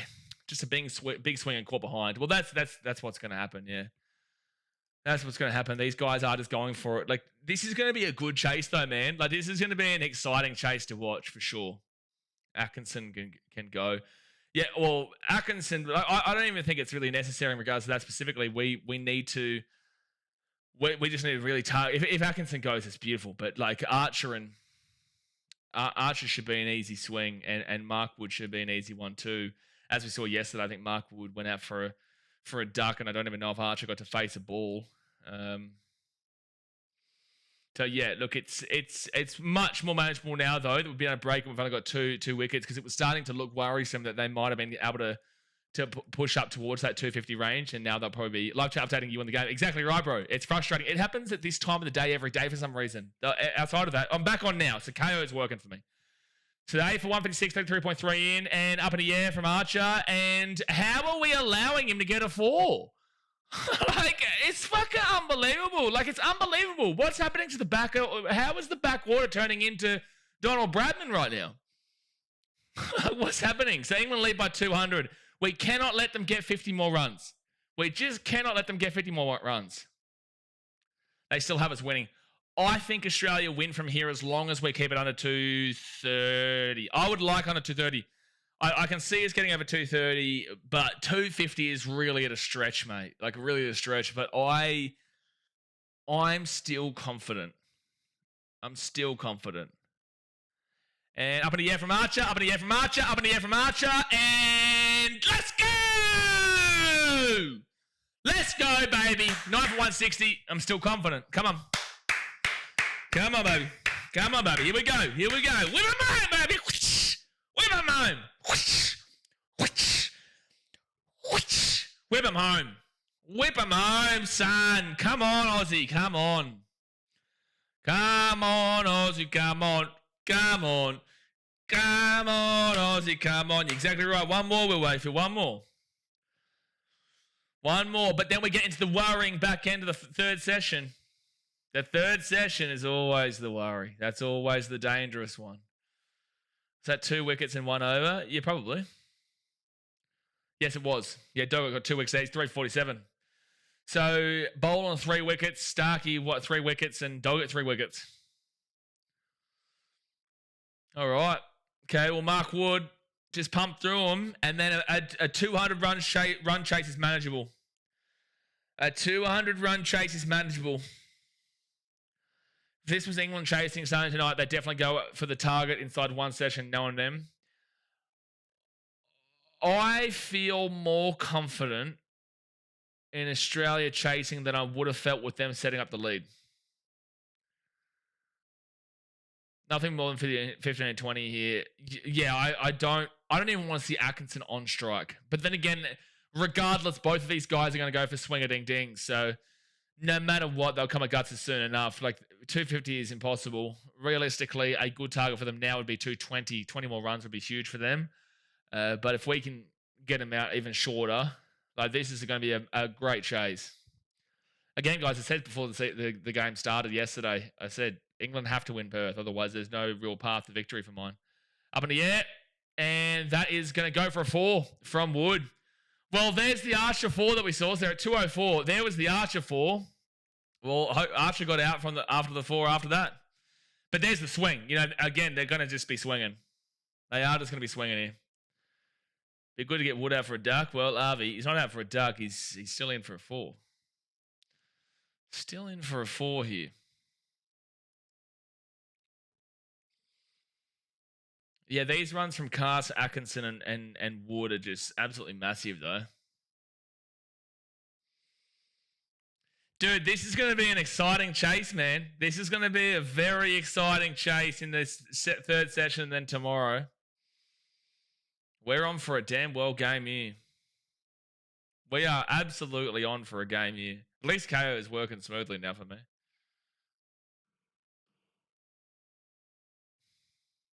All right, Scotty Boland back on. Scotty Boland, baby. Come on, Scotty B. Come on, Big Bopper. Be good to see head open. Oh, that's a risk. No, that's a massive risk to see Travis head open. I don't know, man. I'd rather keep him where he is. I don't know who you open with. I really don't know who you open with, man. With Kawaja out injured, I don't know who you open with. Weatherald obviously stays in. I wouldn't like to see Labuschagne there again. I definitely don't want to see Steve Smith there.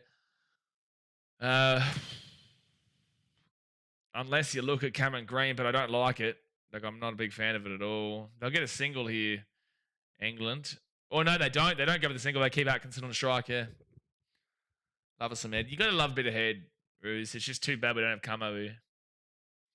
The head and Camo duo, no, that's what we're talking about. But this is why we love cricket. Test cricket, exactly right.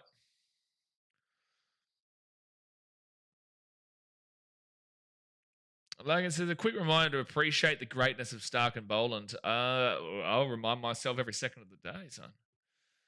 Every second of the day. I think tea break is in about 20 minutes. This has been a huge second session for Australia. Huge second session. All right, Scotty Boland next up. And up in the air, up in the air, up in the air, up in the air, up in the air. Oh, straight down to Travis' head, but it will be in front of him. So just a single there.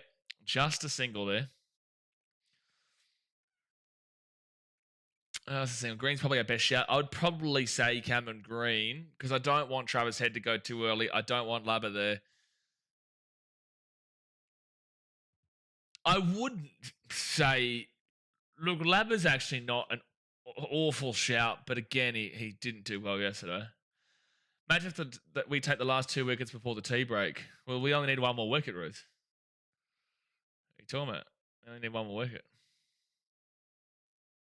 And, big swing, big miss. We should get the next wicket before the tea break, which would ultimately mean that we'll just be coming out for the third session to bat. No, with Wakefield, Khawaja's injured, bro, so apparently he's not... I don't know if he's back. Khawaja's off the field. Otherwise, we would just say Khawaja. So 11.3 overs bowled here from Boland. 33 runs, 3 wickets, 3 dot balls in this over. They are just going for big swings, which means that they are left open for a slap. Well, I was saying that if he didn't play well in the second innings, I don't even know if he was going to make it into the next one. Up in the air, up in the air, up in the air, up in the air, up in the air, up in the air. Yes! All right, baby. Here we go, Australia. We'll have to chase 204 runs. Here we go, ladies and gentlemen. Australia are going to have to face 204 run chase. We know what we have to do. It's manageable. We are on here. It was looking all done and dusted. It was looking like there's no way we come back in this game, as people were saying. Well, I held the faith, and I know that we're still on here. There's a chance. 204. 204 is absolutely manageable. Well, guys, I'm going to go. I'm going to run off and make myself a coffee. I'll go make myself a coffee here while we have the switch of the innings. So, obviously, guys, hit that like button and subscribe. Australia will be chasing 204. And we come out to bat right after this. Here we go. Stevie Smith. He's going to fire up in his next one. But all right, guys, I'll be back in a moment. Keep chatting in the chat. I'm just going to make a coffee, and I will be back.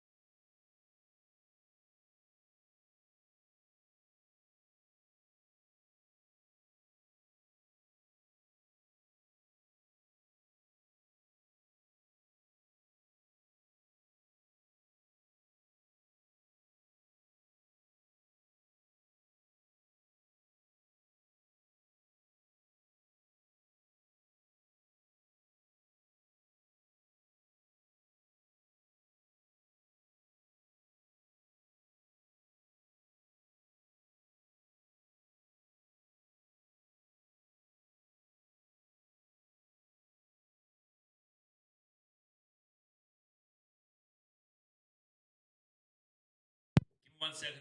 I'm just going to close the curtain and then I'll be back. Give me 1 moment.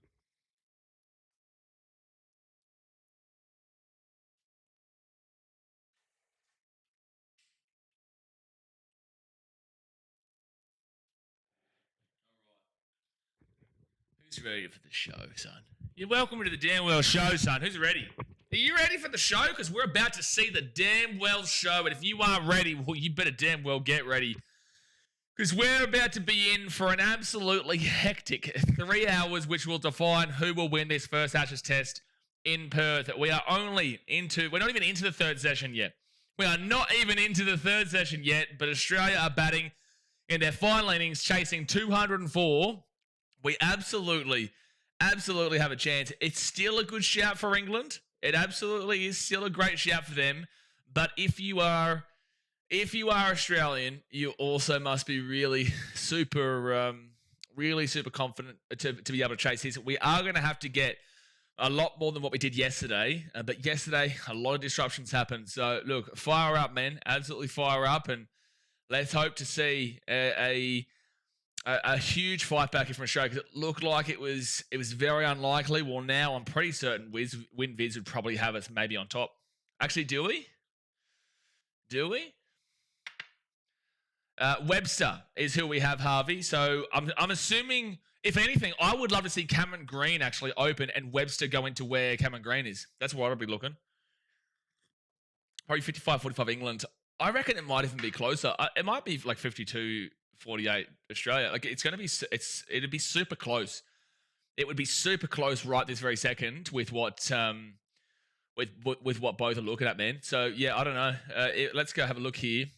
Australia cricket. It'll tell us on Google. It usually gives us a chance. Australia is at 67%. It's 67%, 31%. I think that's a bit ridiculous. I think that's way too high. But Australia's are currently 67%. Harvey says, I reckon we could win tonight. Australia don't play that way. No way. Australia don't play that way. Why would Australia go for 200 runs in a session? That would be the most ridiculous thing ever.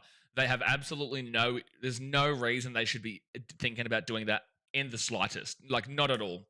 I would be pissed off if they look to try and win this game today. Not because I want to see another day of cricket, but it would mean that wickets would flow. We are not England. We do not play this high energy, easy wickets, but, fast score play style. That's not how Australia plays. It will lose us the game. If we did that, it would lose us the game. So please don't try and win this game today. Roos as well, they'll have at most around 2 hours of batting today. Correct. England would go for this kind of score, but that's what they got at 172 yesterday. Like, is it possible? Sure, but we will lose that way. We will lose if we try to win this game today. Absolutely. We haven't even won the game yet. Like, we're not even, 67% is ridiculous for mine. The pitch is a lot better for batters, but like we are into the dread session. This is the session of dread.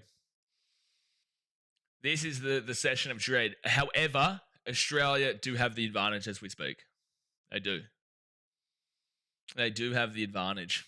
Regardless, I know a lot of the shit talk that I received earlier. I know it's slowed down, son.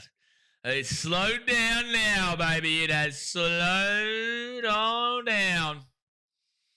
Where has the game moved to since 7 News is on? I'm watching on KO as we speak, mate. My KO is working at the moment, so I'm not too sure. It would be on 7, mate, though. Oh, this is the tea break, so they've actually just got the tea break. Well, I'm actually just going to stretch my legs, so they've pushed the tea break forward. They've pushed the tea break forward to now. Which is great, which is what I was assuming, to be fair. I'm going to quickly stretch my legs a bit here, guys. I thought we were going to have the tea break a little bit, but I'm glad that they have pushed it up. So give me 1 moment here. Thumbs up, subscribe. I'll be back in a moment.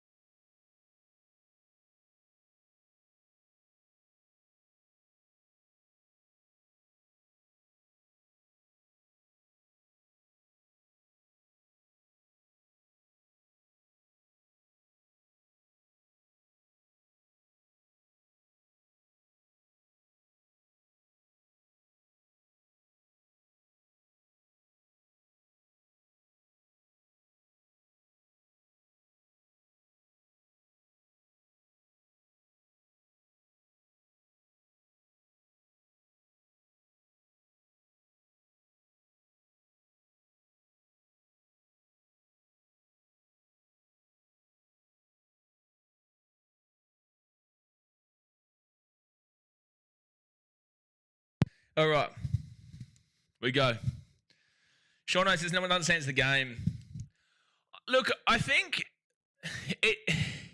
You need to actually watch a lot of the sport to understand it. It's like when people say, I know a lot about rugby league, or I know a lot about cricket, or even people like yourself or Jay and stuff who resemble a lot of what my thoughts are. It's not that I know more than anybody else or people know more than anybody else. It's just that we've watched a lot of the sport to know that things can change very quickly. Like, for example, in like rugby league, we've seen a team lose when up 26-0. We've seen teams lose when they're up 24-8 with 15 minutes to go in a grand final of all places when they're one of the two best teams in the competition. In cricket, we have seen gigantic collapses. I was calling the collapse. We knew it would happen. That is how the sport works. So, and that's how all sports work. It's not over till the fact that you're seeing. We saw Manchester City against QPR back in 2011-12 season on the final day, down 2-1, needing to win. They had to win, otherwise they lost the title to Manchester United, their biggest rivals, and they scored 2 goals in the last 3 minutes of added time. 93-20 is when they scored their third goal to win, and I think it was the 91 minute and 10 seconds or something when Dzeko scored.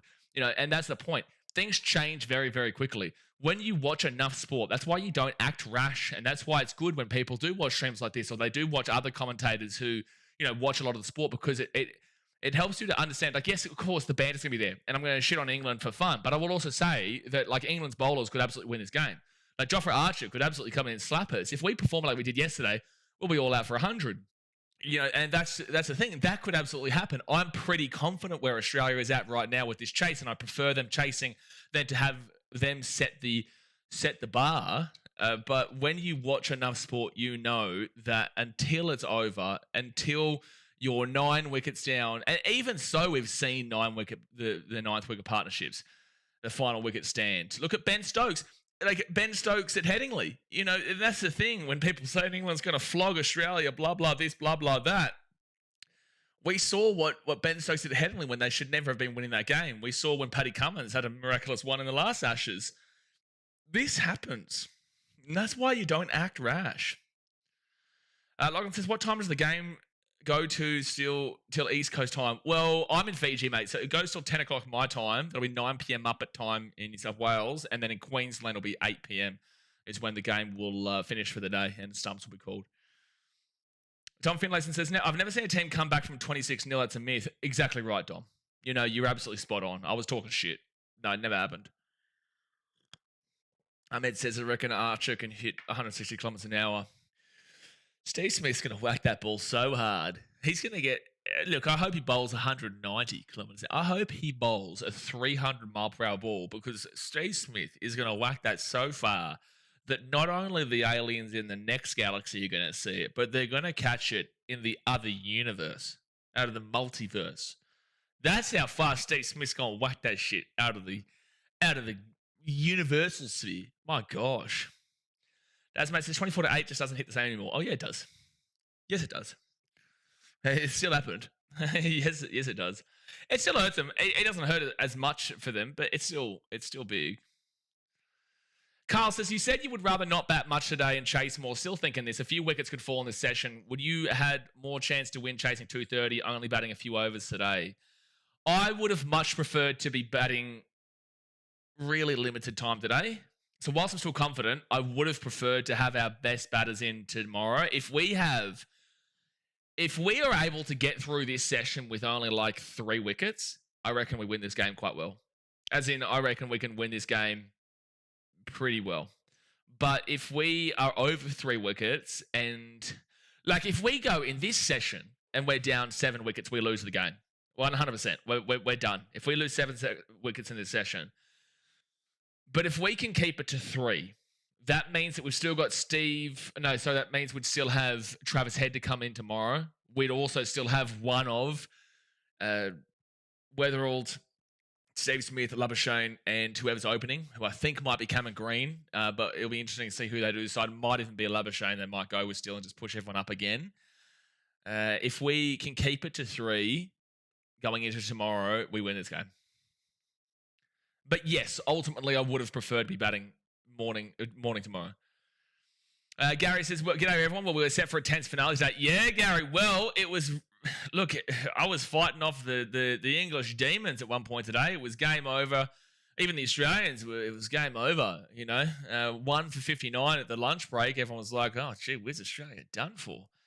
Well, the collapse of dreams happened, and now it's set up for an absolute blasting finish. An absolute blasting finish, son. Blasting finish. So it's going to be huge, mate. Hope well, the old Gaz. Dom says Maxwell's ODI clears Stokes them up. But, Maxwell, unbelievable. How good's he? How good's he? Ooh, hold on one second. The old KO has decided to freeze. Well, we're in the tea break anyway, so it doesn't really matter too much right this very second. Got a nice little tea. Again, I'm fitting in with you, the English. A nice little tea, love. I've got a nice little tea. Final session of the day. Nice cup of tea, love. Nice cup of tea. Were you watching all day, Gaz, or not? Oh, good to see the old Brett Lee getting up and around it. Gary says 5 weeks until we touch down in Sydney. You're getting very excited now, guys. Yeah, I'm so sorry that you have to go to New South Wales, but no, exciting to get there. Exciting to get there. All right, we're nearly underway. We're nearly ready, lads. All right, the English are walking out into the field. This is it, folks. The second innings, the final innings. Here we go. We will find out whether Australia win or England win by tomorrow. Definitely by tomorrow from 4 a.m. So what time's it now? What do you say? Oh, what time do you say now? You said it was like 6:30 or 6:30 or something? 6:15? England time. It is England time at 7:14. Oh, so about 2 hours and 15 minutes. Oh, where were you, guys? Why weren't you here, mate? You scared? Running scared, guys. I've had to deal with every Tom, Dick, and Harry, and you can't even come in here and deal with me? Deary me. But anyone says, squeaky bum time, punters. He can't move from where you are. Watch until it's over. I'm not moving, Jack. I am cemented into this position. Oh, Travis Head is opening, by the way. Oh, it's a risk. Oh, it's an aggressive move, dude. This is an aggressive move from Australia. Oh, dude, this is... Oh, man, this is a big move. This is either hero or zero, son. Damn, this is an aggressive move, mate. Oh, wow. How do you... I commentary, I agree with them. They said, can you rate this test match? Because I can't. I don't know. Oh, dude, I don't know what to say. This is a bold decision by Australia for Travis Head to open. Gary says, we're going up to Queensland, including the Gold Coast, mate, and I'll grab a Titans shirt in honor of you, Blaze. Well, you're not going to want to leave the Gold Coast. You're going to realize how beautiful it is. All right, guys, comment in the chat right now. Who's everyone supporting? Are you Australian? Are you English? Let's get into it. Travis Head opening alongside Weatherald. Travis Head is taking the strike too. Oh, dude, if he doesn't get runs, this would be tree whiz worrying. It's a hero or zero move here by Australia, and Jofra Archer obviously going to be opening up the bowling here. Clevy Wooden says, come on, Aussie, come on. Reckon he's an Aussie fan, that bloke. Reckon he is. This is definitely squeaky bum time. The old Fergie special. Oh, Travis Head, please put in a shift, bro. Please.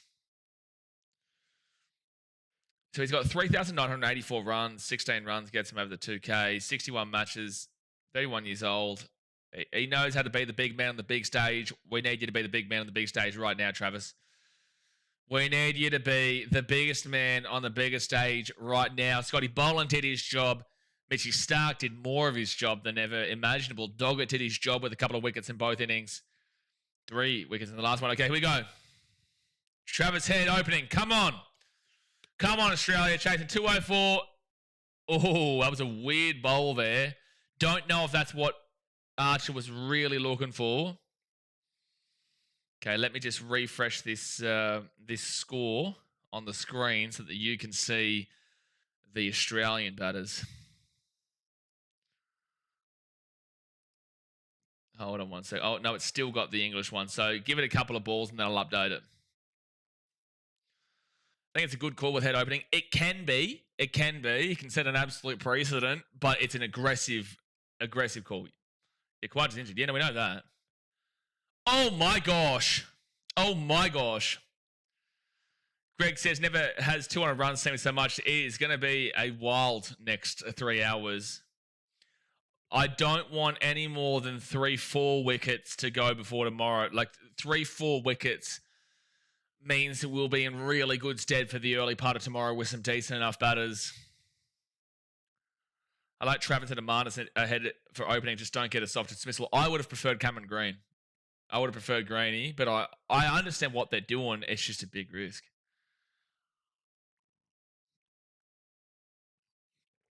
$150 last year against Adelaide, over against the Indies, yeah.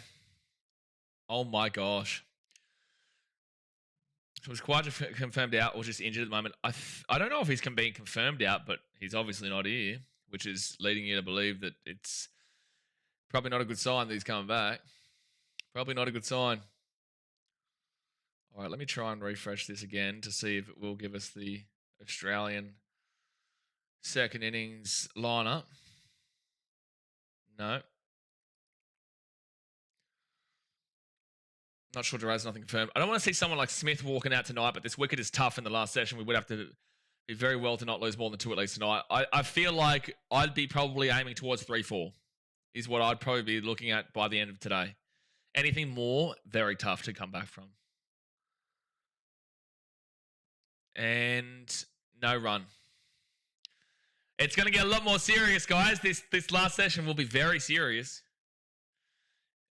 It will be very serious. So whilst we will still joke around and have a bit of a laugh, it's obviously going to be super serious. Okay, there we go. Let's do that. Beautiful.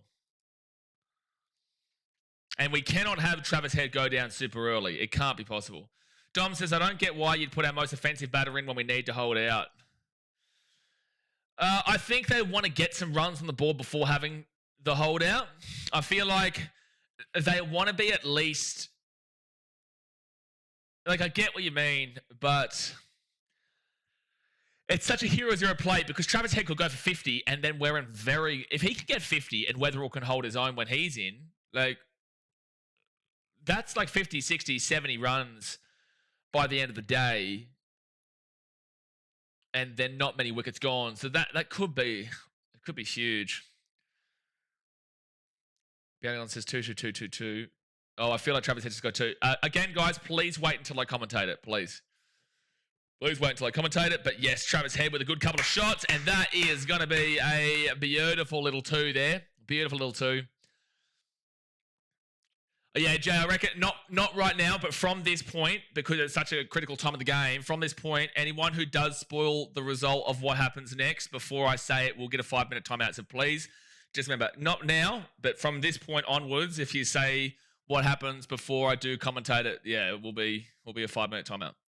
Drat says, Dom, but the case can be Head, can at least tick the scoreboard and put pressure on England and take pressure off the debutant. But if it gets out early, then yeah, it looks awful. Absolutely. Absolutely. All right, so Australia requires 203 runs. Guys, this is going to be nervy. I hope you've got a coffee or a tea or plenty of beers to get through this, actually. If you're English, I'm assuming coffee because I know how early in the morning it is for you.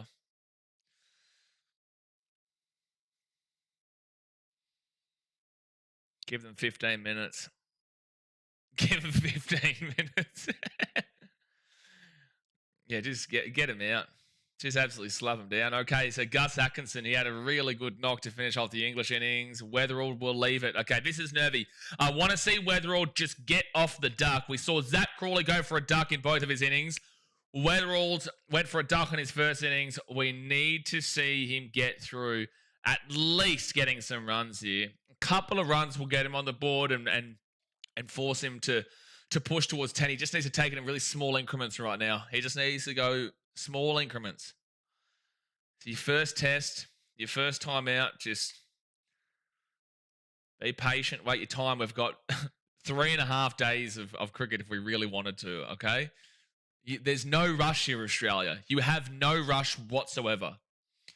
Greg says, as a South African, I've never seen Weatherall before. Is he a slogger or an innings builder? I've only seen a lot of him when he played for the when he plays for the Adelaide Strikers in the BBL, which is T20. So I can't give you a great read on what he does at this level, but he's a fantastic player for the Strikers. He played in the 2017, but BBL Grand Final for the Jake Strikers, yeah. Come on, Weatherall. Just get a run, bro. And no run. Still waiting. Hey, at the very least, we got some runs, though. It took us, what, like 5, 6, 7 overs to get a single run in the game yesterday, the day yesterday. Took us ages. It took us so long. By the way, like I said, the tea break has already been taken, so that means that we've got 2 hours and 40 minutes straight of cricket action here. 2 hours 40 straight.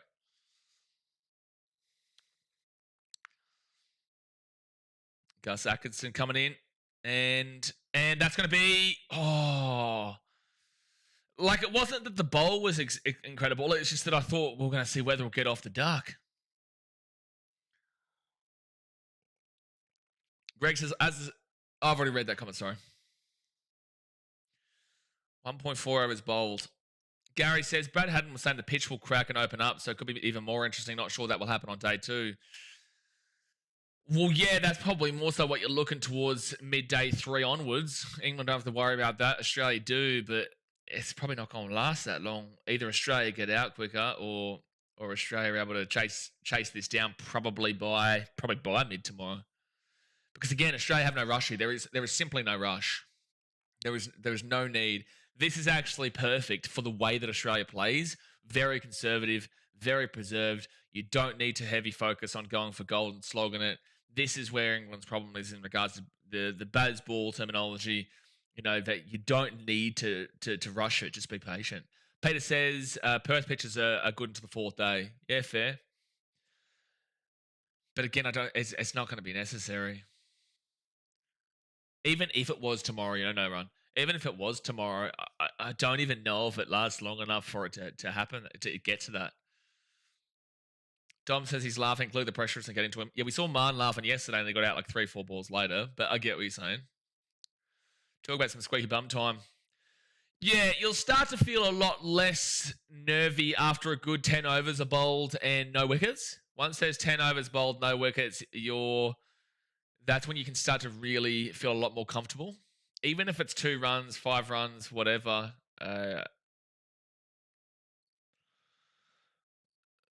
Yeah, and the 9 wickets from England is just really what shut the bed here. Like they were looking like it was all on for them. Brad says no one cares really if we only made 30 to 40 runs. It's not about runs necessarily. It's the wickets column at the moment. Yes, it's just about ticking the scoreboard over very slowly. Don't be too slow about it, though. Don't be like we saw yesterday where they're conservative and preserved with their wicket, but also not going for runs. Yesterday is when you should have thrown the bat around a bit. Today is a different story. We saw England collapse to 59 for 1. Test cricket is such a mental battle. As he said, bro, a collapse can occur. No run. Absolutely. And that's the thing. We could, and for people who don't really know, Australia could be no wickets, no outs. At 130, not out. And still could lose it. That's how cricket goes, because once one guy goes, if they go 0 for 130 and then it's 1 for 130, you could see them be 8 for 180 in any moment now, and then you need to get 24 runs with your final 2 batters, and you're just like, well, shit, we're in trouble.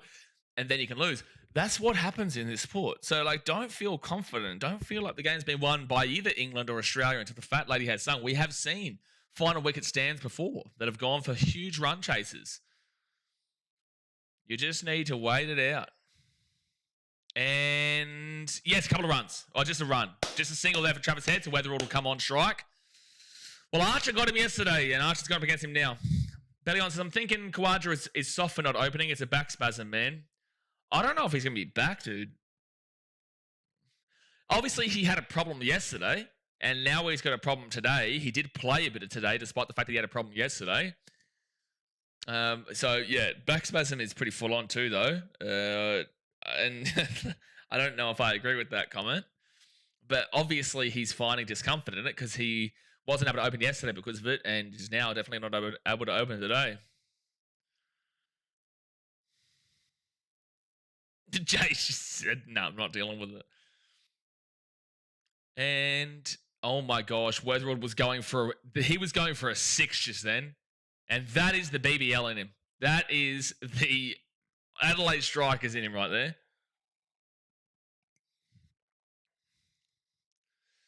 Like, it is good for him just smiling and laughing, though. Gary says, have you ever had back spasms belly on? Oh, there's a great response here from people to belly on with that comment. It's like a duo punch there that's that Gaz has given the old belly on. Someone's just got to find it. Got to find the good response.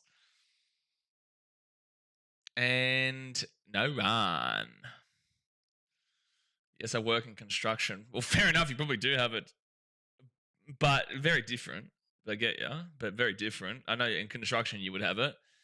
However, one, we don't know how serious the back spasm is, but also, secondly, we're talking. It's very different. It's very different. Oh, jeez. Now he's getting slapped. I'll let you go. What's construction got to do with it? He's obviously talking about that he gets back spasms from construction, but I'm getting out of this discussion. I'm getting out of it. So no run there for Weatherall. Chat smash. The old chat smash. Sick to pouring slabs, mate. He's crazy. Oh, man. Okay, one more ball for Weatherall to get through here. I'm not feeling the pressure as I did yesterday, though. Like, you could tell the pressure from Archer and whatnot in the opening. Gus Atkinson and Archer was really strong yesterday, but today I'm not feeling the pressure as much as I did. So that's Archer's end of his over. Duraz says, I know this is not relevant, but recall England 52 for 0, chasing 270, and English thought they finally had an Ashes win down under in, I think, Hobart. Wouldn't be surprising. Travis head on strike. Shot! Oh, that's a 1. It's just a single, I think. No, he stayed on strike. Oh, I thought that was going to go through. I swallowed more anti-inflams than you've had, Ruth. Mate, just if anyone here is struggling, just go Thailand, bud. Just ask Shauno.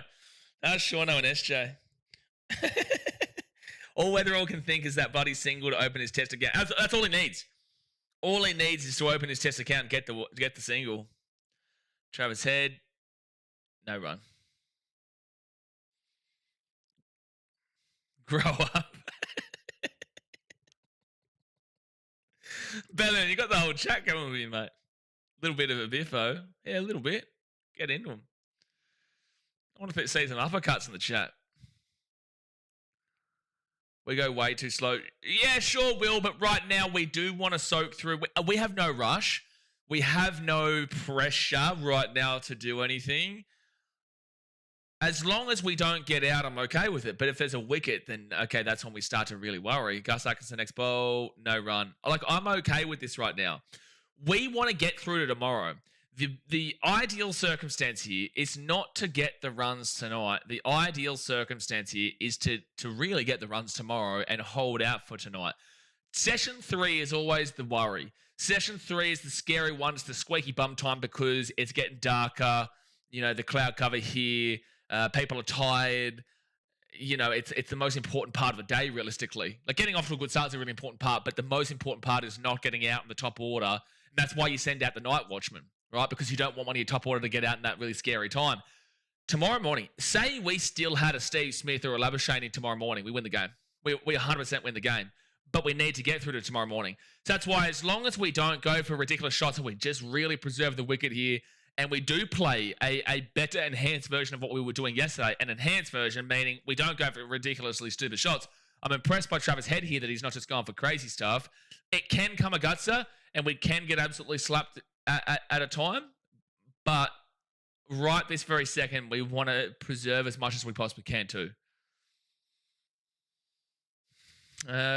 Jay says, the only pressure the Aussie will endure is the pressure they put on themselves. Yeah, absolutely. Absolutely. And guys like Weatherald is a key example here. You know, he just needs that one run. You just need to see him get off the old duck head. Once he gets off that duck, we're all right with him. We just need to see him get off the old duck. I'm going to switch over to 7 mate here because Kay is starting to play a little bit of funny buggers. Ayana says, as long as India loses any game that they're involved in, I don't care who wins. Well, the India slander, you be our guest. I'm not going to get involved because I know there's probably Indians watching who won't be a fan of it, but we already did over with India last year, and no run. Okay, we've got 7+ working now. Australia hold the advantage of knowing what they need to chase, I feel, but easier said than done. We know these 202 runs will be a hard fought to chase. Absolutely. But this is what I was saying well and truly before. And I said this yesterday. I prefer, in this kind of game, I prefer Australia chasing. In a different game, I might have a different opinion and say I would have preferred Australia to be leading from the front. This game, I've always said that Australia chasing is better for our style of cricket. And leading is also kind of better for England's style of cricket. And that's a good shot. That's a good shot. That's a good shot. That's a twosy. That might be a threesy. That might be a foursy. That's a 4.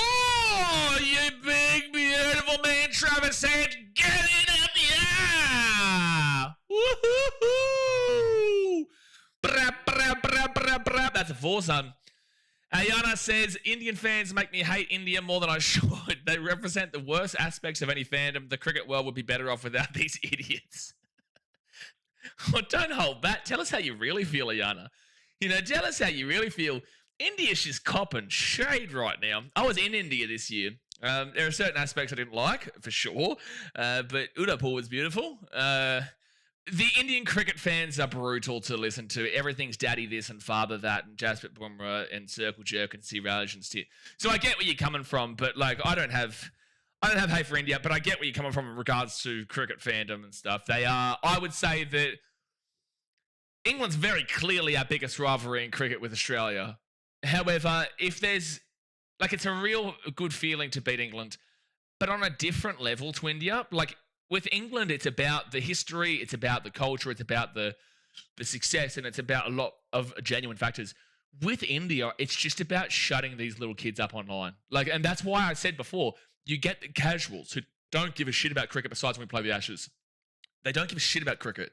But then when we play India, all these little nerds come online and start saying, daddy this, father that, Australia, convicts, all this stuff and stuff. And we're like, we can deal with the convict shit from England. But when it's coming from India, and then the sandpaper stuff is what does me in. Because I'm like, the match fixing that you guys have done, 1 second, next bowl, and shot from Weatherall, and he's off. He's off the mark with a twosy. Boos, boos, boos. Weatherall with the 2. Back to India. You know, for them to call us cheaters is the most, quite literally, in all of cricket, maybe all of sport, the most hypocritical thing to come from a country that I've ever heard of in my life. Like, ever heard of. And they try to pretend like the match fixing and all the Sachin Tendulkar stuff and stuff didn't happen. Right? And that's why I'm just like, you're just pests. You know, you're just pests when it comes to it. So I get it. But overall, I think India is underrated as a country actually internally in certain parts. Big cities, no. But internally, there are some beautiful places in India. He's got runs on the board, Brenton. Ibrahim says, Weatherald hit a run, massive confidence booster. Yeah, huge. He got a couple of runs too on the L2. Sandpaper Gate lives rent-free in Indian's head. And it's just wild. It's like, bro, you guys have been caught with your best player of all time match fixing. So 10 runs, 0 for 10. Love the start. And that's a single. This is a good start for the Aussies. It's a good start. It's a good start. It's a good start. Durad says, you know what's funny? No one actually talks about how Cricket Australia actually punished the players, and for a year too. No, I always hate this. We're the only team. We're the only country that actually holds our players accountable. Actually punished the players, and for a year too, which in hindsight was harsh. Most agree it should have been a few test matches or 8-9 months. Look. We're the only country that holds ourselves accountable, and that's why our fans were so upset with our own team. You know, whilst other countries make excuses for it or pretend it didn't happen. All right, Jofra Archer is going 7 runs through 2.3 overs. Weatherald, and that's a 4, baby. Bang, baby, come on! We're on here. This is what we needed from Weatherall. He just needed to get off the old duck, and now he's got that 2, and now he's got that 4, and he got a single in between. Come on. Come on. This is what we're talking about. This is what we're talking about. Durad says, mate, even our own fans were hating on Warner and Smith. Exactly, and it's justified, but other fan bases would kiss their players' cheeks and defend them. Absolutely. Sachin Tendulkar is a great example. Perfect example. And next ball. Was he out? Oh, he's gone. Weatherald is gone. Well, he got the 4 at the very least. I'm okay with it. He knows he's gone too, to be fair. Well, there's Jofra Archer getting the debutant. It was looking like he was trying to open up there. And wait, are they reviewing this? Oh, they are reviewing this. He's saying he doesn't touch it. Oh, they're reviewing this. I actually thought I heard a nick. But he reviewed it straight away.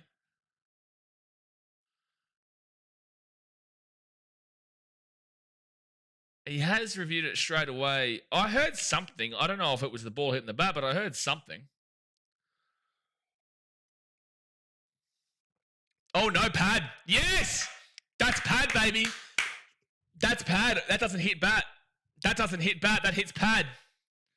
That's his leg. This is going to be not out. Yes! Yes! I knew I heard something, so I can understand the... maybe not the umpire, but I can understand the English going up for it. So I heard something, but yeah, you look through it and it's very clearly pad. So that's not out, baby. Not out. Huge, huge, huge, huge. Belly on says umpire should have gone Specsavers. Yeah, I didn't think it hit, but I did. I definitely heard the pad hit. He was confident, but wasn't sure. I don't know. I thought Weatherall was pretty confident when he went straight up, bro. He went straight away. He went up. So 0-15. Oh, it would be so massive to see a 6 right now off the back of that. And he will just get a single. Let's go. That's huge, by the way. That is absolutely massive. I mean, I wasn't sure. Oh, yeah, fair, yeah. Yeah, he was extremely confident straight away. He was extremely confident. Quite literally, just immediately goes bang. Gary says, Australia leads the way in sport. 25 million people, and what they achieve in world sport is quite incredible. You can only stand up and applaud. I'm a big fan of Aussie sport. Yeah, look, I've got to give my credit to the Kiwis as well. You know, this part of the world is just incredible. In Australia, 26 million people, and we compete in pretty much every sport. New Zealand, they compete very well for a country of 2.5 million or whatever it is, 3 million, maybe 4 million. I think it might be 4. But either way, like these two countries, they just really pull above their weight. You know, Australia, we win the Commonwealth Games the other year. Like in England, we won the Commonwealth Games with the most golds. 1 second here. Atkinson, next ball, no run. You know, we've got 2 World Cups in rugby union. We've been awful for a long time. We're still the 3rd highest for World Cups in rugby union behind New Zealand and South Africa, where that's their main sport. You know, that's their main sport. And it's not our main sport here. You know, rugby league or AFL is depending on what part of the country you're in. Rugby league World Cup, we win everything. There is no World Cup for AFL. Cricket, we're the most successful cricketing nation. When it comes to basketball, we're competitive. We're not going to beat America, but we are competitive. I think we got a bronze recently, didn't we, in the Olympics? We're not too great at running. That's usually dominated by the African countries and America, I guess. But shot. Go to 4. Oh my gosh, it was close, but we'll get 3. We'll get 3. Great shot from Weatherald. Great shot from Weatherald, and we're 0 for 19. This is looking good. This is looking good, baby. Come on. He's starting to get into him. Weatherald's waking up, baby. You know, and what other sports am I not talking about? Like, if you go to New Zealand, you've got great rugby union, great rugby league, great cricket as well. Not successful cricket, but great cricket. They're extremely good at rowing. They win all the rowing. What else are they fantastic at? No, he stays in here when he touches it. He stays in. It's fine. Yeah, it's fine. MMA too, Ahmed. Yeah. Oh my gosh, we're opening up here, baby. We're opening up. We're opening up. Come on, Travis Head. Oh, we love a bit of head, we do, we do. We love some head, we do, we do. Just sad, no, come on, but we still love some head.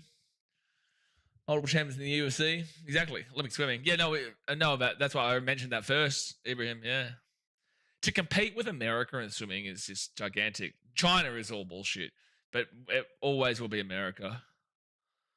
America and Australia going toe-to-toe in swimming is fantastic. I will never acknowledge China. We all know that that's all bullshit.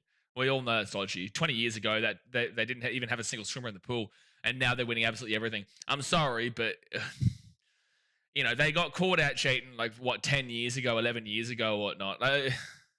There's no way I believe it. India has cricket and kabaddi, and also hockey. Gary, their national sport's actually hockey, field hockey. Their national sport is actually field hockey. It's not cricket. It's a crazy thought process, but it's not cricket. And no run. We love head in a snack pack. I'm not complaining with head in a snack pack. Drad says, Gary, that's exactly why I was comfort in chasing, knowing England batting was vulnerable and we could still bowl them cheaply second innings. I'm pretty certain I've remained consistent throughout with my thoughts. Hockey, correct, mate? Yeah. Well, it's crazy to think, considering they're only obsessed with cricket. That is what we all regard as India, but it's hockey.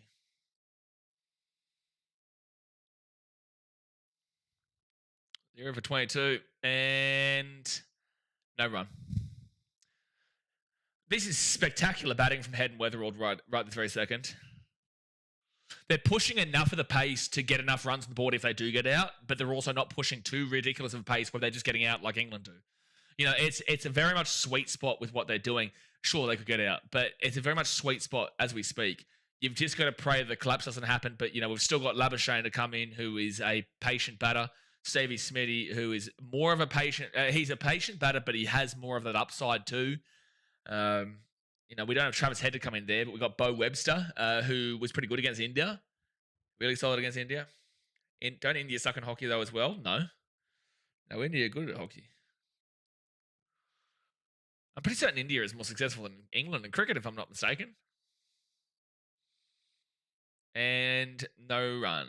If Stokes bowls tonight, I might have a stroke. Dom, listen. Don't do this to me. Do you know what I mean? Don't start me off, because if you start me off, you're going to start the English fans off, who are going to just use and abuse. Just going to use and abuse me in the comment section like they did in yesterday's stream. Once the stream finished and the video was uploaded, mate, I got just absolutely punched in the mouth. I was like, it's just banter. But it's not serious. Don't do this to me. And, beautiful shot from Travis Head. That should be at least 2. It will be 2. Nice work. People outside your cricketing countries think cricket. They think India made cricket when England actually invented the sport. England invented most sports. Brennan says, we need these guys to stay in for a bit to make up for Khawaja when he gets in. I think we don't know if Khawaja's out or if he is. We don't know if Khawaja's out or not. Field hockey men's and women's, Skeletor's son says, yeah, I'm pretty certain the women's came second or something recently, didn't they? Shot Travis Head. Oh, it's turned into a masterclass putting Travis Head as an opener. This could be 3. Will it be 3? Oh, yes, it will. Talk dirty to me, Travis Head. 0 for 27. Talk dirty to me, Australia. Run rate of 4.16. 4.15. We are playing positive cricket right now. Yeah, congratulations, Travis Head, for 4,000 test runs. Yeah, absolutely. 41.7 average. Best 175. Speaking of India, they love him. They love him. Highest strike rate.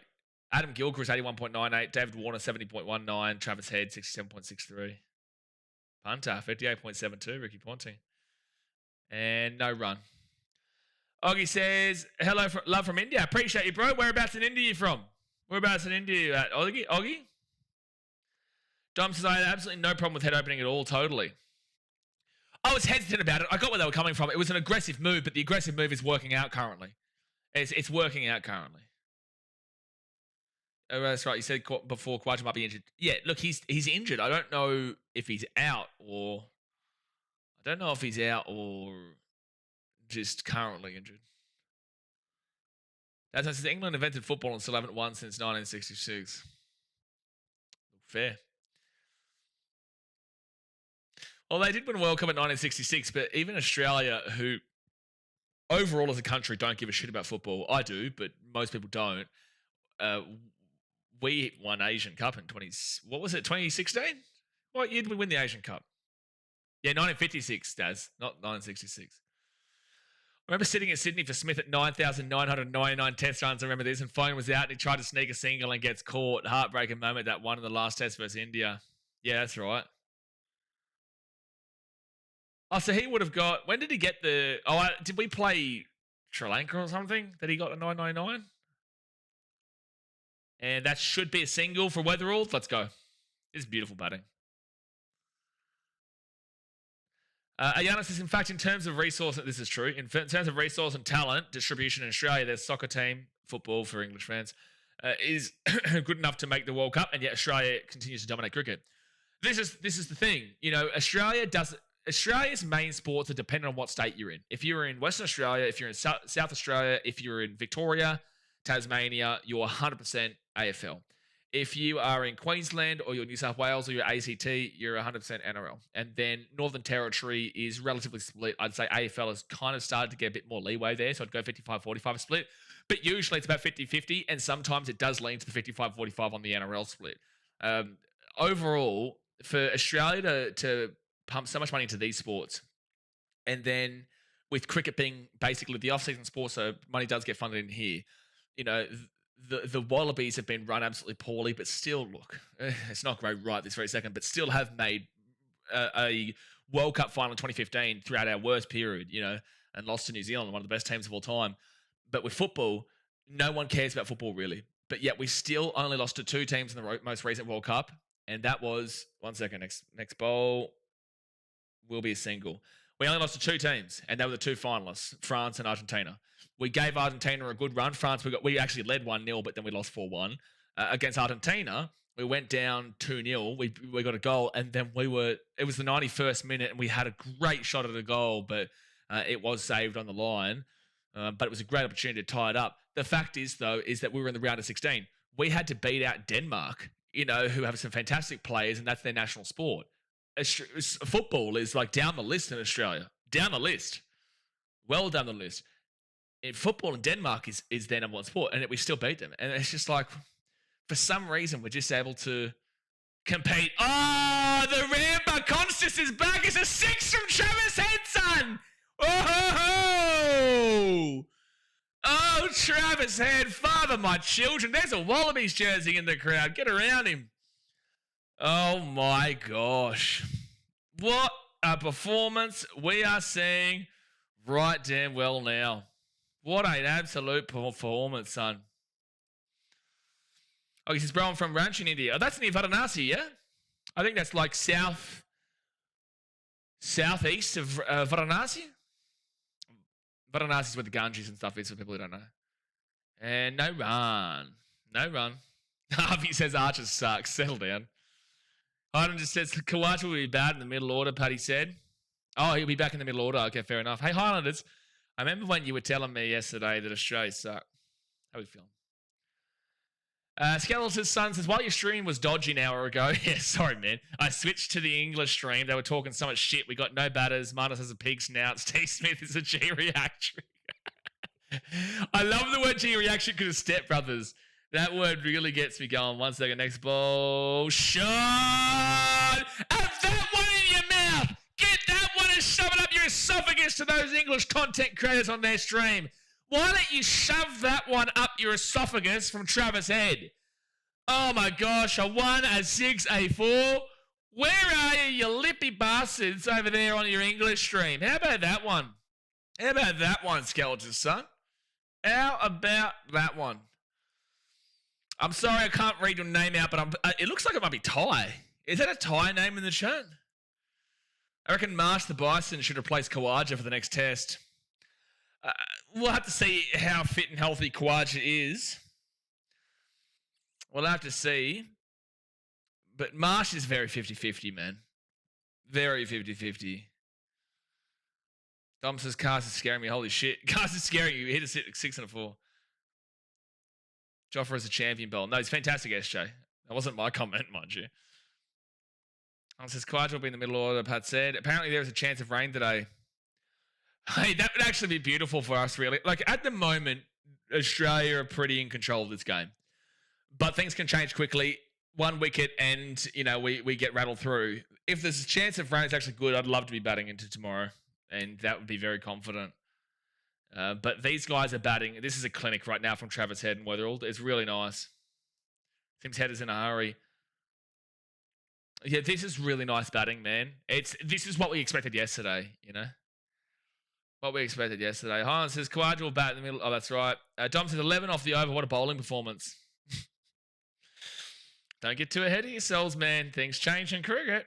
I'm pretty confident Australia win, but I'm just saying, don't get too ahead of yourself, man. Don't get too ahead of yourselves.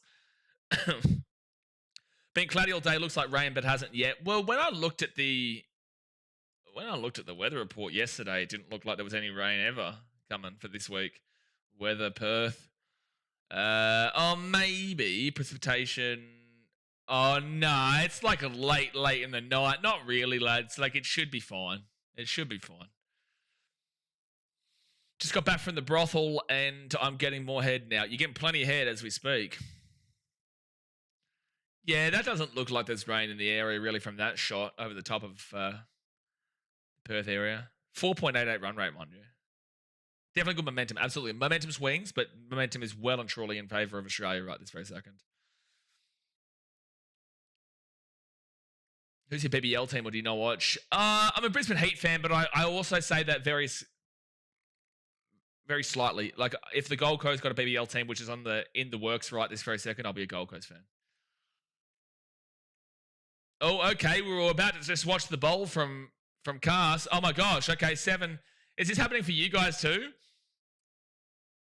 Is this happening for you guys too, watching on 7? It's showing us the Ferris wheel and stuff. We just saw Mark Wood going in for a bowl.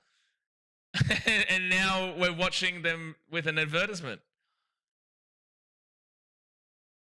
I don't know what just happened just then.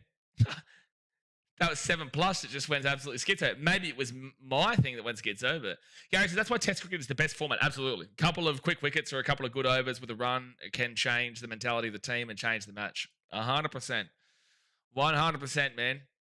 Test cricket is the best cricket because you get to experience all the emotions, inclusion of tense, and tension is what makes the emotions. So there's a single there for Australia, so they're going to be 0 for 40. Brisbane cheat, always rain, the power isn't going out. I was there at that game, Skeletal Sun. I was there. That was Sydney Thunder. Brisbane Heat, Sydney Thunder. Yeah, there's a vlog on the channel from that. And I put the title as like exploring abandoned stadium. But it was just that game when the power did go out. No, Brisbane were definitely going to win that game, Skeletal Sam. I don't know what you're talking about, actually. I'm not too sure. It was very clearly that the Heat were going to win that game by a mozza, but I don't know. Maybe the Sydney Thunder had to do something behind the scenes. Maybe that was it. Getting Harry Brook for a duck must have felt good. Harry Brook for a duck is what, right this very second, has won the game for Australia. That is what really broke the English, I reckon. If Australia going to win this game, I would look towards that. I'd look towards that moment. Yeah, look, Joe Root short, but Harry Brook, after a 56 yesterday, he was on fire yesterday. For them to get him out bang for a 0 is just momentum swing of gigantic proportion and maintained the collapse in what could have easily been a settle down period for England. So, yeah. Yeah, I'm a Thunder fan, but live in Toowoomba. Oh, fair enough. Oh, were you there as well, were you? Highlander says England need at least 4 wickets by stumps, maybe even more. I think for England to win, they need to be 5-6 wickets. I think if you've still got Starkey to bat, I think, if you're talking 5 wickets, we're saying Travis Head, Weatherald, maybe Kawaja, Labuschagne, Steve Smith, that you still got Green, Carey, Mitchy Stark, even a bit of Nathan Lyon. Like, oh, that's a shot. That's a shot from Travis Head. That's a boundary. Oh, no, it's not going to have enough on it. It's going to be probably 3, though. Probably 3. It will be 3. Get that scoreboard moving, baby. 0-43. Yes, sir. Scales said it's a joke. Oh, yeah, no, I'm... I don't even know if you're saying the thing was a joke. I get it. It's fine, bro. Donaldson Stokes going to have a day out in Melbourne, only 3 hours away from his birthplace in Christchurch. Oh, how good is it to actually feel relaxed right now, though, you know? Like, it was so stressful at the end of that first session, eh? You don't realise, like, I know people think sitting down and being and streaming and commentating is easy, but, like, 7-8 hours, oh, that's another 4. That's another 4 for Weatherald, and it's going to get it to 17. Look, I'm getting pretty confident now, lads. I hope it doesn't bite me in the ass, to be fair. But no, like 7-8 hours is full on to just be streaming, and especially with no aircon today too. And it was just so hot and bothersome and frustrating in that first session. But geez, it changed in that second session, eh? AFL, it's just mentally tiring, and it just whacks you at the end of the day. You can see probably in my eyes. Waitful says, "How come you're behind?" Maybe try refresh the stream, but I'm watching it on 7+. It's as live as I possibly can get it. I'll get confident once we hit the ton. Yeah, valid. Yeah, valid. But currently speaking, we are chasing 158. Libby says, "Why did that guy have an egg?" I don't even know who you're talking about. Oh, a couple more runs here. A couple more runs there. So we are 0-for-49. This is incredible batting from Australia. I just want to throw it out there. Travis Head being put in. I was concerned. I think everyone was concerned. It was a hero or zero play, and it's turned into a hero play. 31 from Travis Head to open us up. It's like you nearly want to put Travis Head as the consistent opener. You nearly want to do it going forward. Skeletal Sun says, England stream said our players are so old they'll need medication. Them old guys will need medication after the match. They are so cocky. 1 second. Let's watch this ball first. And no run. I spoke about this a lot yesterday. The podcast from Lords where it had Adam.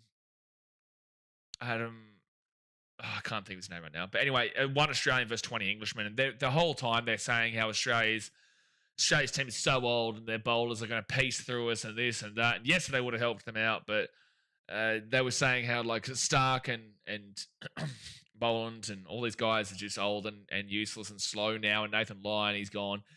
Well, Nathan Lyon doesn't usually open up until later in the series anyway. Oh, that's out. Oh, that's a 6! Oh my gosh! I thought Travis Head was gone. I thought that went directly up, but that is a sayonara 6. Let's come together, England. 1, 2, 3, 4, 5, and I'm not gonna do it. It's 6. I was gonna do it. But I won't be like that. Oh, I was gonna do it to you, but I'll leave it out for now. But anyway, they were really off this Australian team, and it's just like, come on, man. And I even said on my Instagram, like if you guys aren't following me on Instagram, I usually do a bit of a wrap up after every game for cricket over on BKR Sport. So I'll do a bit of a wrap up after this day of action today on BKR Sport. We probably will be here tomorrow, guys. I don't see. Well, with this run rate, Australia will win today. To be fair, but I don't see Australia win today. I think we might be in for a couple of balls tomorrow, like a couple of overs, maybe even a session tomorrow, kind of deal, half a session or so. But if you're not following on BKR Sport, I will talk about it today. Geez, the English were into Australians yesterday, but. I saw on the socials. Into us. Dom says, not celebrating early. No, this isn't game over yet. But it's very confidently in favour of the Australians. But this is exactly where England was sitting as well. They had 1 wicket, but they were also very similar in this position, you know? So I'm a lot more confident with the Australian batters. However, it was 1 for 59, and then they were like 7 for 80 or something. 6 for 80. 20 off 1.4 cast bowling. Absolute custard. It's like the old Jackie Leach pies about. Livy says, Barmy Army been up and about today. Yeah, they're up and about yesterday too. That's why I was saying they're always good. They're always good gear for... always good gear. I'm watching an ad. Oh, it's 7, mate. Sorry. I was actually waiting for the Ashes to come back on. They've put it back on to 7. So I was just waiting for something to happen. My bad, guys. My bad. I was waiting for the game to come back on, but then there was some like car show that was happening on 7, mate, because they switched it over because Channel 7 News and whatnot. Oh my gosh, the London Bridge is falling down, falling down, falling down. The London Bridge is falling down. Quiet in the Abbey. That is just a wackaroon, son.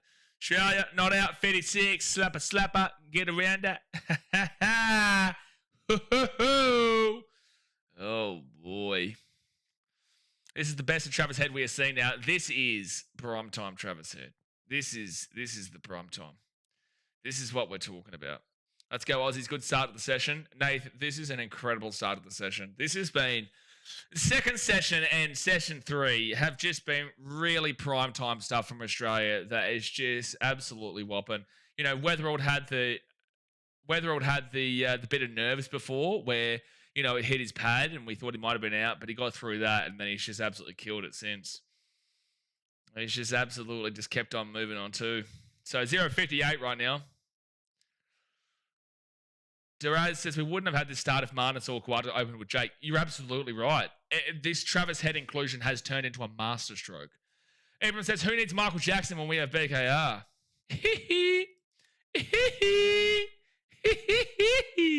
Skeletal Sons Aussie Spirit. Dude, were you... So I know you were here when the internet was playing up, but were you here today when I had to fight off the underworld of Egypt, telling me that Australia had lost the game, we're going to get flogged? From Australians and English, were you here today for it? Who was here today when the underworld opening of epic proportions happened and it was just like doom and gloom central? It was absolute doom and gloom and I was fighting for my life here. I was fighting for my life trying to say, just relax a quick second, lads, please. Please, for the love of Almighty, just relax. And then Jay comes in with a banger of just, it's day 2. Shauno and Jay got it at the time. Next ball. Oh, he was going for a big shot. Either way, it's going to get a cut. Just a single. 0.59. Damn, I've been whacked for 6 years, though. My missus opens with that. Utteru says, sheesh, look at Head's strike rate. Man, he's feasting. He is absolutely feasting. No, sorry, I was at work and inside the museum, the YouTube reception goes in and out. Yeah, fair enough, man. But no, I was fighting for my life, mate. I was fighting. At 59 for 1 after the first session, I was fighting my life. And look, valid too. Like, I get the frustration. Like, I was definitely frustrated and whatnot at the time, but you know, we just had to sit strong and say, look, there's a whole 21 wickets left in this game. KTH Sports says England has Bazball, but we have something better. We have Travball. No, we just have cricket. That's what we have. We have cricket because Bazball is one, a media terminology, mind you. It's not necessarily an English terminology. The English have picked it up from the media. And also, Bazball is effectively what Australia's done in the past. Just we had a lot better players at that time to be able to play that kind of brand of cricket. But what Australia does is they, for the most part, again, they could come a gutser. I just want to throw this out there. This game isn't over until the fat lady singing. They could come a gutser. But Australia plays a way that yesterday was really poor, but today is how they usually get going. Travis Head's actually not even... No, you know what? This is a... 0 for 6, by the way. This is a very better version of Bazball, what Travis Head and Jake Weatherall are playing. This is it's a brilliant way to put it. Nintendo Freaks says, have England done enough for the moral victory yet? Well, there was a little bit of controversy in the English innings when there was a wicket, when it was originally not out, and we saw a wicket yesterday for Labba, but they said not out when it was originally called out. So we saw the opposite call. I can understand English being a little bit how you going about those. What's Bazball mean? It's a great question, Will. It's a great question, but it's just Bazball effectively just means high energy, no conservation of wicket. We're just going to hit it and we're going to score some runs. We're going to score some banging runs. We're going to get runs on the board. If the wicket goes, the wicket goes, but we're going to have a couple of sixes by that time. And it just doesn't work. It's like, I get it. I get why you think it'll work. I think it is an interesting process to think for, because like, you want to get the most amount of runs. You want to do it quickly. You put it all out there and leave it all out there. But it's like, well, that's just not how the game's played. If you want to play that, play T20. If you want to play that, play 1 days. But 5-day test it's not the way. That's why England don't get in far in the WCC. They don't get far. The WTC, sorry, they don't get too far. Go and use the fantastic example of that movie, baseball, great movie, Moneyball. You know, it was a great concept, not the same concept, but it was a great concept, but it wasn't baseball, and that's why they didn't win. It gets you far enough to show signs, but it's not a consistent process to actually being successful. And that's what England finding out. That's what they found out in that process, which was true. By the way, 0 for 67. Yeah, close eyes and have a last year as baseball. You're right, Nath. That's a great way to put it. The point is that it's a great thought process, fantastic thought process, but it just, when it comes to the crunch of it all, it's not going to get you over the line. Will you be streaming the VBL when it starts? Maybe, maybe not. We'll see how I feel, mate. Because that's a long time to stream the entire test into BBL games. They're flying right now, the Aussies. They're flying. Skeletal Sam says, to be fair, England kind of have the bowlers to play that way, but pre-Archer return, it made no sense. Yeah, kind of, but you've seen here, like England had this game won, dude. At the end of the day, if England had have just played a lot more conservative and not gone for a swinger ding when they were 1 for 59, they win this game. If you they still got up to a 204 chase despite that, but that was never really it was enough-ish, but you wanted to be at least seeing 250 plus, and this is what I was saying. You know, someone came in before and said, like, if England get above 200, well, that's game over, and I'm like, well, clearly not. Clearly not. Prime Travis said, I called it. I said, Travis said we'll get a century before it started. Well, that's what we'd love to see. That is exactly what that's what, I'm not going to argue with you. He's absolutely fired up at the moment. Took me a while to get my stream back on, but it's back on. I've been absolutely just yapping for this last 5 minutes with no stream, mind you. Harlan says, Brendan McCullum wasn't a player who scored slowly, and when he played fast and it paid off, he played very good, and he tries that for the England team. It just doesn't work. It's not that it doesn't work. It just, you need a mix. You need to have the ability to turn it on and turn it off, and then that will be a very good tactic. If you can find a way to turn on Bazball and then turn off Bazball, then that is the perfect way, but I don't know if they're able to fix that up. 0 for 75. Look at the Australians in the crowd putting the fingers up at the English. You know why? I back that shit because I guarantee you that every English fan in that stadium were ripping into them. So I get it. I get them putting the fingers up back at them because at the first session of the day, the English would have been intolerable at that stadium. They would have been intolerable. Lachlan says, did these guys just have a gentleman's agreement pre-game to treat it like a 2020? This is prime time. This is prime time at the moment. That's a 4, baby. Jake Weatherall brings it through. If Australia loses this, it's one of the biggest collapses of all time. If Australia loses this, it might be the biggest collapse I've nearly ever seen. They should not lose this from here. 0 for 75. They've got 10 wickets in hand. They're at 6.82 run rate. The game is not over, but they should not lose this. I will flip I will flip everything if they lost this game from here. I'd lose it. I'd lose it because there's no way in any world they should lose this. Skeletor's son says, yep, the World Cup in England, they were absolute grubs to our players. Daz says, as long as it's in the spirit of the game. Sub says, if we finish this up tonight, all those Pommy podcasts are going to be great. Yeah. I actually ask, is there many? I want to ask, how many English fans are still? I respect you if you're English and still watching this stream with the way that we're talking. How many English fans are there that are still watching the stream? Get in the chat. Let us know that you're English. I'm not here to slap you down. I'm not here to crunch you. But I would just like I respect you if you're still here, to be completely honest with you. I'd be interested to see how many. I'd be interested to see how many people here are still English fans here. 0-75. Where old is the GOAT? Will Wakefield says. Well, I don't know if we were saying this yesterday, man, but he's having a fantastic performance now. Fantastic. Tom says, Bazball works in some conditions, but it objectively sucks consistency-wise. I guess it will work on the road pitches. Gary, you're still here, Gaz. Good work, mate. Good work. Good effort, Jakey. Good effort. Ryan says, I'm English. Oh, well, appreciate it for being here, mate. Appreciate it being here. I know it's not easy. But look, is there still a chance things turn? Then there's still a chance things turn for sure. There is still a chance things turn. But I have my doubts. But anything can happen in cricket. It's not over until the fat lady sings. It's not over. Half the England coaching team is NZ.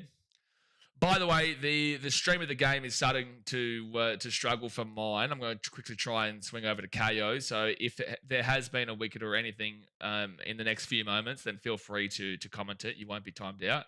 Yeah, there is. Okay, so Jake Weatherall is gone, guys. Labuschagne is in. That's frustrating. That is frustrating. How did Weatherall get out? So Travis Head's on 49. Yeah, Weatherall's gone. Yeah, no, it just kind of came on as I said that. I kind of got that picture from Good Effort Jakey from Brenton. But either way, like my streams, struggling. Yeah, catch. Not easy being a Pom. Should have stolen that loaf of bread. Should have stolen that loaf of bread back in the 700s. Mate, 16 operations, died twice on the table, a coma and dozens of blood transfusions. Cricket bench was the last thing that will upset me. Oh, no, it's upsetting you, Gaz. It's the most thing that will ever upset you. Well, Travis Head on 49. What an absolute swing-a-ding-ding from him. 49, actually, how many balls? Let me see here on this screen. From 30, is that 35 balls? Yeah, 45. 49 from 35 balls. What a knock. What a absolute knock. Okay, let's move that down like that. There we go. 1 from 75 at the moment. We need 130 runs to win here for the Aussies. 135 to win here for the Australians. I will remind you guys when my stream gets going again, so that it doesn't ruin it. And we're back on. And now we are back on. Now we're back on. 1 for 75. How would you be feeling to be those English players right now? You know what I mean? Like, you would have been feeling so positive after yesterday.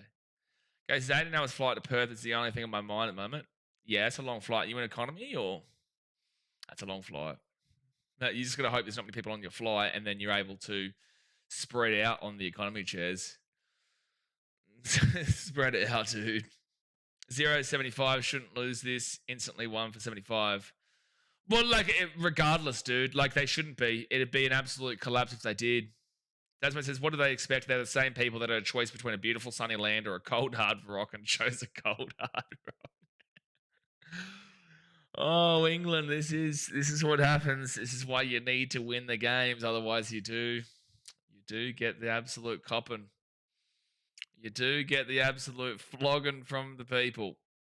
And right now, you're getting a bit of a flogging from the people. Premium economy, mate. Screw economy, mate. That's your best choice. Premium economy is good. Business is obviously fantastic, but really expensive. But premium economy is good stuff. For an 18-hour flight too. So what is it? Direct to Perth? Is it from London? Direct to Perth. I've got a Hong Kong flight that I've got to get on. I'm going to stay in Hong Kong for about a week, but Hong Kong flight mid-January, which I think it's about 10 hours flight or so. 10 hours flight. Well, Travis Head's still in the old 49. Don't throw it away here from here. Australia would be fantastic to see. I flew business Melbourne to Dubai, then got an upgraded first Dubai to Heathrow. Yikes, that's awesome, bro. Okay, next ball. He's on the 50, baby. He's got the fitty bomber, fitty bum, booty bomber, fitty bomber. Ba-da, ba-da, ba-da, ba-da, ba-ba-ba. Fitty bum, booty bum.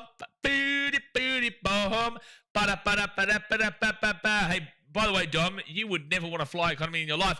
If you fly business just one time, if you fly first just one time, you never want to experience economy again. It ruins you for economy, so I feel for you. As I'm sure you get what I'm saying. I feel like for mine, business is fine. Like, I feel like first is an unnecessary pleasure. Like, it's great if you've got that money, but I don't feel like it's necessary unless you've got ridiculous amount of money to throw away. Next bowl here from Mark Wood, and no run. We're used to it. Everyone hates England in sport. I think it's because of history, really. Dom says, had electric doors in my seat, shower, $800 free champagne on entry, full suite. Again, it's a great luxury pleasure. It's amazing. But I feel like if you've got the money for first, but it's a bit out of the budget, and you've definitely then got the money for business, I would still choose business. If you've got ludicrous amounts of money to spend and it doesn't matter, then go for it. But if you don't need, that's a 4 from Man. Go over the 4, drive. They might actually get that for a 3. Yeah, it is a 3. Slow outfield. So Man off the mark, he's on 3. Man off the old marker. Yeah, I would say if you have the ability to go to first or go to business and you've got the money for both, but you don't have like endless amounts of money to give away, you go business, because business is very much very good. Gary says, Concorde apparently is coming back, but doesn't hold enough fuel to fly directly to Oz. Is it really? I remember being really young when that fell through. Peter says, I flew first class from Sydney to LA in 1990. It was nice. Yeah, that would have been nice. My dad was working for Qantas then as a steward. Big in-swinger there from Mark Wood. Is it Gary? Oh, wow, return of a legend. Yeah, Concorde back in the day, eh? What was that? That was early 2000s? Late 90s? That fell through? I remember vaguely when that was all collapsing. 3 hour later and 4 hour flight to Sydney. Nah, it's 5 hours, isn't it? Isn't it a 5 hour flight from Perth to Sydney? First is double the price of that, not necessary. Yeah, business, you will sit in the lounge, skip all lines, get a bed, mini fridge. Exactly.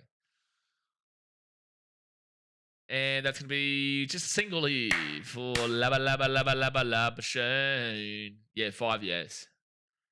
5 hours. At the turn of the over, guys, I'm going to quickly go run and grab a Coke Zero. I'll be back in a second.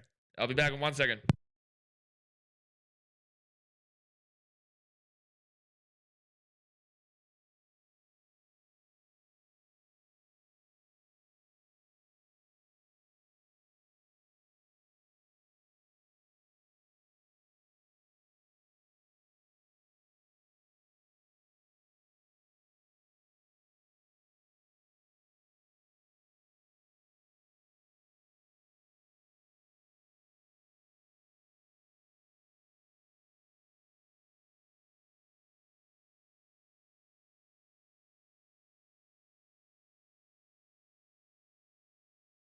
And we're back. We're back. Oh, it's a wonder why the fridge isn't right next to him. I move in different rooms all the time. I'm in different damn well rooms all the time. So 1 for 79 here for the Aussies as we speak. 1 for 79. Gary says, supersonic flight's looking to start 2030. The aircraft is called Boom Supersonic Overture. That's from Google, so I have no other knowledge on that subject. Yeah, I'm pretty certain 5 hours is what it is. Is the ball bouncing as much as it used to at the Wacker? It has throughout parts of this test, not necessarily right this very second, but it has throughout parts of this test. Man needs an esky. Well, sometimes when you're doing an 8-hour stream, man, like you just need to stretch your legs anyway. The way Travis Head's been playing, though, like if they keep going like this and there's not many wickets, like they win today. It's like the punch in England's bowling has just been evaporated. Next bowler from Cars. Just that punch pressure. I would actually like to see England get back into this game and make it interesting. Dom says, my trip back was rough. 6 a.m. train, 5 hours from Edinburgh to London. Stansted to Dubai, 6 hours and 14 hours to Melbourne altogether. Yikes. Early 2000s, around 2003 was the last flight, I think. Yeah, there you go.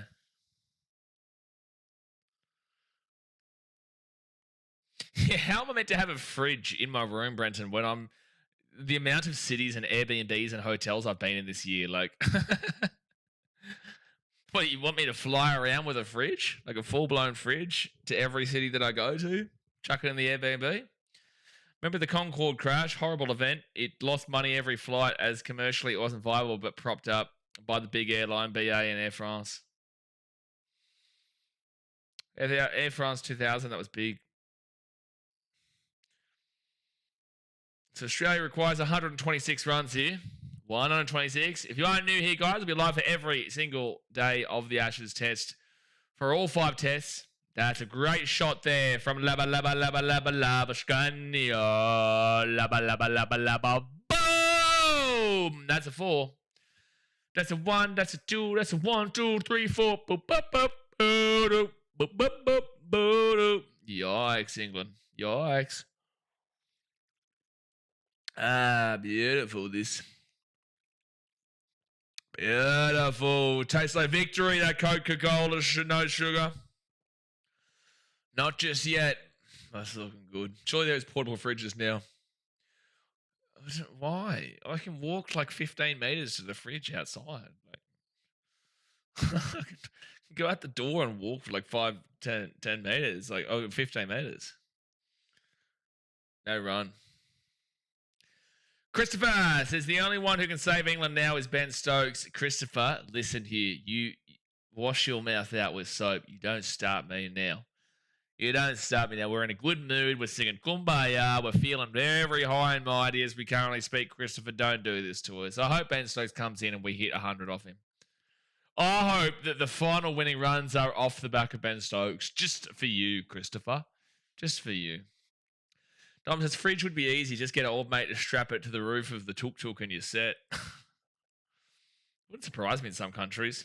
Another 4, baby. That's another 4. He does what he wants. He does what he wants. It'll only be a 3, but Lubba Lubba still does what he wants. Rhino says, Ben Boomer Stokes. Ben Boomer Stokes. That'll do me. Ben Boomer Stokes. I hope he gets hit for 100 in the first over. Couple of wides, couple of no balls, couple of this, couple of that. You know what I mean?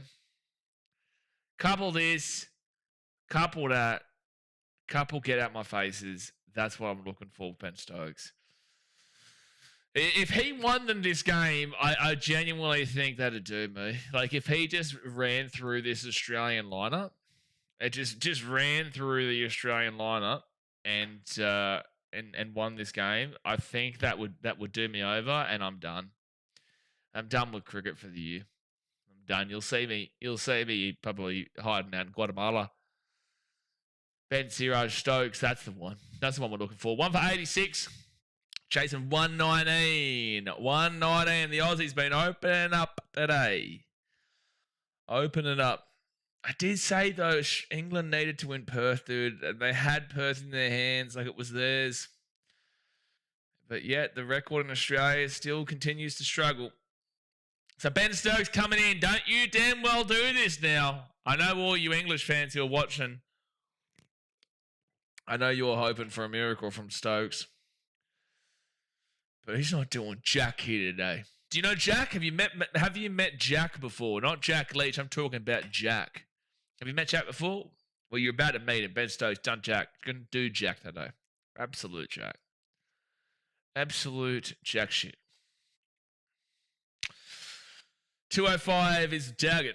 14 over. We've got 86 runs and 14 overs. It's like Australia were like, you know what? This is shit. We want to make this game competitive. Well, and they've made it competitive. I just hope they don't get complacent here. I hope they don't get complacent.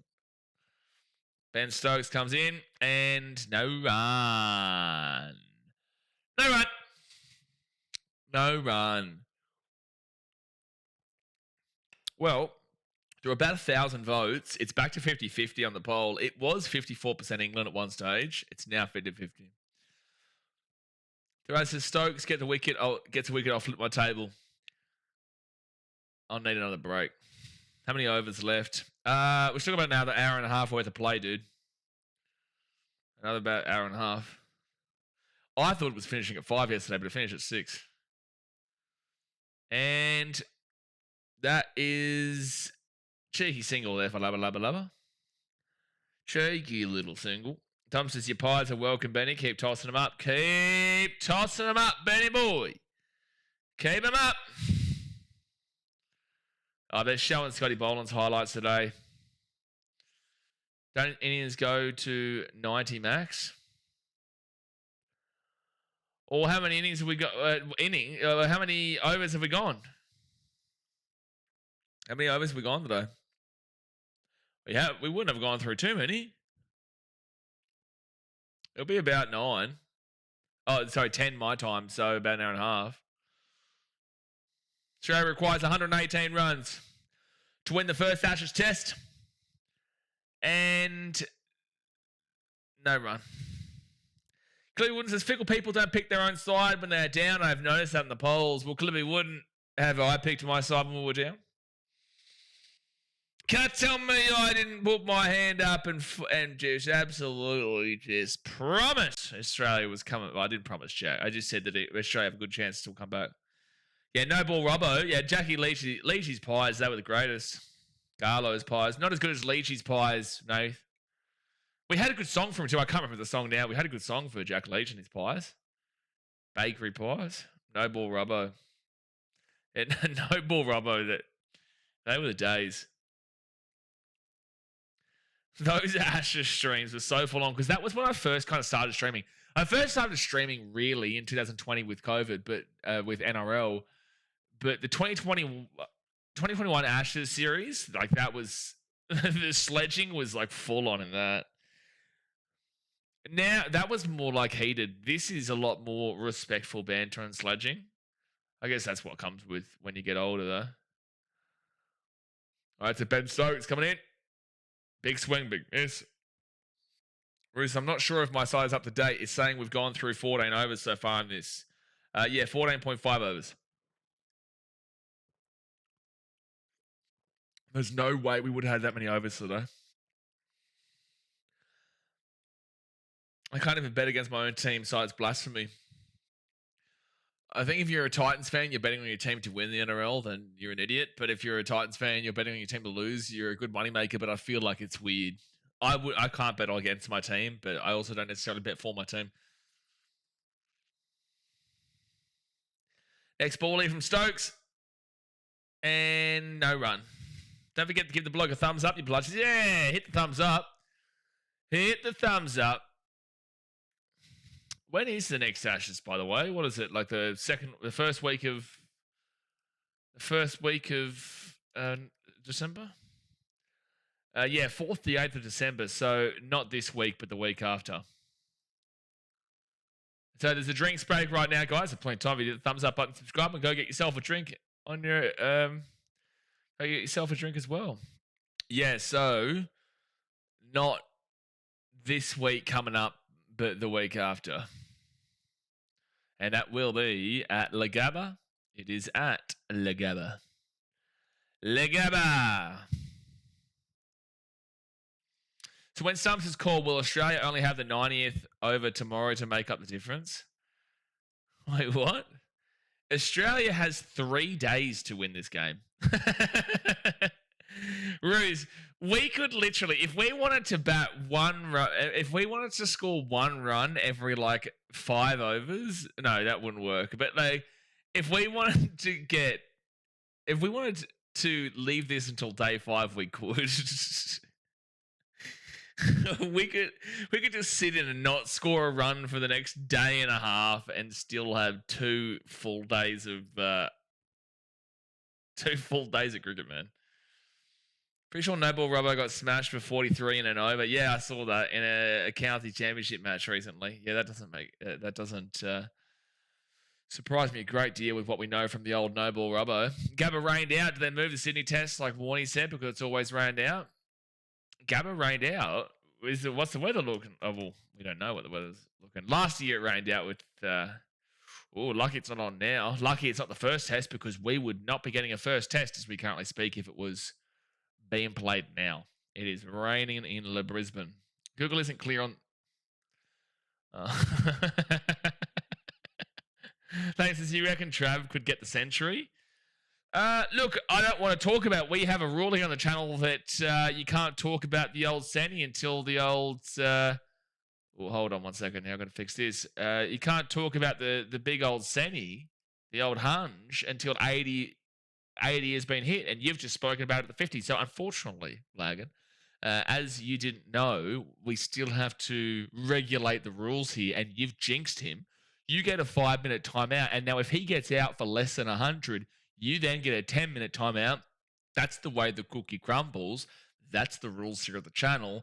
And you're a muppet, Lagan, for even suggesting it. It's like in baseball. You don't talk about a no-hitter. And you've just done and gone brought it up. So you get a 5-minute timeout here, sir. And unfortunately, you better hope that he gets to the old hunch. Otherwise, you get the old 10-minute timeout. Lagan, you got to live by the rules here, champion. You got to live by the rules. But it is 1 for 87 currently. 118 runs to win. I'm dealing with Faraz 2.0. What is happening today with all this? What is happening today? Is there any Australians out there that actually are quite nervous right now still? No, you cannot say that, Skeletor, son. You can't do it. Well, to be fair, that I haven't made. There's no necessarily rule. That's a bit of circumventing. Well, we're going to get rid of that now. So if you do, if you make any reference at all to it, you get from this point, you're done. You're done. Brenton says, "Thanks for notifying us of the rules, Lagan." Yeah, Lagan's been the test dummy. He's been the donkey leading the line. Donkey leading the line, and he found out the hard way. Jeez, if that had have hit the stumps, he was gone. If that had have hit the stumps, he was out. 1 for 88 here, lads. Yeah, got betting Aussies in a multi. Oh, dude, it's so hard doing this with no in Fiji with no aircon. It's so like muggy right now. Nath, you always bet on the underdogs. Surely England would have been the underdogs in this game. Old mate Roman Hussein was in the OG. Jinx, Marcus Harris was about 70. Jinx the ton. That's right, yeah. Yeah, the old Hussein. Roman Hussein. Was he the guy who said that he was going to give me like 50 million rupees or something? And that's going to be no run. Travis Head's still on the 50. I feel like Roman was the guy who promised if like something happened that he would give me like 100,000 rupees, and then it happened, and obviously we didn't get 100,000 rupees. I think 100,000 rupees is what, like 17k or something? Australian 100,000 rupees to AUD. I feel like it's like 17%. It's 1,734. So it's not 17k, but I got you get what I mean. It's a shot. Oh, but there will be a man back for a single. Oh, these were $2.80 yesterday when I got on. $2.80. Oh, look, valid odds. I would have liked to see them about more 350 odds with the way that they were going. Well, Australia has now taken the lead on the poll over there, taken all day, but it's now taken a lead. 7 luck. Some of the boys thought 7 luck. Isn't a luck like a million? I've always gotten confused by this. What is a luck in India? I think it's like a million. Oh, it is 100,000. There you go. So, yeah, it was 7 luck. That's like $1,734 times 7. No run. No run. Jeez, 7 luck. Yeah, good luck saying that.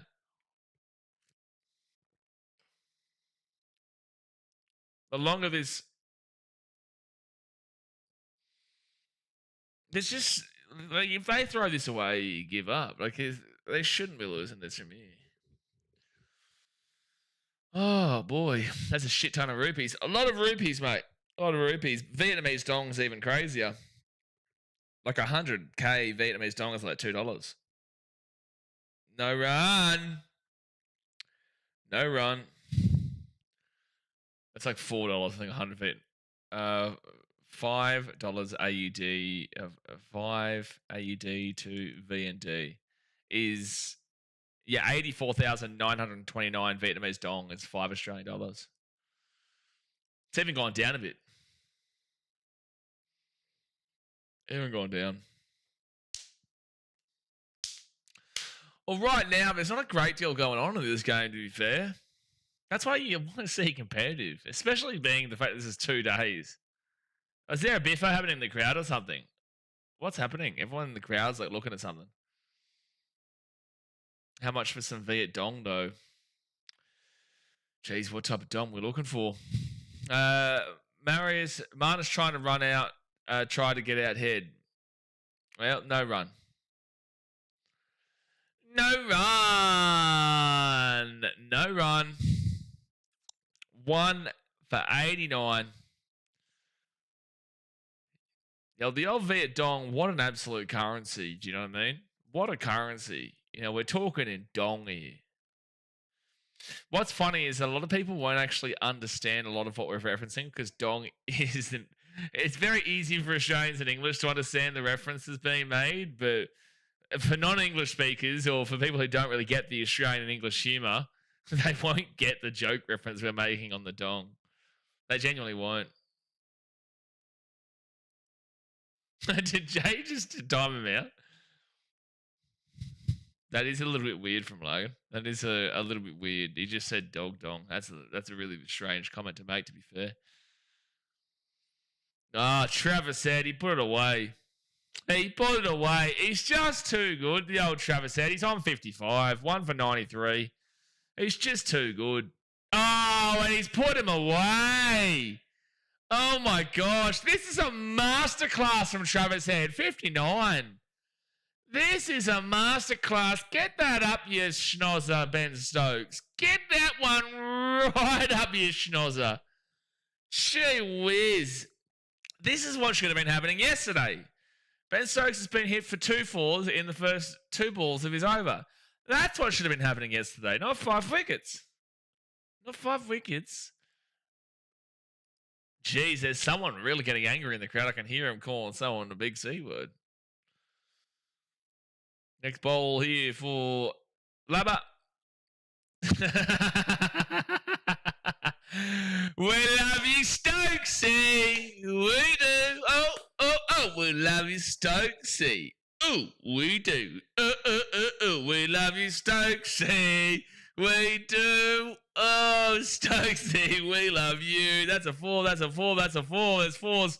Travis Head all over the place. 3 4s to start off the over for Travis Head against Ben Stokes. Skeletor Sound says $100 was 1.8 million dong when I was there years ago. I'm technically being a multi-millionaire. Well, all you need now to be like, I would commonly withdraw 8 million Vietnamese dong when I was in Vietnam this year. And I'll be back there in mid-Jan. But I would commonly, like, out of the ATM, withdraw 8 million dong. So yeah, I'm a millionaire. That's about $500 Australian. $500 Australian is about 8 million dong. I think if you've got 100,000 Australian dollars or 100,000 American dollars, you're a billionaire in Vietnam. I think that's the numbers. Yeah. Brandon says that's the Stokes I love. That's a beautiful Stokes. Love the strokes from Stokes. Like it says, the Palms are starting to get riled up. Well, look, they had this game in their mind won, and now they've got this game pretty much lost at this point. So, of course, they're going to get a bit frustrated. They need a miracle. They need a real huge collapse. They need a massive, massive collapse. Oh, my gosh. Travis Head, he's just an absolute machine. He's hit another 4, lads. Travis Head is just whacking this English team. Travis Head's just like, listen to the yapping from the old Bummy land.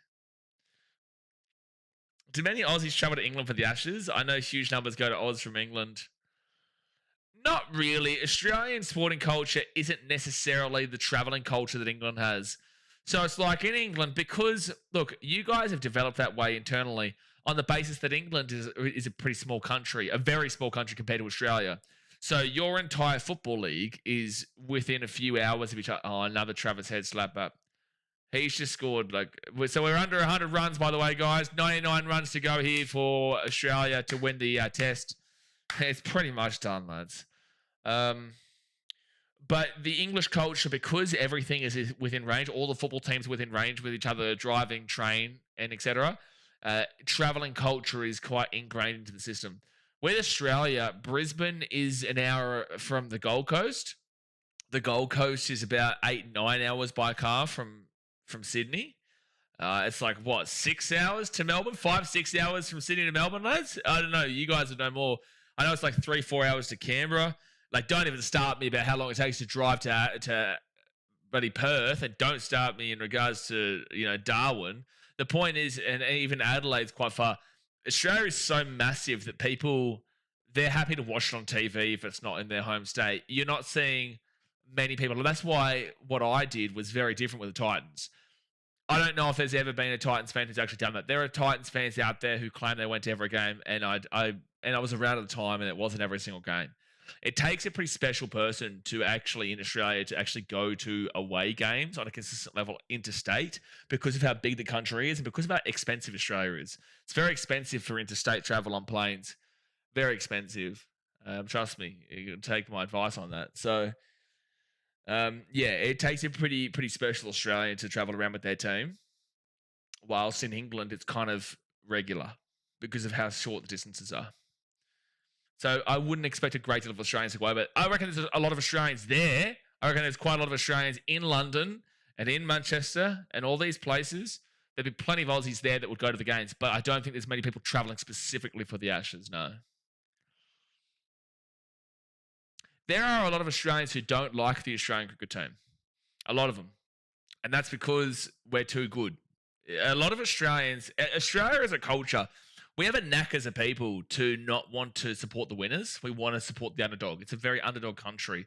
So, it's a very strong belief that like people will get around the Socceroos as a struggling international team that can have a bit of a crack. The Wallabies, they don't really get behind, but that's because of the previous success. Some people don't like one because of the South Africa incident. Travis Head, no run. South Africa incident, which is a huge, good, positive sign that people held the team accountable on a fan base level. Because if they do what India do, or they do what other countries do, and they don't hold the team accountable, nothing will ever change. Just the scumbags. So a lot of people in Australia don't like them because they're too successful, and then because of that one incident.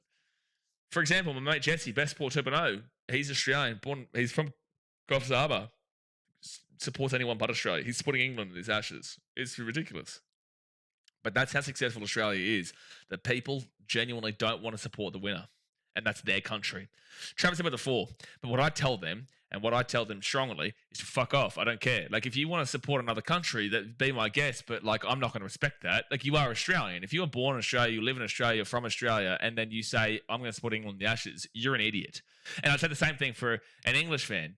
An England fan or someone from England, who was born and raised in England and is an Australian fan. It's the dumbest thing that I've ever heard in my life. Love the guy, love the people. But, it's just the most stupid thing I've ever heard, because at the end of the day, you are Australian or you are English, but because Australia is so successful, people will go against that. Peter says, yep, Travis is in a hurry. Yeah, he's into him. It's just too easy for Travis. He's on 73 from 55 balls. Gary says Travis has a date tonight. He's just piecing them apart, dude. Travis is definitely getting head tonight. So Sydney to Melbourne is 9 hours without a break. I haven't done that myself. I've done Gold Coast and Newcastle quite a few times, which is 7 hours. Gold Coast to Sydney would be about 9-10 hours. But I've done Gold Coast, Newcastle quite a few times. I don't not have a break, though. Surely if you're driving to Melbourne, you're probably not going to just do the straight 9 hours. You're going to stop off in Gong, or you're going to stop off in Canberra. Oh, it's nicked, but it goes down anyway. You'd stop off somewhere beautiful, southeast coast. Beautiful. Skeletor says, English fans, why do you put soccer club logos on the flag and not Lancashire cricket ones? That's a good point, actually. It's a great question for the English. Jay says, do they still have the driver reviver stops on the East Coast? Yeah, they do. Yeah, for sure. Yeah, I slept in one on the way back from Newcastle. I stayed in like Coffs Harbour and Port Macquarie last year when I was doing the Titans trips. But before that, yeah, I got so tired. The year before in 2023, I was driving back after we got flogged in Newcastle, as we usually do. I was driving back and it was about, I was planning just to drive back that night. It was raining, it was cold, it was tiring. We got flogged. And I just thought I'd drive straight home. Well, that was the worst mistake. So yeah, I slept in one of those driver reviver places for a couple of hours. It's not the safest places. Gary says, I think the frustrating thing for England fans is we always travel with positivity and spend a lot of money. I reckon that's what frustrates them when we lose from winning positions, although we don't get into many winning positions. Well, you were in a winning position in this game. You were. You should have won this game. Jofra Archer's come back into the lineup. 94 runs needed for Australia. Jofra Archer back in. But you're right, Gary. You know, England should be a lot better in sport. They should be, especially in football. They should be a lot better in sport, but people don't realise that the Premier League is massive and huge and some of the best product on earth for football, but majority of the big-time players are internationals. And that's a single there from Travis Head. They're not even really hard running. They know this game's done. Whereas Newcastle, I haven't seen one for ages now. Are you talking about where is Newcastle? I haven't seen one for ages now. Oh, like on the way from Newcastle to Gold Coast, there's many. There's heaps. From Newcastle to Gold Coast, maybe not in Newcastle, but on the main highway from Newcastle to Gold Coast, there's a bunch of them. There's heaps. Plenty of servos and stuff too. I don't really like to sleep in those driver reviver areas. I think they're actually quite dangerous in a lot of ways. I would prefer to sleep at one of those service stations where there's people around, which might be a weird thing to say, but I just feel like I didn't feel comfortable at all. Oh, that's over the top. That's a 4. Oh, this is too easy for Australia, dude. Like, they're taking the piss. They're taking the piss. Look at how they're going right now. They are taking the piss out of England as we speak. They're taking a piss. Now think back. I want you to think back to the end of session 1 today. Did anyone think that we could be seeing Australia win this game by the end of the day? Did you ever see a world where Australia could win this game before the end of the day? No matter who bowls for England, they can't stop us. They just can't, Will. And this was their chance. Harry says, yes. End of session 1. You were saying to win this after we started getting them out. I'm saying end of session 1. How long is left? Will say it's about an hour to go. Like I said, it goes until 6 p.m. local time or 5 p.m. local time. 10 p.m. my time. It's 8:50 p.m. over here. These days, yes, sleep at the servo in the car park, has toilets and cameras. Driver revival was pretty safe back in the 80s and 90s, different times though, I guess. I don't know if it was. It just wasn't as publicised and whatnot now. That's what I always say when like mum or older generations say, oh, back in my day, back in the olden days, it was a lot safer. I don't necessarily agree. I reckon it still happened. It just wasn't so publicised. You didn't have social media to talk about everything. Ooh, that was sneaky. A 1 for 117. You didn't have as much global recognition and national recognition like you get now. So probably it definitely was happening. It just wasn't publicised as much. Will says, where are you? I'm in Fiji at the moment, bro. Fiji. Late day 2 and beyond is the best batting conditions at the Waka. Yeah, well, I think we're looking all right at the moment, man. Looking all right. This is going to end today. Yeah, I think so, Steve. I think so. Australia being in a hurry here. What do you think about the league saying he wanted England to win Rugby League Ashes because purely it's better for the game? Travis said with another 4. This is over in the day.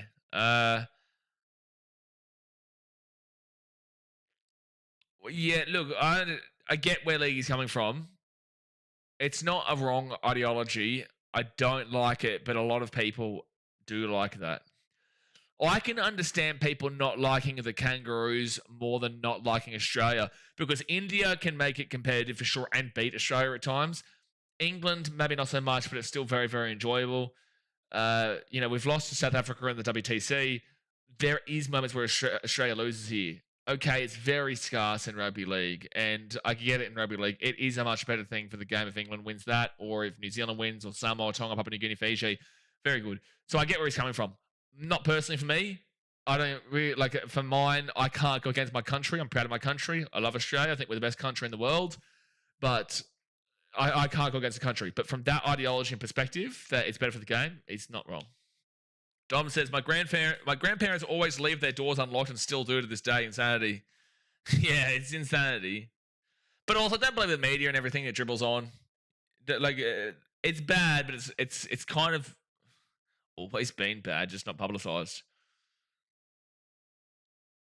Over the top, Travis Head, and that, my friends, is a 6. Good night, England. Thanks for playing. Welcome to the fucking show. Welcome to the damn well Travis Head show, son. Welcome to the damn well Travis Head show. Oh my gosh. Don't forget, we will be live for all the Ashes. So if you haven't subscribed yet, get around it. The next Ashes will be on in about a week and a half. And that's from Brisbane. The old Gabba. Gabba, Gabba, Gabba, Gabba, Labba, Labba, Lab, Shown. Gabba, Labba, Shown. Gabba, Labba, Shown. Gabba, Gabba, Labba, Labba, Gabba, Labba, Shown. Brennan says, that's how it's done, bombs. That's how it's done, ladies and gentlemen. That, my friends, is how it is done. Prediction for the North London Derby, guys. Trav Ball Skeleton Sun says, Trav Ball's a great example. Nate says, remember back in the days, my dad would leave a 6-pack on top of the bin for the Garbos when we had an extra rubbish for him. Yeah, no way would that be going now. Oh, actually, you know what? Yeah.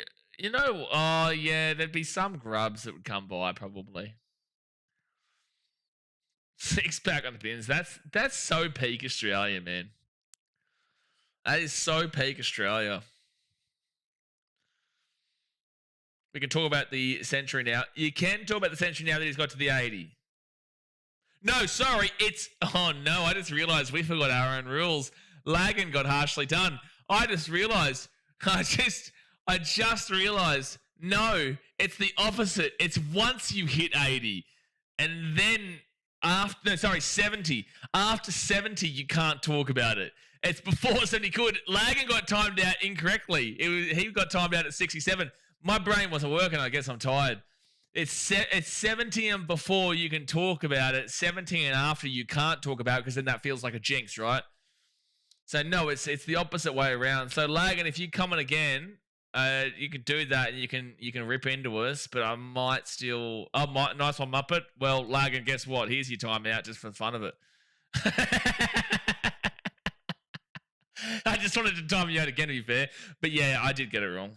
Are you doing the union tonight? Nah, bro, I'm exhausted, man. These Ashes stream whack you, mate. They whack you. Oh, who are we playing tonight? We lost to Italy, which was all France. Stade de France. Stade de France. Yeah, I just wanted him to come in against. Oh, Travis Head is just killing him, dude. He smashes it for a 6. Oh my gosh. That's just disgraceful stuff. Travis Head. Oh, it's a 4, sorry. Travis Head. Honestly, this guy should be imprisoned when he goes to England one day. He should be imprisoned. The things that Travis Head has done to this country is illegal. It should be illegal. It definitely is illegal in America, in 48 US states. Oh boy, why he called you a Muppet. Oh my gosh, he's got a 4 and straight away. It's 92. Look at him just kick her ass. He's just getting the old uppercuts going. He's grabbing him by the hair and he's just going whack. He's just going whack. He's just going whack. He's just going elbow. He's going headbutt. This is what happened in here, son. It's playing on rookie mode. It really is. The Muppets are great insult here on the channel, Will. It's what we use in the NRL and all that type of stuff so that like it doesn't get too full on with insults and sledging. And Muppets are pretty light banter word. Now in the nervous 90s. Oh, Peter, you can't bring it up. What are you doing? We just spoke about this, Peter. We just spoke about this. Don't jinx him. Brenton says, to be fair, I called for Head to be opener yesterday. The selectors rolled with it. Well, we would have been in a very risky and scary situation if Kwacha opened. It would have been a much different game. Benlon says, incredible battle when he's on. Oh, Benlon, unbelievable. Hey, where's that bloke who was telling me, I know it's not you, Bellion, where was that bloke from the earlier part of today and yesterday who was trying to get the I told you so when the England were going to give us a flogging? There's one guy who came and just kept trying to argue, saying that England were just going to flog Australia. Where are you gone? Trevor said, no run. Gaz says, got to go, guys. Blaze, always a pleasure. Enjoy the rest of your weekend. You have the next 3 days off, mate. No, I've got like the next 2 weeks off, really. A week and a half off, really.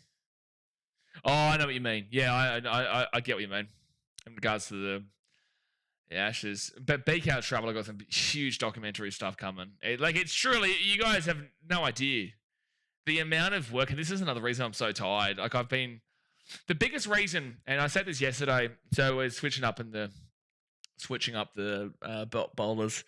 The biggest reason why BKRtravel stopped again was because I realized that music reactions, I just didn't see a future. I couldn't give a shit long term. The discussion videos was going to be boring too long term. And the other one was hotel and Airbnb reviews. And it just wasn't my kind of jazz, man. So that's why, as we were speaking about on yesterday's stream, I'm so looking forward to this new path we're going on. I need a structure with sport on BK Sport. It's very easy to be consistent. One, you're passionate about it, but also two, you got a structure. There's a beginning before the game, there's a during the game, there's an after game. So it's given to you. With travel, you have to come up with your own schedule and design your own schedule. So it's been a really difficult process for me actually getting into it. First bowl from Archer, no run. So I've done. It's all about getting it right. If I get this right, it's insane. Like, it's insane, the plans that I've got for this. But it's more like travel vlog documentary style of really cool and niche things around the world. I can't wait. Start doing travel vlogs. No, it is, Steve, but it's more like documentary style vlogging. Like I said, like it's I'm doing a lot of preparation for it. That's over there in the pinned comment on BKRtravel. It's like similar to Yes Theory, but there's a real strong meaning behind what I'm talking about. Like it's 1 second. Next shot. That is going to be a couple runs there for Lava. I don't want to give it away too much, but it's like there's a lot of really niche, unheard of things around the world, plus also mythological things, and there is a path. It's not like, and that's why I'm doing a whole structure right now. It's not like I just go to this country or go to that country. There's a reason why we're going through different countries in the order that they are. It's really cool. Albie was a legend. Jay, be careful you don't say Alba. Be careful. Stokes getting another bowl, superstar. Why now? Tom says, yeah, come on, superstar. Come on, superstar. Get out of here. Stokesy? Will says, how many do you think Australia could get if they didn't have to stop at 205 into the 400s? Minimum. This is really good batting here from Australia. Like, they're 1 for 137, mate. Heads on 92. They're 1 for 137. Do you know what I mean? Like, into the 400s for sure. And this right here is why England can't win this Ashes series. Because the game was won and then they lost it. And this Perth was their best chance. Sydney will rain out. MCG, you're not winning Boxing Day test. You had it won and you lost it. This is going to ring bells. This will ring bells for England. They thought that Australia was too old, too slow, but guess what? Australia's too good. Are you going to do Attenborough-style vlogs? Obviously, just not with animals. Sort of. It's more like it's like you are learning stuff from it and true things. Like, there's a lot of mythological stuff. There's a lot of ways of life and stuff. And it's really interesting and intriguing. And some of the countries, like, it gets dark. There are some countries that are really dark, and I'll probably more so do those countries around like the October season. But yeah, no, there's big plans for it, and I'm doing a whole bunch of real in-depth research and structure and all that. I have to get it right. I mean, it says Poms are garbage, mate. Look, I'm not going to fight you for it. Not going to fight you. Skeleton Sun says they were just giving the Poms false hope in the first innings. Cat playing with a mouse. I think this proves right here, mate, that it was more so about the disruption at the top end of the order when Kawaja, and he was meant to be. Hold on, I got to message this Australian dude that goes for England. An Australian that goes for England. Get that up the esophagus, you traitor. How dare you? How dare you for 1 second even remotely discuss to me that you're an English Pom fan when you're born and bred Australian. You are a clown, and you deserve every part of this absolute slaughtering, which is what I tried to tell you yesterday. He's an idiot. I love him, but he's an idiot. Will Wakefield says, who's going to come tomorrow just to see 10 runs? No, this will end today, mate. There's still an hour. This will end today for sure. I'm pretty certain you get in free tomorrow as well. If there's like, I think maybe like a gold coin donation. Sorry, he's only half Aussie. Guys from Coughs. Steve says Stark should get man of the match. Yeah, man of the match for mine. You'd have to go with Stark 10 wickets, but like Travis Head has been gigantic. You probably are going to be, you probably are going to be suggesting Starkey, but this has been just a monumental effort here from Travis. That is single-handedly scored more than what Australia got yesterday, and is not scored more than what Australia got yesterday, but is close. You know what I mean? Like he's close to it. He's close to doing it in himself. Yeah, no, guys, don't think that this game is going to be realistically probably going tomorrow. Like, we've still got an hour here. The way Travis Head is batting, like he's batting absolutely for fun as we currently speak. Just absolutely for fun. It's all over the place. Like England just look done and dusted. They look like it's on to the Gabba. This game's done. Forget about it. We move. This is done tonight. It should be what? They need 70 or so runs. Travis Head's on 95. You know, he's on 95. It's just been an absolute slogging.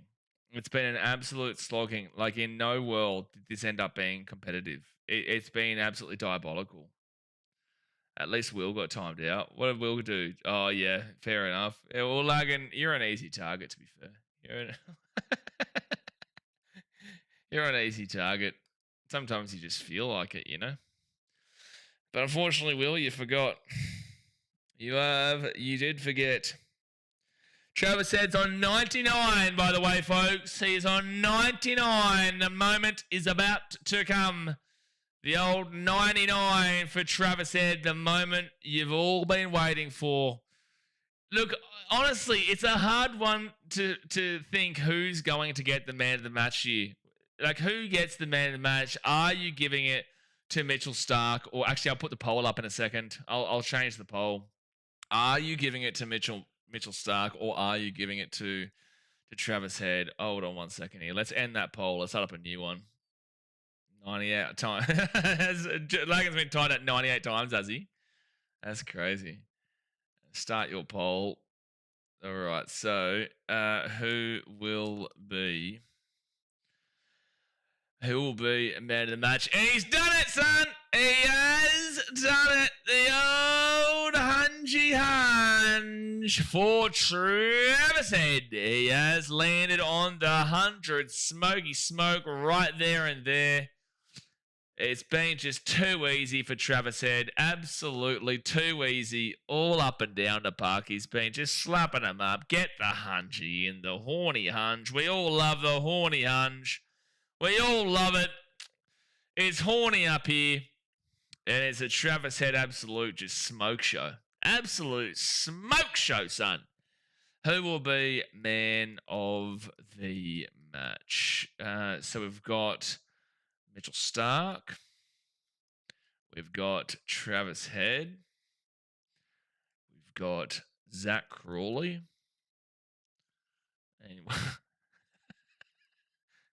And we've got Ben Stokes. Here we go. We've got Mitchell Stark, Travis Head, Zach Crawley.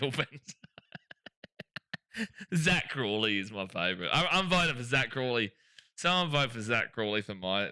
If you're a troll, you're going to vote for Zach Crawley. Because there'll be English who come into the stream and they'll be like, what? Zach Crawley. It's just incredible with Zach. Skeleton Suns, good question. Seems easy to take wickets and score runs, though, between both teams. Well, again, England have done nothing here. England got 1 wicket. Like, we've been in so far and just absolutely whacked them around at their own game. Like, this is effectively playing them at their own game and smacking them at their own game here. Ben Stokes is at 10% already. Zach Crawley's at 18%. Zach Crawley's at 18% is too good. 9% Stokes is stiff. Don't even start me on him. Australia require 59 runs to win. 59. Going once, going twice, going. Get out of my iPhone. To finish up. Amelia says, come on, Aussie, come on, come on. Too easy today, Amelia. Too easy in this test. It was very worrying after the end of the first session, but we've absolutely punched him in the mouth and given him a swift headbutt while we're at it. Punched him in the mouth and given them the good old swift headbutt. Robbo says, getting a ton after being moved to opener is unreal. Well, it was a worrying time. We didn't know what was happening with Quadja. We needed somebody to open. And Travis Head turned up. It was concerning because it was a hero with 0 play.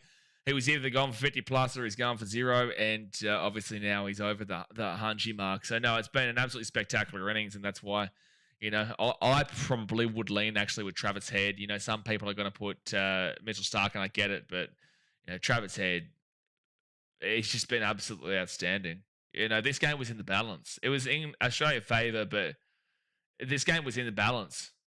When this third session was starting and Australia were batting. And now it's just the easiest run home that we've ever seen. Give them a 1-2 punch. Mate, they've gotten the headbutt right in the esophagus. Like, it's amazing what we've seen here. It's amazing. And this is kind of proved to what we saw yesterday. Australia still have it. Australia are still Australia. But it's just that yesterday there was way too much disruption. The pitch was moving all about. England should have batted second. They should have batted second.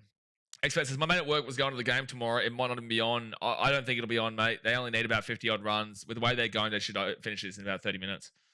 There's still 40, 50 minutes left of the game's play. This game should be done in... Yeah, like they need 58 runs. They're playing T20 style right now.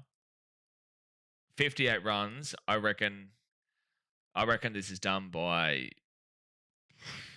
local time, 4:40, with the way they're playing. One thing about us Aussies is never quit. Well, the problem is that a lot of Australians did quit on us today, and I had to argue with them. But we're here, and this is why you never stop believing in Australia. Never stop believing. Justin Sutter says, 2-day test match is crazy. It's the exact same as what we saw. Actually, this is quicker. This is quicker than what we saw against England at the Gabba, test 1 4 years ago. It was 2 days and like 3 overs when we won. This is just 2 days, and I doubt it gets to tomorrow. Was why to get timed out. So basically, because you spoke about Travis Head's 100 before he hit the 100, so we see that as a jinx. 80 to 100, we can't talk. 70 to 100, you can't talk about the hunch, because it's the jinx. We don't want to jinx it. So it's a rule of the channel. So that's why he would have got timed out for 5. Travis Head on 100, Labuschagne on 24, 54 runs needed. Archer on 40. Is this England's best team? Steve, this is apparently the best English team they've had since 2011. They keep going on about how this is the best English team since 2011. You've got to remember, this England team yesterday were 5 for 160 and ended at all out for 172, so 5 wickets and 12 runs. Today, England were 1 for 59, and then they're all out for, what was it? All out for 164 but that is basically off their tail end. So they were like, I think 7 for like 90 or something, or 7 for 100. They were 1 for 59. This is England's batting style. They don't get it. They think that this is going to win them matches, especially not in Australia. Your batting style will not win in Australia with the fact that you just don't give a shit about protecting your wickets. You just allow anyone to just bowl at the wicket, and you either get a nick or you bat it onto your own side. You're just too crazy with it, mate. You're too crazy with it. Like, be mixed. Conserve and go crazy. This is what Australia do. Look at what Australia do. Right now, Travis Hedges has gone for 169 balls in a test match. Labuschagne's at 25 from 33. Usually he's at like 7 from 33. It's ridiculous. And we're getting told we're too old, too slow. Well, how about this for slow? Well, see, Amelia, it's not that Bazball is full of shit, because Bazball is just a media term. Bazball is just high-octane cricket. It's just pushing the pace. Australia did it. Australia were the first ones to do it back in the day. But they had a lot better players. They had a lot better players. Big-time players, historically legend status players. This England team is not historically legend status players. Bazball is the baseball equivalent of Moneyball, and it just isn't work. It doesn't work. I get the ideology. I get the what they want to achieve, but it just isn't. Well, it'll get you some wins, but it'll also get you a lot of losses. I just don't think it is viable as a product. And there's going to be a single for Australia. They want to end this today. You can see. Danny Summers says Pom's looking like they've seen a ghost. Oh, is he out here? Did he just get run out? I think they hit the wicket. Yeah, they did. They hit the stumps. Thing is, on a day, Bazball will work once or twice, but it's cost them a home Ashes series win, and it's cost them a few tests, and the series is the one where I needed to see it come to fruition, absolutely. And it didn't. All out 172, and then all out 164. They got the exact same. If you watched my Instagram stories last night on BK Sport, I said they're probably going to go for the exact same.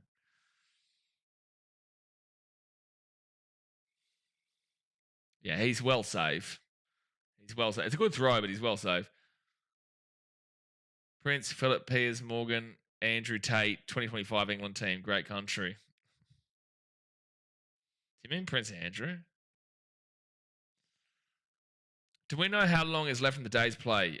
Yeah, 45 minutes, but we'll do it today. And also, considering that it's within range, they might even extend it half an hour. But this will be done today, lads. It'll be done today.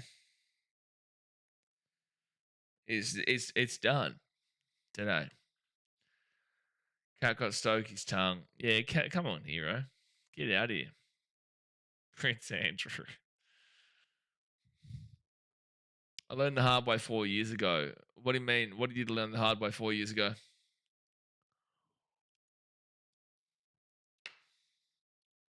I was genuinely thinking this would be a hard-fought chase. I agree. This has been pathetic from England. It really has been. 28% of people have voted for Zach Crawley. 28%. Too good. Like, is there a chance we still see tomorrow? There is, but this is exactly the same as what we saw 4 years ago at the Gabba. It's exactly the same. Dress says English media and fans were having fun saying this is aging well and it was warranted, but now their hopes have been crushed. Yeah, the media.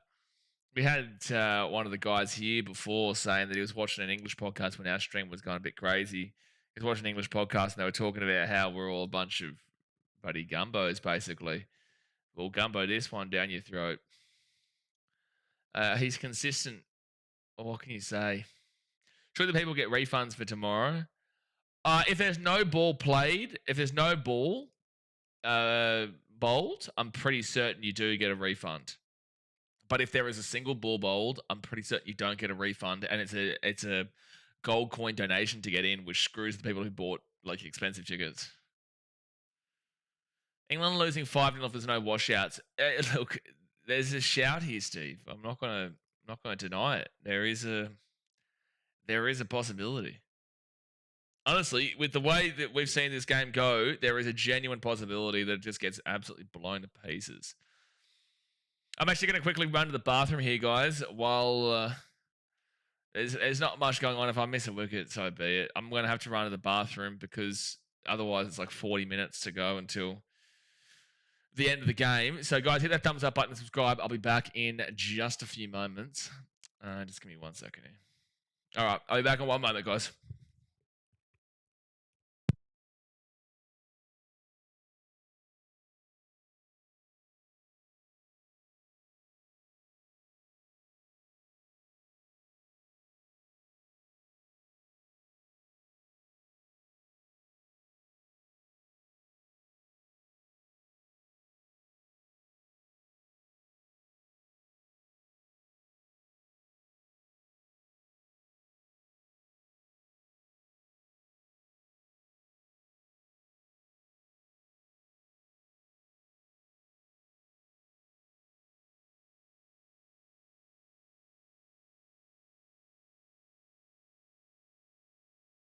It's actually crazy how this has turned into a chill stream, eh?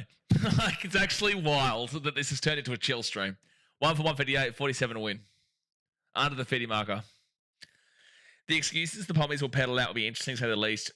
Shauna, I think that the one that we're probably going to be looking at here for the excuse, the English fans that are here are actually quite respectful. We have really good English fans in the channel. It's good to see that the banter is respectful and it's all good fun.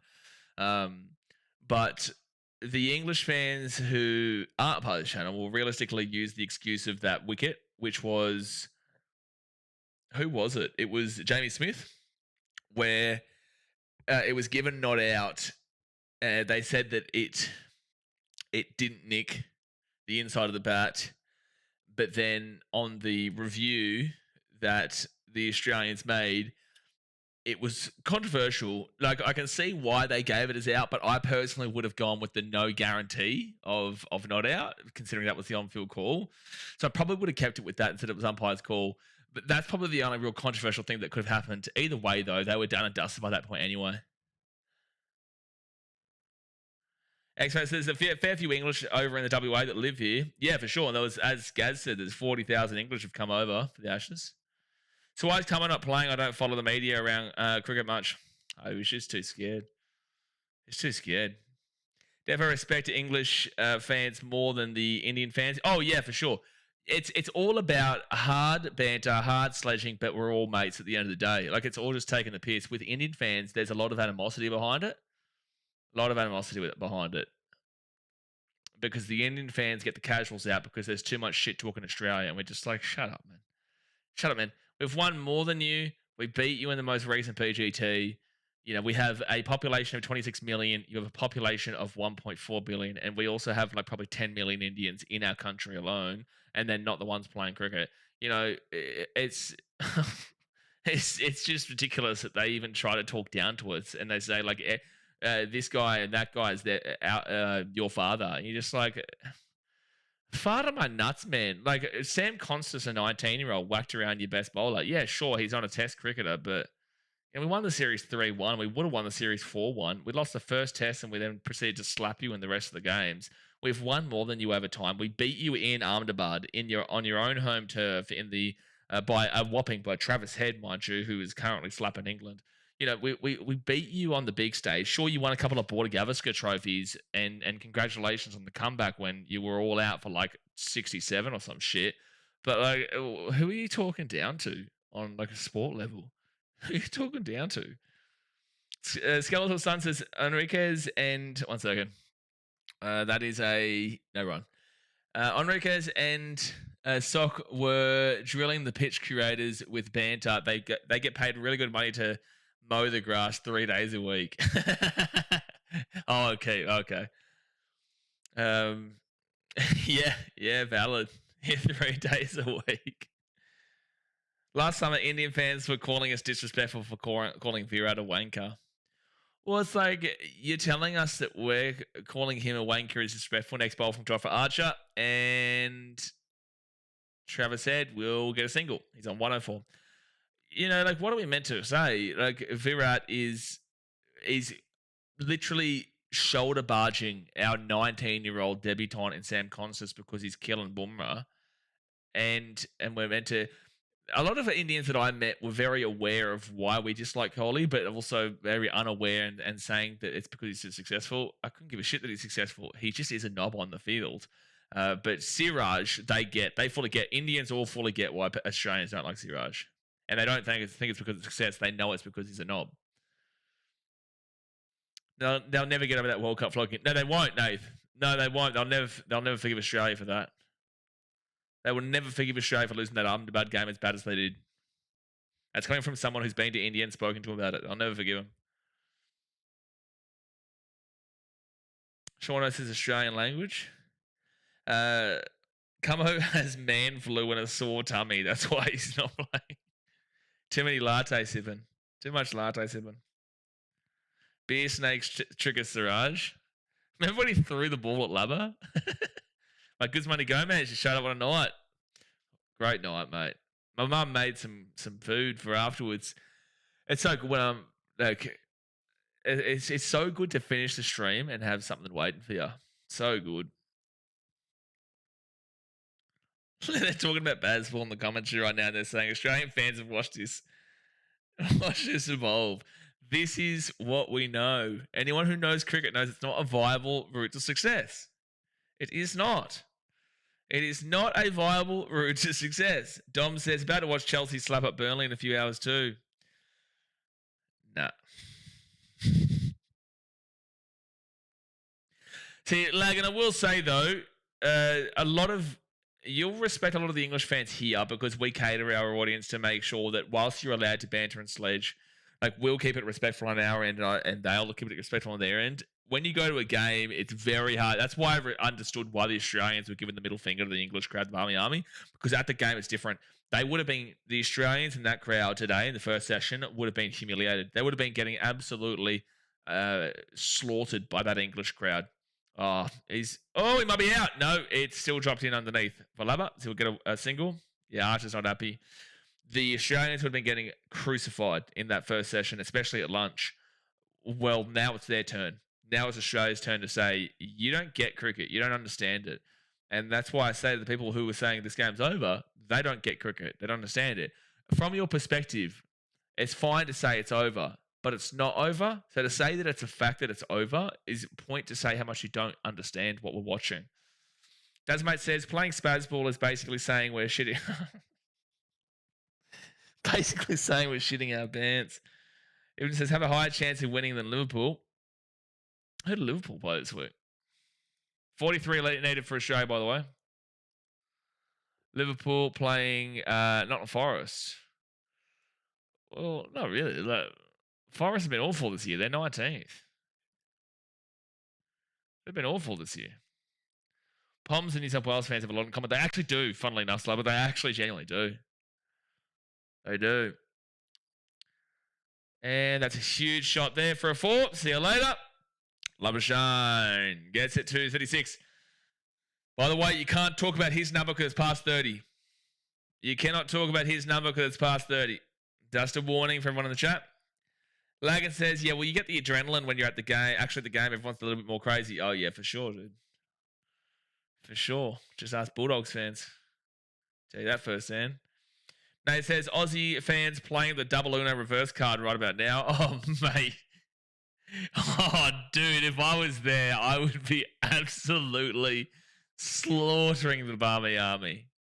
And there's no way people can doubt me because they've seen me do it with rugby league. I don't give a shit. Like, it's all good fun. Some people take it too far, but... Expert says, have you ever done like a tier list of cricket eras? Would be cool to see a video where you go through the different eras of Australian cricket teams and rate them.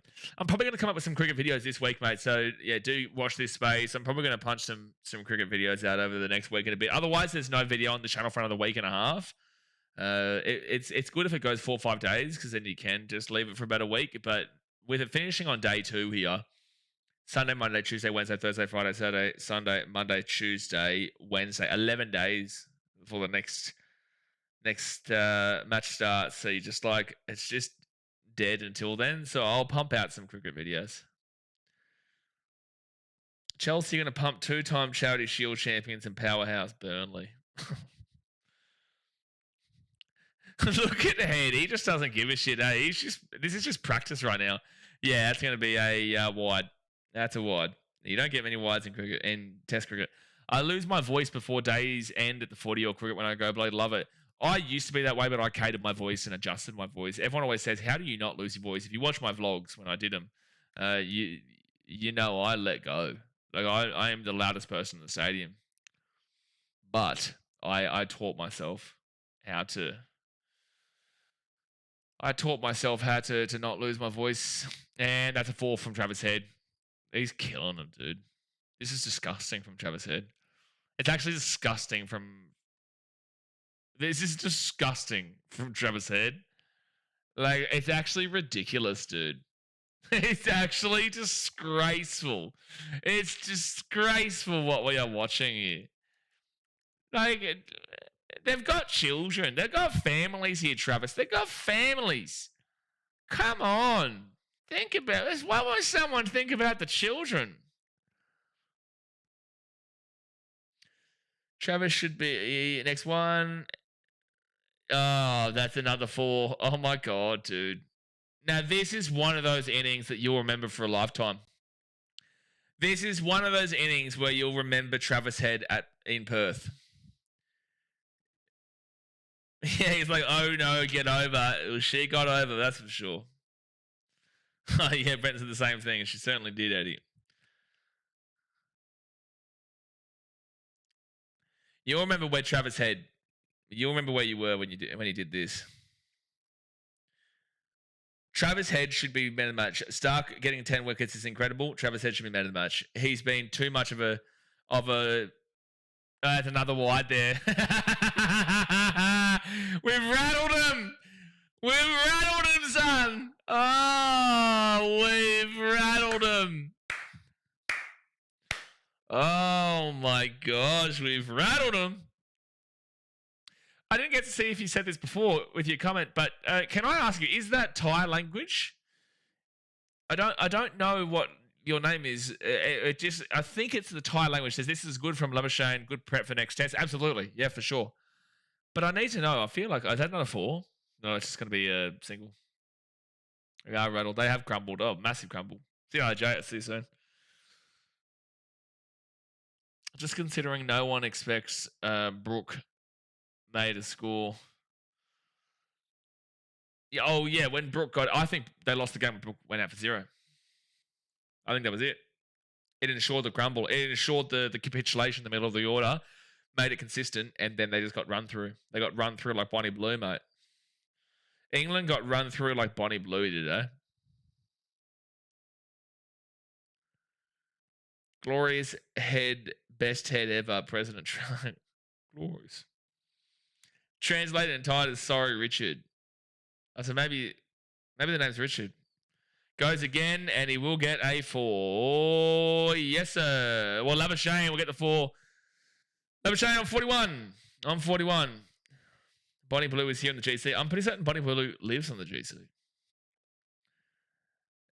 Fair enough. I'm an Aussie living in central North Thailand. Yeah, fair enough. I was in Thailand this year, mate. I was in Hua Hin for a fitness camp. I put on a bit of weight now, but I was in Hua Hin for 6 weeks doing a fitness camp. Went to Bangkok for a little bit.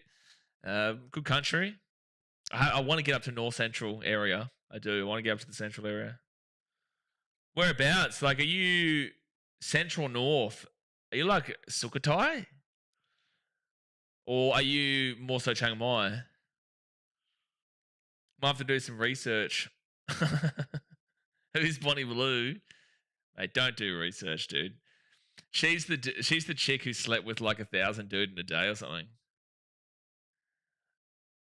Smith says I'm in Thailand too. Well, Shauno here, he's also in Thailand. We've actually got quite a few people who watch in from Thai. When I was actually in Thailand, this is a funny story. When I was in Hua Hin, this skits me out. I met a Knights fan who watches the channel. He watches the channel all the time in Hua Hin. Older bloke. Oh my gosh, he's just trying to go for a whack. An older bloke, and I understand when I get recognised at NRL games and whatnot, but getting recognised in a country you'd never been to before, an older generation guy as well, a Knights fan, came up and said he watches all the streams and all that kind of jazz, and had a conversation with him. Great bloke. It was just such a skits out. It was a wild moment, man. It was a wild moment. Sportsnight's is incredible batting, yeah, for sure. Oh, Travis Head, even Travis Head, Weatheralls, everyone from Australia's been just top notch, and that's another 4 for Travis Head. Get that up, you Ben Stokes.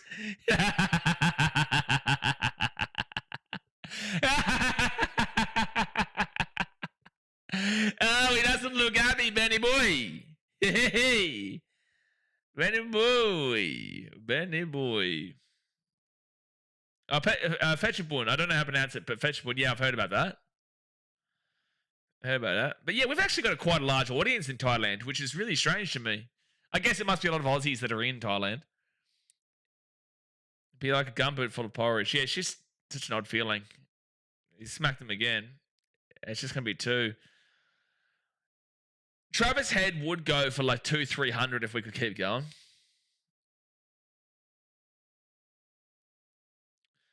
The wizard sleeve is at full swing now. He deserves to not be out. He deserves to survive the innings, man. Atkinson, man of the match. Delete yourself. Zach Crawley's still at 18% through about 100 votes. That's basically like nearly 18 people have voted for Crawley. Oh, it's another 4 from Head. Oh, this is disgusting. This is disgusting from Travis, dude. 13 to win. What did I say? I said with about 15 minutes to go in the game is when Australia would win. Of the day, Australia would win. I said this about an hour ago when someone was saying like, will you get refunds to day 3? Well, it's about to finish in 13 runs. Like, this is disgusting from Travis Head, mate. Sportsline says winning a 2-day test match when you lose the first innings by 40 is insane. When you put it that way, it's crazy. But also, you lose the first innings by 40, and then Sportsnight, don't forget they were 1 for 59 at lunch. England were 1 for 59 at lunch, and they're up by 40. They were basically 1 for 99. 1 for 99 at lunch today, and we're going to win this by the end of the day. Just a clarification. Just a reminder as well, they were 160 for 5 and then all out for 172 in their first innings. This is Bazball. This is why it does not work. Reese says Aussies on the ropes. Mate, you can see I'm stressed right now. I've been stressed a very long time. Up in the air. Oh, no, don't get out. No, Travis Head is going to get out. Well, he gets a standing ovation. Travis Head out for 123. The comeback's on England. Unfortunately, he will get out. He deserves the standing ovation. That is one of the greatest innings you'll see an Aussie play. And that's what Travis Head does. He did it against India. He's done it against England. Yeah, sure, he can get out. But this is Travis Head. Take your hat off. Put your hand up. Regardless of who you support, and say this is one of the greatest players in the modern game. That's it. Spencer says, feel bad for the punters who were looking for a nice Sunday at the cricket. Yeah, agrees, Mister. Sonny says he deserves to not be out. I was reading a comment out, you muppet. Next ball gets out, I blame you, Blaze. No, I blame the comment and also blame the commentary who were talking about it. This is a famous win for Australia. This is a famous win. It was his last test ever. Sportsnight's the potential. They'll play Travis Head as an opener at the Gabba. You can't not after what we've seen today. Oh, by the way, if you had a bet on like Steve Smith for 50 or 100, you needed no more wickets because he doesn't, because he can only get technically 13 more runs to win. He can only get 13 more runs to win, so you can't get 50. I think you lose your money, don't you? Yeah, one of the great Ashes knocks, Bellion. Absolutely. You're like, this is one of those days you'll remember, you know what I mean? Like, you'll remember Travis Head at India, at Ahmedabad. Very memorable moments, and that's one of them. The Perth sun will be starting to wreak havoc on the Barmy Army's pasty skin. That's why we call them the Poms, baby. That's why we call them Poms. Historic day, Will. Anyone who was here during the stream when I was fighting for my life from all the negative Nancy Australians, and then we had English telling me to get it up, yeah, and that's what makes it so fulfilling, like at this moment, because I just know how I was feeling, just fighting for my life at the end of the first session, saying this is still okay. It's not that bad. At the end of yesterday, when I'm on Instagram, on YouTube comments everywhere, like I'm getting comments saying, you talk and dribble. I'm getting a message saying you talk and dribble. England have this one in the bag. Australia, no way you're going to have any chance here. You're getting comments saying Australia are going to get flogged. And you're just like fighting for your life. And it's just so fulfilling to see it change. It's so fulfilling to see that we actually turned it around. And not only won, but we slapped the living shit out of England. Like we slapped the living shit out of them. Brad says Travis Head form. But I will say on a side note, my respect for England. I was very happy with what I saw from. Jeez, my brain's tired right now. Not Corley.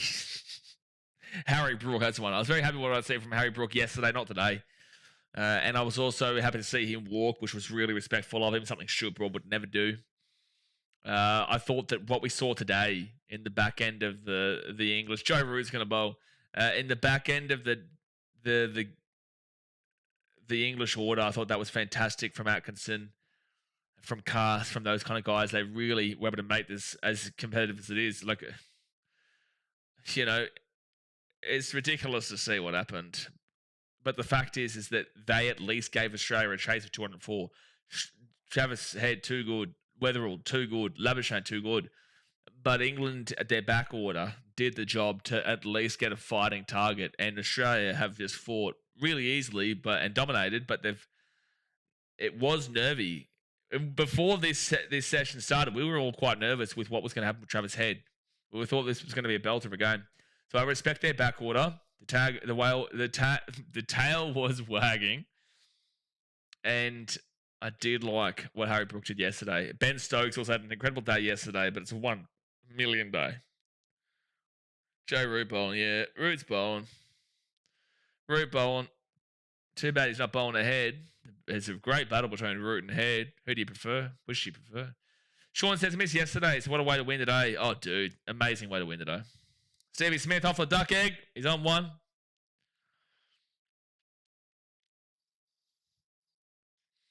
Smith getting winning runs would piss the Palms right off. Yeah. And then walk off doing this would be too good. Oh, money. Money. Money, man. The old man with the 4. Bretton says, respectfully, Palm, no chance. Respectfully, they were in the lead and should have won this game. But Bazball, as Dasmate says, is Bazball. Duraz says, can't believe they had poor Nathan Lyon padded out. Wait, did they have him padded up? Have they got Nathan Lyon padded up right now? That's incredible. That's incredible. 7 runs to go here, lads. No run. This test is done in 2 days, lads. 2 days. There was 19 wickets at the beginning. Labuschagne has just whacked it for a 6. This is possibly the easiest win you will actually see in cricket.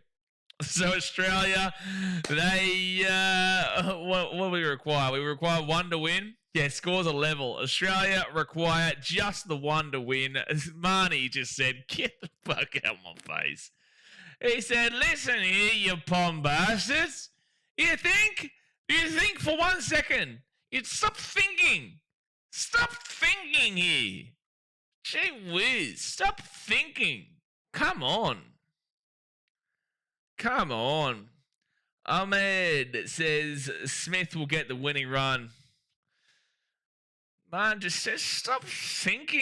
It was 15 minutes ago and they put the camera online. It was padded out and Howie laughed saying that's unfair. Tessie Hampson says Mitch Stark laid the groundwork and Travis deserves some head. I would say that for me, I know Stark was incredible, but I would give my man of the match to Travis Head. I would. Or Zach Crawley. I thought it was a fantastic performance from Zach Crawley today. Absolutely spectacular, Zach Crawley. That 6 is a belter, by the way. Win was always guaranteed, let's be honest. Oh, guys, we haven't won yet. It could still be a draw. England have got 3 days and 20 minutes to hold out for a draw. The scores are level. You can't have a single run for the next 3 and a bit days. See you later. Steve Smith has just slapped you up the steaming esophagus, son.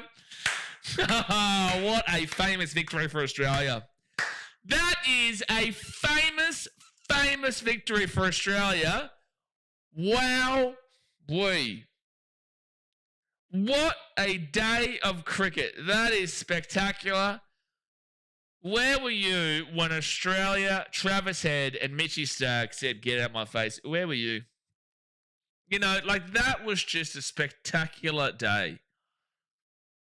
England were cruising at lunch. They were cruising. And now we've just seen Australia punch them in the mouth. England were 1 for 99 in advantage at lunch today and have lost by 8 wickets. They lost by 8 wickets. And they're lucky that it was 8, not 9. That is just incredible from Australia. That is one of the great wins. Because it genuinely looked like we weren't going to win that. And it was looking like, well, they've set up a good series. We wanted a competitive game. We wanted a competitive series. That doesn't give me hope. It does not give me hope. Your Baz ball, it needs to be adjusted. It's not going to win you tests. It's not going to win you cricket. You need to find something that is not just no protection of the wicket. You need to find something because it's ludicrous. It is absolutely ludicrous. Australia, Travis Head's phenomenal. Scotty Boland had a fantastic day today. Doggett got a couple of wickets, 4 wickets, I think 5 wickets overall. Mitchie Stark, 10 wickets. You know, we did this without Paddy Cummins and Josh Hazlewood.